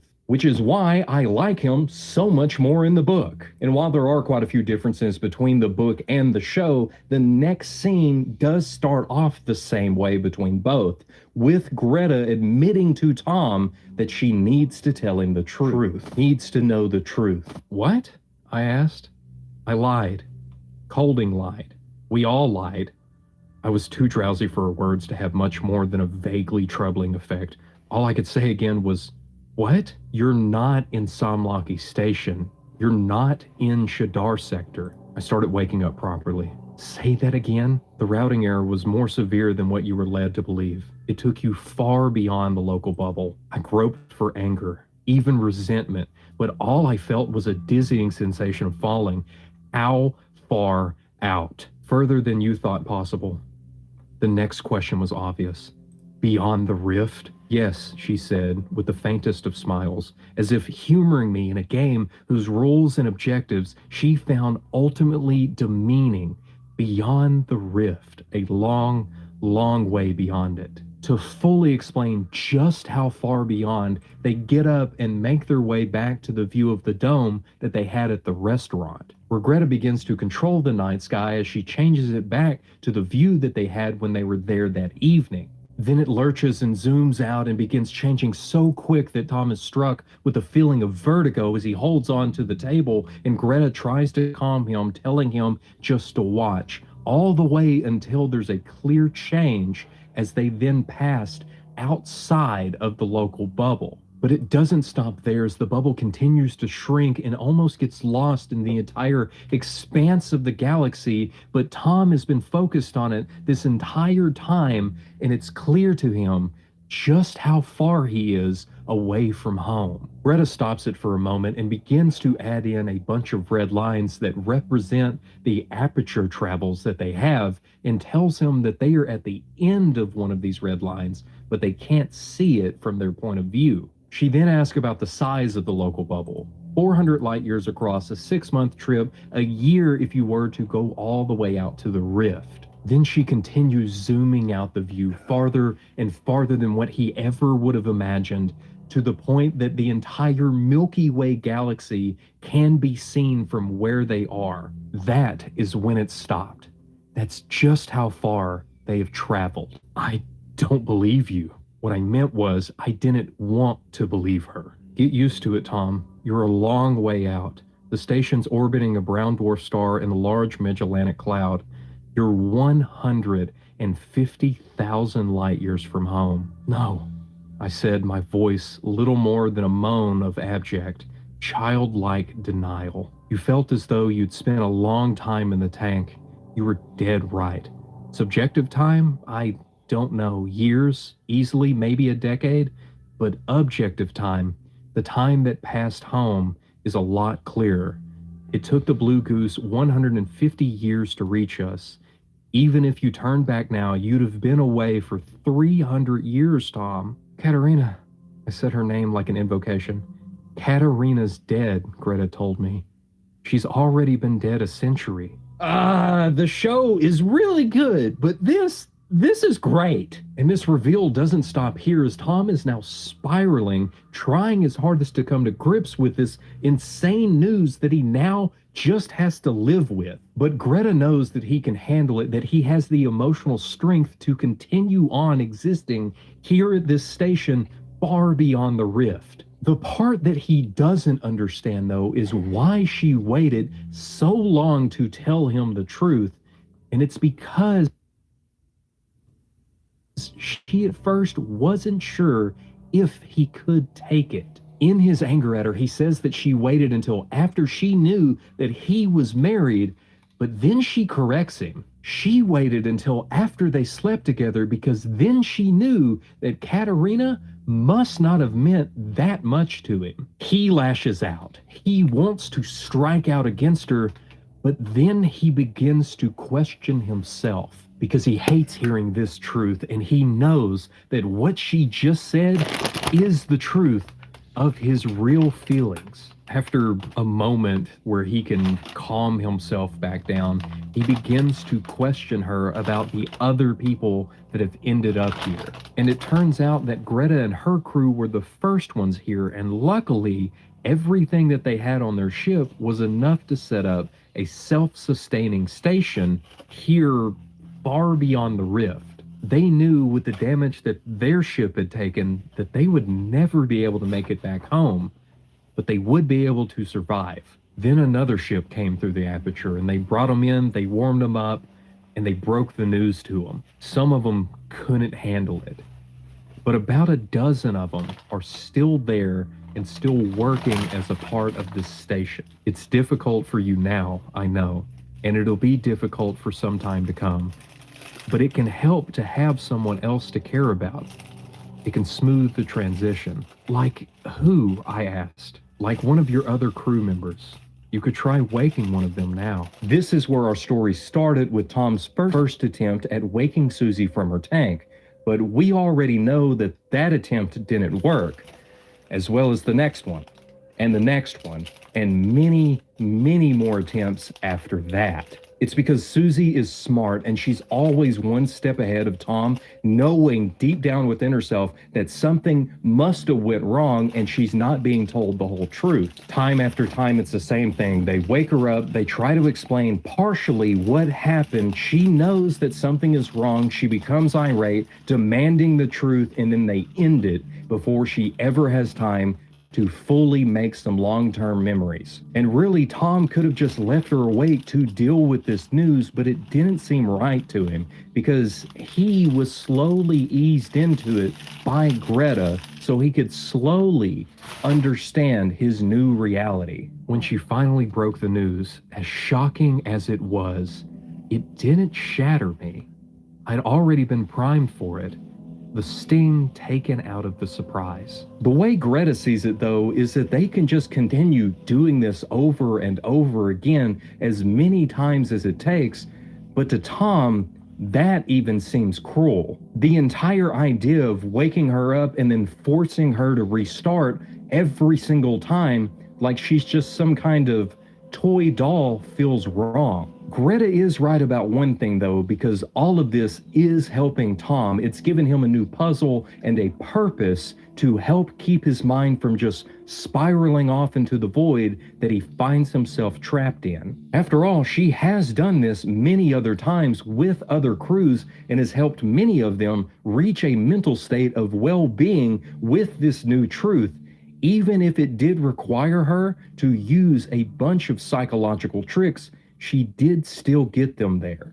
In the show, it's Susie's words after being awakened and her lashing out against Greta that causes the change in Tom. But in the book, it's all of the other people in the station. After more and more failed attempts with Susie, the difference begins to sink in for Tom. There seem to be more people around in the corridors, in the restaurant at night, all over. They all gave him a vague sense of familiarity. Their stories were the same as his. Everything that they had, it might have been new, but it still seemed so similar to his own experiences. Then it clicked. It was the man cleaning out the fish that did it in the lobby of the hotel. It wasn't just the familiarity of the process, but the man himself. I'd seen him before. Another pond full of diseased carp, another hotel. Then I remembered Colding's bad teeth and recalled how they reminded me of another man I met long before, except it wasn't another man at all. Different name, different context, but everything else the same. And when I looked at the other diners, really looked at them, there was no one I couldn't swear I hadn't seen before. No single face that hit me with the force of utter unfamiliarity, which left Greta. I said to her over wine under the Milky Way, "Nothing here is real, is it?" She looked at me with infinite sadness and shook her head. "What about Susie? Susie's dead. Ray is dead. They died in their surge tanks. It was their custom painted tanks that didn't allow them to make the trip. The intake filters had paint particles in them. And normally it would be fine if they were traveling the short distances within the bubble, but not here. Not all the way out past the rift. All of this was so real, though. Even Susie herself, with all of the doubts that she had each time that she came out of the tank, and talking about how it felt like a dream every time that it seemed like she might have remembered the previous attempts, as well as the wine that is in Tom's hand right now. His next sip, he fully expects it to taste fake and synthetic, but it still tastes like pretty good wine. So he asks Greta the obvious question, if he too is also dead. But he isn't. He is still in his tank, and all of this is being simulated in his mind, and Greta has not yet brought him back to full consciousness. The station, however, does exist, only it looks different. Can you show me the station as it is? I could, but I don't think you're ready for it. I think you'd find it difficult to adjust. I couldn't help but laughing. Even after what I've already adjusted to, you've only made half the journey, Tom. Greta tries to explain how all of this really works and how it all started a very long time ago, showing Tom through the simulated sky that everything used to be connected, and the alien technology was even used then to travel across it. But now, with the hole having been shattered by an event that she isn't sure about, the majority of the connection, how it all started a very long time ago, showing Tom through the simulated sky that everything used to be connected, and the alien technology was even used then to travel across it. But now, with the hole having been shattered by an event that she isn't sure about, the majority of the connections are made within their own domains. Sometimes, though, an error occurs, leading to a crew traveling much further than what they ever thought possible. Tom reaches out and takes her hand, without force, without anger, without malice, just with the assurance that what he is fixing to say, he truly means, as he tells her to show him all of it, show him the station, and show him herself. Because by then I'd realized Greta hadn't just lied to me about Susie and Ray. She lied to me about the Blue Goose as well. Because we're not the latest human ship to come through. We were the first. You want to see it, she asked? Yes, all of it. You won't like it. I'll be the judge of that. All right, Tom. But understand this. I've been here before. I've done this a million times. I care for all of the lost souls, and I know how it works. You won't be able to take the raw reality of what's happened to you. You'll shrivel away from it. You'll go mad unless I substitute a calming fiction, a happy ending. She tells him that he can stop here, that he can just live with an inkling of the truth, that he doesn't even have to open his eyes to what is really going on. But he simply tells her to do it. As she lets go of his hands, fills both of their glasses, and tells him that he asked for this. Then taking his hands again and sharing the moment for just a second longer, when everything changes. Tom wakes up from his tank being greeted with the horrifying reality of where he has been all of this time, trapped within an alien hive, along with a ton of other ships that must have also had routing errors. We not only see just how emaciated his body is, but we can also see Ray and Susie not far off, still trapped in their surge tanks, and clearly Ray has been there for a long time, and Susie has been there for a while. He then hears Greta calling for him from one of the nearby tunnels, and he turns and sees this terrifying form of some spider alien creature coming towards him. And Greta was right. He cannot handle it. As he sees Greta, he begins screaming, losing his mind as everything around him and his mind begins to collapse. And Greta then puts him back into the simulation. Now, that's how the show handles this reveal. But in the book, it's a little different. Because Tom had realized just a moment ago that they were the first humans to ever end up here. But Greta just said that she's been through this millions of times.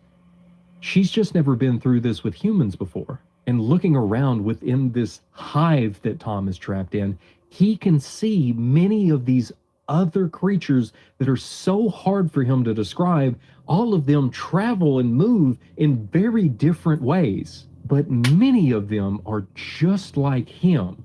At one point, they must have ended up here, some of them still being trapped within the simulation that Greta is presenting them with a few of them having become her helpers and now fully accepted where they are and what they have to do to help. And somewhere distant, somewhere near the heart of the rock, in a matriarchal chamber all of its own, something drummed out. What do you say? Greta is presenting them with a few of them having become her helpers and now fully accepted where they are and what they have to do to help. And somewhere distant, somewhere near the heart of the rock, in a matriarchal chamber all of its own, something drummed out messages to its companions and helpers, stiffly articulated, antler-like forelimbs beating against stretched tympana of finely veined skin. Something that had been waiting here for eternities. Something that wanted nothing more than to care for the lost souls of the lost. It doesn't have to be said, but Tom still cannot take the truth of what is really going on, and Greta has to put him back into the simulation. Tom awakes from his tank again. And in the show, we can see that it is just him, as Greta then walks in to begin explaining to him that there was a routing error and that he has now ended up at Somlaki Station. And it's in his confusion of being so far off course that she then says the same thing that he said the first time this happened, that at least there is now a friendly face here. As they begin talking about the routing error that happened, we then see the station from a distance, both as it is to Tom and as it is in reality. In the book, however, Tom is pulled from his tank by Susie and his wife, Katerina. It's Susie that explains that there was a routing error, they took some damage, they woke her first, but everything's okay because they at least all made it in one piece. At first, though, it is really hard for him to catch his breath, and he struggles so much until the moment finally passes, and he admits to them that it feels like he's been in his tank for a very long time, but surely that's just because of the delay. What kind of delay? 40 days. Sorry, Tom. Bang goes your bonus. In anger, I hammer the side of my surge tank, but Katerina steps towards me and places a calming hand on my shoulder. It's all right, she says. You're home and dry. That's all that matters. I look at her and for a moment remember someone else. Someone I haven't thought about in years. I almost remember her name, and then the moment passes. I nod, home and dry. And with all of that, we can finally figure out just how good is this twist by starting with the story. The story of a man who is ripped out of his normal everyday life and thrown into a complete world of chaos. But he isn't alone. He has someone from his past that only wants to help him to adjust to everything that has happened. Someone who is able to slowly break the news to him and slowly get him to understand that this is his life now. From the small inconvenience of losing his bonus to the complete tragedy of learning that everything and everyone that he ever knew is gone. But it doesn't stop there. That is only half of the journey. The truth is too much, but the truth is... All right, I'll be back. Mika says she's sorry.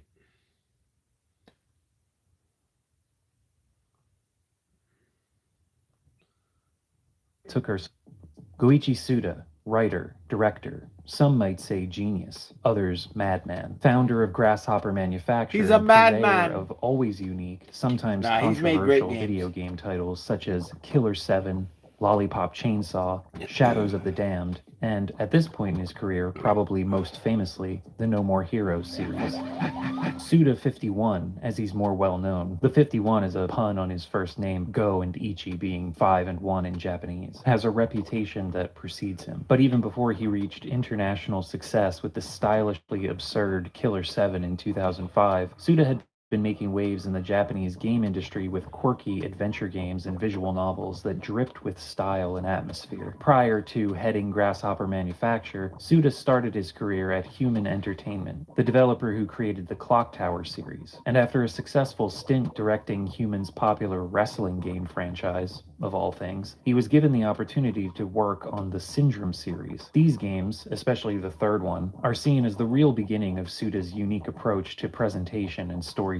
Unfortunately, none of them are available in English in any form. For regular viewers of this channel, I'm going to sound like a broken record, but for anybody new, I live in Japan and have lived here for over a decade. So I thought, hey, I can play through these 3 games, Twilight Syndrome Search, Twilight Syndrome Investigation, and Moonlight Syndrome, and share my experience with others who can't. Right. It'll be fun to break down these games and show people the beginnings of a lot of the themes that Suda would go on to develop for the rest of his career. It'll be a good idea.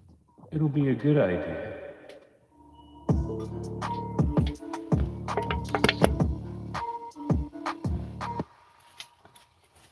Twilight Syndrome is a spooky urban legend, paranormal investigation adventure game / quirky Japanese high school girl simulator, developed by Human Entertainment and released in 2 parts throughout 1996. Twilight Syndrome was originally planned as one complete game, but due to some mismanagement and lack of disk space, Human Entertainment was forced to divide the game in half. The first part, subtitled Tansakuhen, or Search Chapter, came out on March 1st, and the second, Kyumehen, or Investigation Chapter, followed on July 19th. Moonlight Syndrome, a sequel that's since been retconned as a side story and not considered part of the official Syndrome canon anymore, was released on October 9th, 1997. All 3 of these games have never been released outside of Japan, and as of the making of this video, have not received an English fan translation. Apparently, a Spanish translation of Moonlight Syndrome is in the works, with the prologue scenario currently in beta, so if you speak or read Spanish, you can look into that. Unfortunately, the only other language besides English that I can speak and read is Japanese. Woe is me, right? I've played through plenty of games in Japanese on my own, but I've never attempted to play through and analyze one for a video on the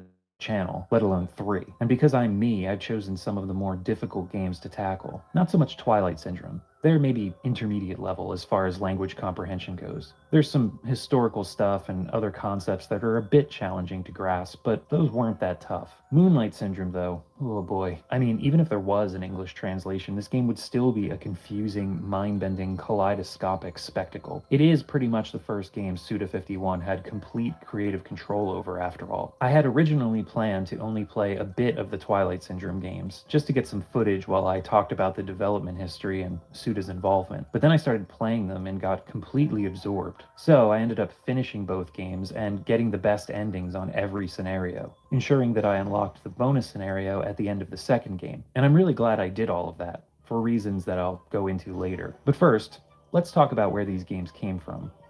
The Twilight Syndrome project actually began as an extension of an arcade machine that Human Entertainment's amusement division had developed called Grandish Manor. It was a completely aural experience. People would wear headphones and listen to creepy noises and sound effects that were recorded using what they called at the time 3D audio. Grandish Manor turned out to be a huge success for the company, and they started to imagine how they could combine that sound technology with images and interactivity to create a complete game. Since they had had prior success in the horror genre with Clock Tower on the Super Famicom, the developers at Human decided an adventure game format would be best suited for this kind of project. The team decided to set Twilight Syndrome in a school because they remembered the urban legends and ghost stories that surrounded their own school days and felt that concept would appeal to both younger and older audiences alike. For the player character, the team opted for a trio of high school girls. that in most instances move as a group through the playable sections of the game. They took great care to give each girl a distinct personality, allowing them to clash with one another throughout the course of their investigations, adding a bit of character drama to the otherwise straightforward supernatural tales. To capture an authentic feeling in the dialogue between the characters, an advertising company Human worked with hired some high school girls to sit in a restaurant and chat with each other about various topics for a few hours. The writers listened in on the conversations, taking notes and picking up key phrases and nuances of the language the girls used when talking to each other. They then used those notes as the basis for the three main girls' interactions in the game. The image of some most likely 20-something game devs eavesdropping on the conversations of high school girls in a restaurant is both hilarious and a little bit creepy. But it paid off, and after the writing was complete, a senior female member of the staff checked over the finalized script to ensure the dialogue sounded as authentic as possible. Honestly, the three main characters' personalities and sometimes conflicting relationships are what got me really invested in the Twilight Syndrome games to begin with.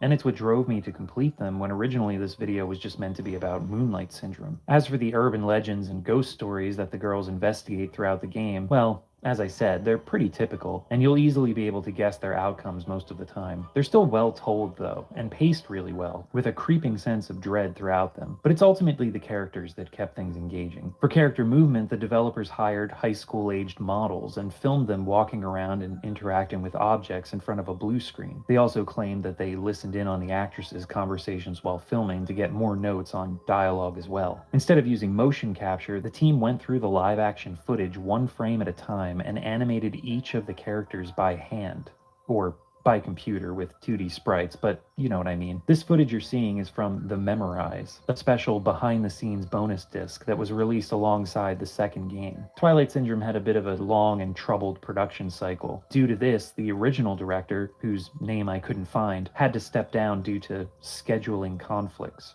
reportedly. So about halfway through, Human assigned up-and-coming game director and scenario writer Goichi Suda to take over the role of director for Twilight Syndrome. Even at this early point in his career, Suda had made something of a name for himself by directing 2 installments in Human Entertainment's popular wrestling series, Fire Pro Wrestling. In fact, Suda's first assignment after being hired by Human Entertainment was to direct Super Fire Pro Wrestling 3 Final Bout for the Super Famicom. Due to the game's success, Suda was allowed to write the scenario for the next game in the series that he directed, Super Fire Pro Wrestling Special. At the outset, it seems fairly standard. You take the role of a rookie wrestler who works his way up the ranks, taking on opponents inspired but not officially licensed by popular WWF, WCW, and Japanese pro wrestling organizations. However, as the game's story progresses, things get gradually darker. Your character suffers scripted defeats, your coach is murdered, and you end up accidentally killing your best friend during a match. Before the final championship deciding bout with Dick Slender, yep, you heard that right, modeled after real-life wrestler Ric Flair, your girlfriend breaks up with you. Dick kills your tag team partner in the ring and reveals that he was also the one who murdered your coach. You emerge victorious from the final match, the new champion of the world, but everyone you've ever cared about is dead or has left you. So despite your new title and the adulation of the crowd, 3 days later,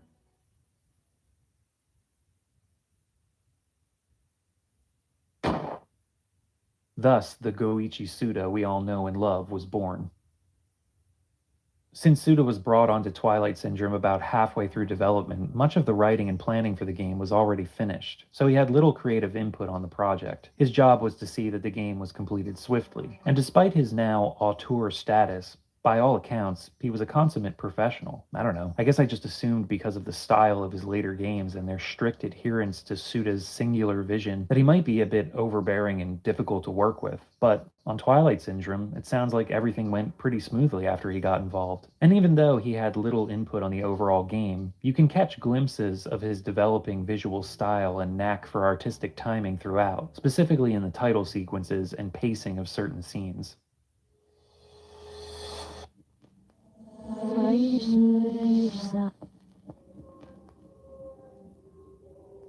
Twilight Syndrome is broken up into chapters called rumors, each one dealing with an urban legend or paranormal tale that the three main characters investigate. When it came time to pack these scenarios onto a PlayStation disc, the team found that there wasn't enough space, so it was decided that Twilight Syndrome would be split into 2 releases. The first 4 rumors were released as Tansakuhen, Search, while the second release, Kyumeihen, Investigation, included the remaining scenarios along with a few new ones to balance out the total number of rumors to 10. Technically, the first game has 6 scenarios though, because of a prologue that starts the game and an extra scenario called Another Rumor that unlocks after completing the 4th one. Though that Another Rumor is actually really important because it acts as a cliffhanger that leads into the 5th scenario that kicks off the second game. Suda mentioned in an interview shortly after the second game's release that they had to rework some of the finished scenarios to accommodate for the new release structure, and it's also mentioned that he was involved in some of the rewrites, but he's not credited as a writer for any of the main rumors. As I mentioned earlier though, there is a bonus rumor on the second game that only unlocks if you've achieved the best endings on all of the main scenarios in both games. You just have to have the save files on the same memory card. That bonus rumor was completely written and directed by Suda,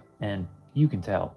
Twilight Syndrome centers on 3 students at the fictional Hinashiro High School. Yukari Hasegawa is a second-year student whose parents have recently divorced. She lives with her mother, who works long hours to support the 2 of them. Alimony laws are pretty much non-existent in Japan, by the way. Even today, Yukari and her mother don't get along too well. Yukari has a strong yet cold outer shell that hides her insecurities and abandonment issues. She used to belong to the school's basketball club, but has quit going. She's also secretly dating a 20-year-old teacher in training at the school named Kazuya Kitamura. Her best friend is Chisato Itsushima. The 2 have been classmates since elementary school. Chisato is a member of the school's archery club. She's quiet and thoughtful, and it's shown on several occasions that Chisato has some level of psychic ability. She has a strong connection to the spirit world, or other side as it's referred to in-game. Finally, there's Mika Kishi, a first-year student who has an interest in rumors and the supernatural. It was she who started the unofficial paranormal investigation club, kind of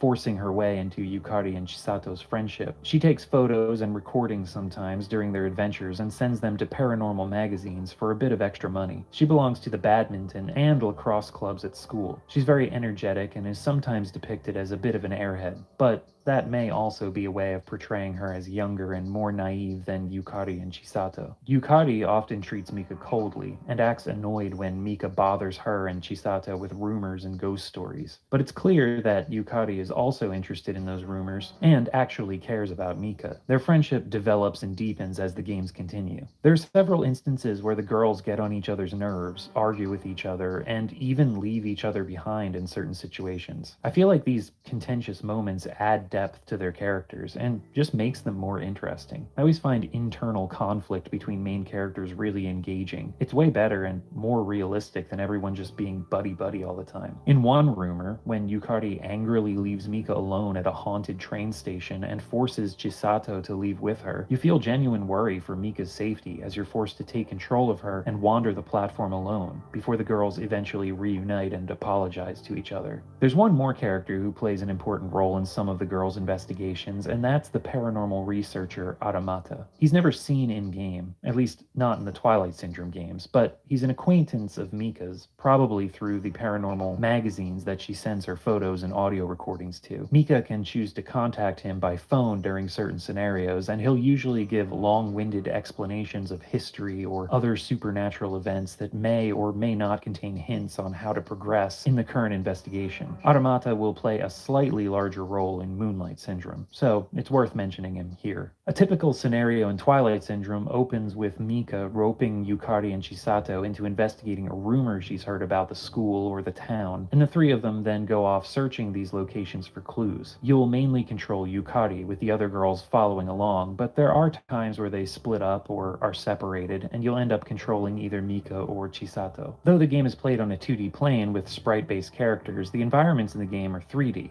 giving it a 2.5D presentation. And there are some neat instances where you move forward or backward through a hallway in the school, through a connecting corridor, or up and down stairs. It all adds just a little bit of depth, quite literally, to an otherwise 2D game. It's nothing mind-blowing, but I liked the effect. Hinashiro High School, where several of the investigations take place, has both a new school building and an older building. Both give off different levels of creepiness. Fully illustrated 2D scenes also crop up from time to time, and I really liked the style of these. They add a lot to the spooky atmosphere. I also love the girls' walking animations. You can tell the girls' personalities just at a glance thanks to their distinctiveness. Yukari out in front stoically mans the flashlight, leading the way for the other two. Chisato in the middle has her arms crossed, showing off her quietness and communicating her sensitivity to the spirit world. She often comments that it's cold or she feels some sort of presence around them. Mika usually takes up the rear with her bright yellow backpack as she swings her arms in an almost carefree manner. There is a run button, mapped to X on the PlayStation controller, but it's only available in certain situations. So for a lot of the game, you're forced to walk through the environments, which adds to the tension and immerses you more in the experience. If you were a Japanese high school girl investigating some creepy rumor about your school or town at night, would you be running around everywhere? I mean, maybe you would, I don't know you, but I wouldn't. The rumors all have branching story paths, which deviate through dialogue and action choices at certain points. These lead to 3 different resolutions for each rumor: a good, normal, and bad ending. After you complete a rumor, you can choose to replay it from a selection menu, so you can try for different endings. During exploration, there's a heart meter at the top of the screen. The heartbeats will get faster as you witness scary events, and if it gets too high, it leads to a game over. As mentioned, Miko likes to take photos and audio recordings. In the first game, this comes up as a choice sometimes, but in the second game, the R1 and R2 buttons are dedicated to these actions. During one scenario in the second game, stopping to try to photograph or record too many supernatural occurrences can end up pushing the heart rate meter too high. Some choices in the scenarios can also put you in a game over state. This seems to be more prominent in the second game than in the first. Music usage is fairly minimalistic throughout Twilight Syndrome, but I liked what I heard for the most part, even though it's not all that memorable.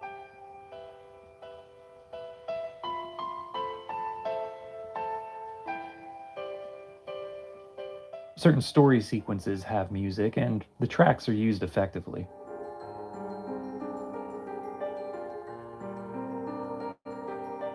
During more intense moments, the music ramps up appropriately.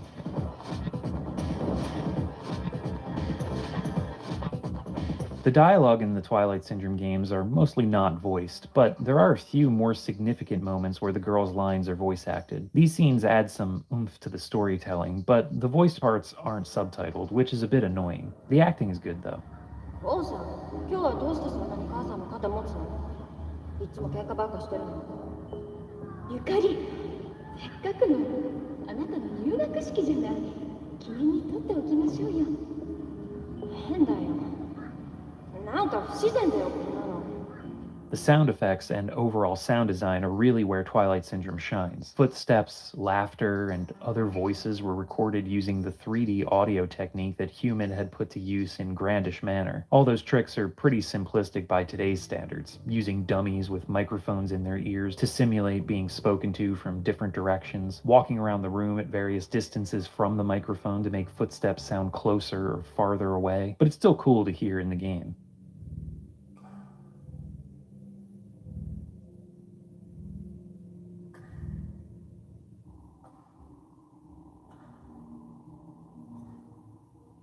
There are also several sounds that probably won't come through in a YouTube video. For example, an extremely low chiming sound plays during exploration. It's something that you don't really notice at first, but creeps up on you as you continue sinking into the game's atmosphere.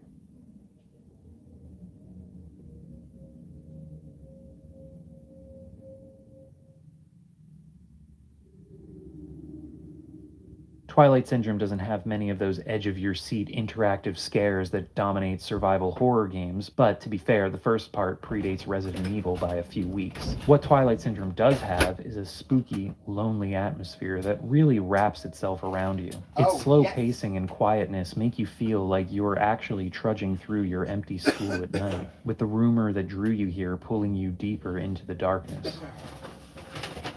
Now, the point of this video is to show off these games for non-Japanese speaking players and to deep dive into their stories.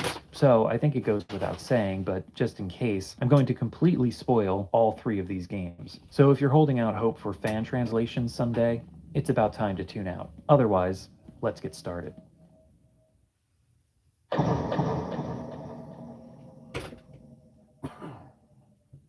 Tansakuhen, or Search, contains mostly self-contained storylines, though there are elements from some of them which carry over to the second game and even crop up in Moonlight Syndrome. The prologue has the girls investigating the rumor of Hanako, which is actually a pretty common ghost story in a lot of Japanese schools. No matter where you are in the world, you'll probably recognize the broad strokes. According to school lore, Hanako was a young girl who died in one of the girls' bathrooms in the old school building. There's a stall that's permanently out of order, and rumor has it that you can summon Hanako at night by performing certain actions in front of said stall. One of the more interesting nuances about this scenario is that the girls discover the initial rumor of how to summon Hanako is actually wrong. The story they hear is that you have to spin around 3 times and knock on the stall door. But after some investigating, they discover you need to spin around 3 times and repeat the phrase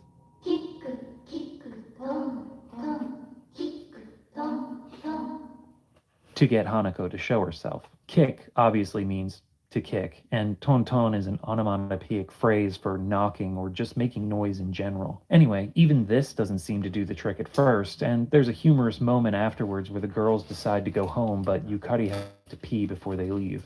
As she washes her hands in the sink... Alright. Good Lord.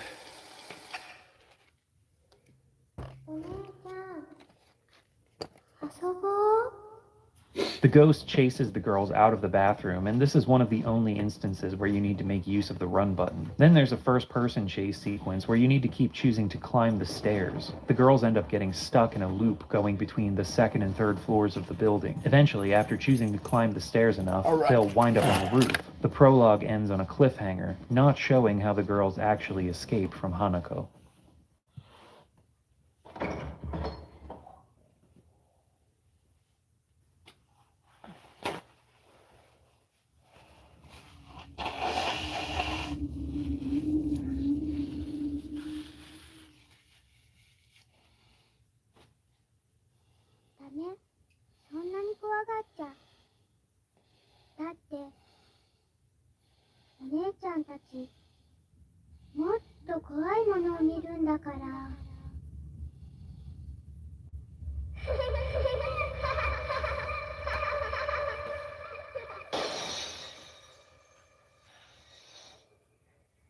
Okay. Hell of a way to start your horror game.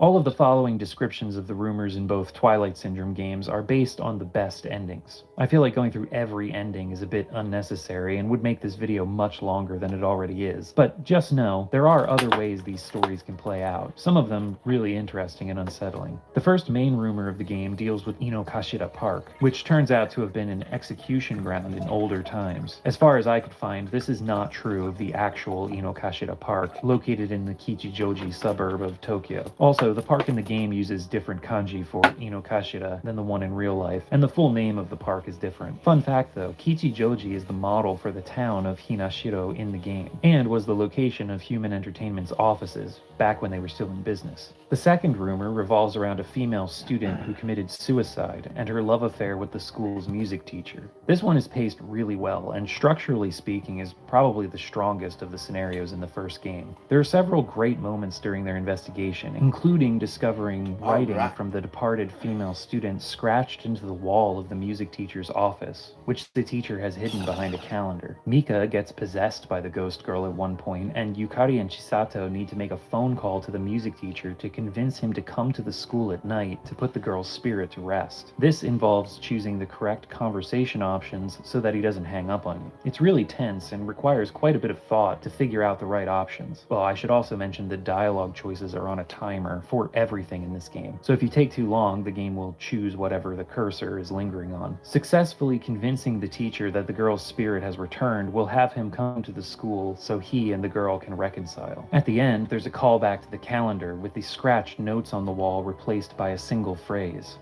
"Arigato, sensei."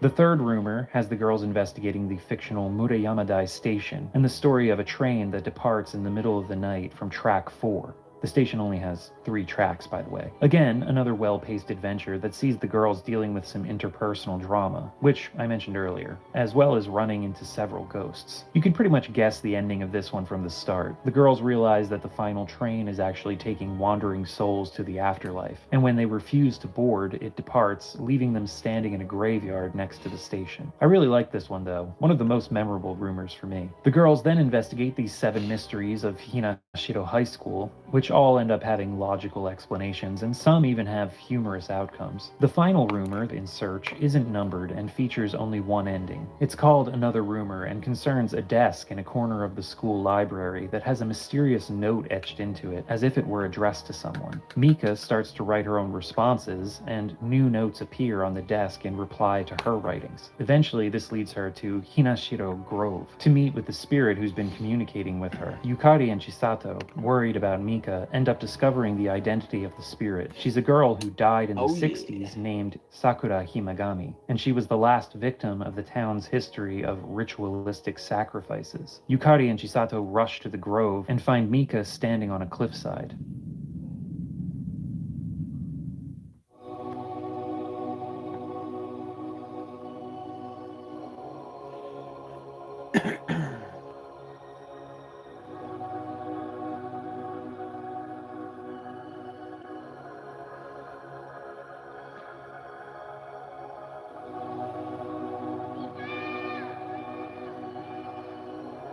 Bizarre ending.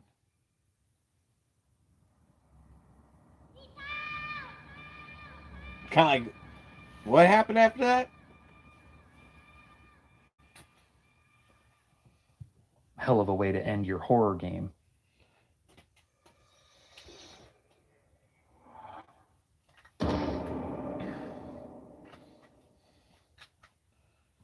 Q-Man Investigation picks up where Search left off. Since both games were intended as one originally, this second release plays exactly the same, though they changed the design of the heart meter at the top of the screen, and not for the better. Looks like something out of a sci-fi game now. It's weird. But anyway, Yukari and Chisato's search for the missing Mika lead them to Alright, let's get some tunes going. Or not. Who cares? Oh, you sons of guns. You're getting this.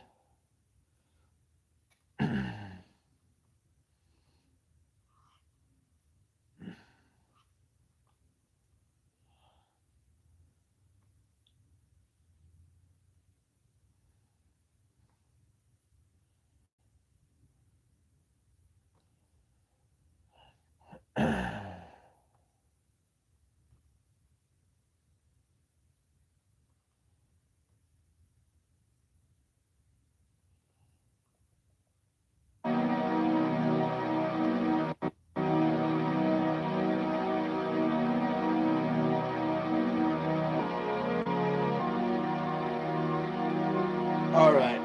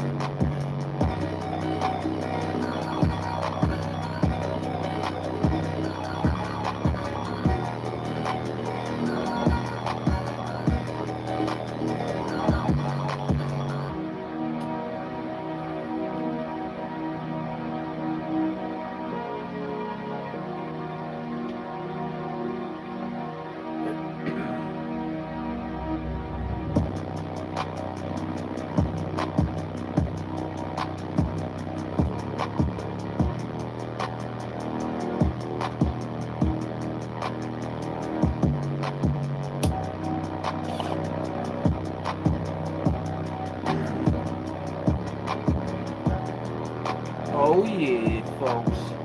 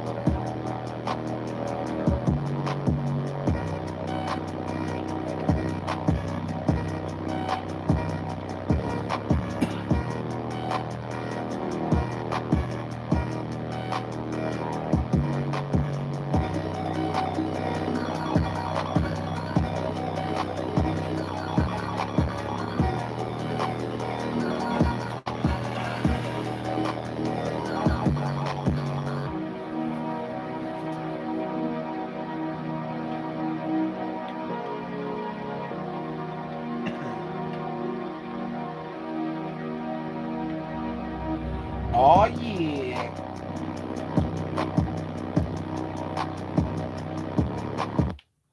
What do we got? Who's live on Kick? Is there? No one's. Jandro's live, but I don't really want to watch Jandro. What is he doing though?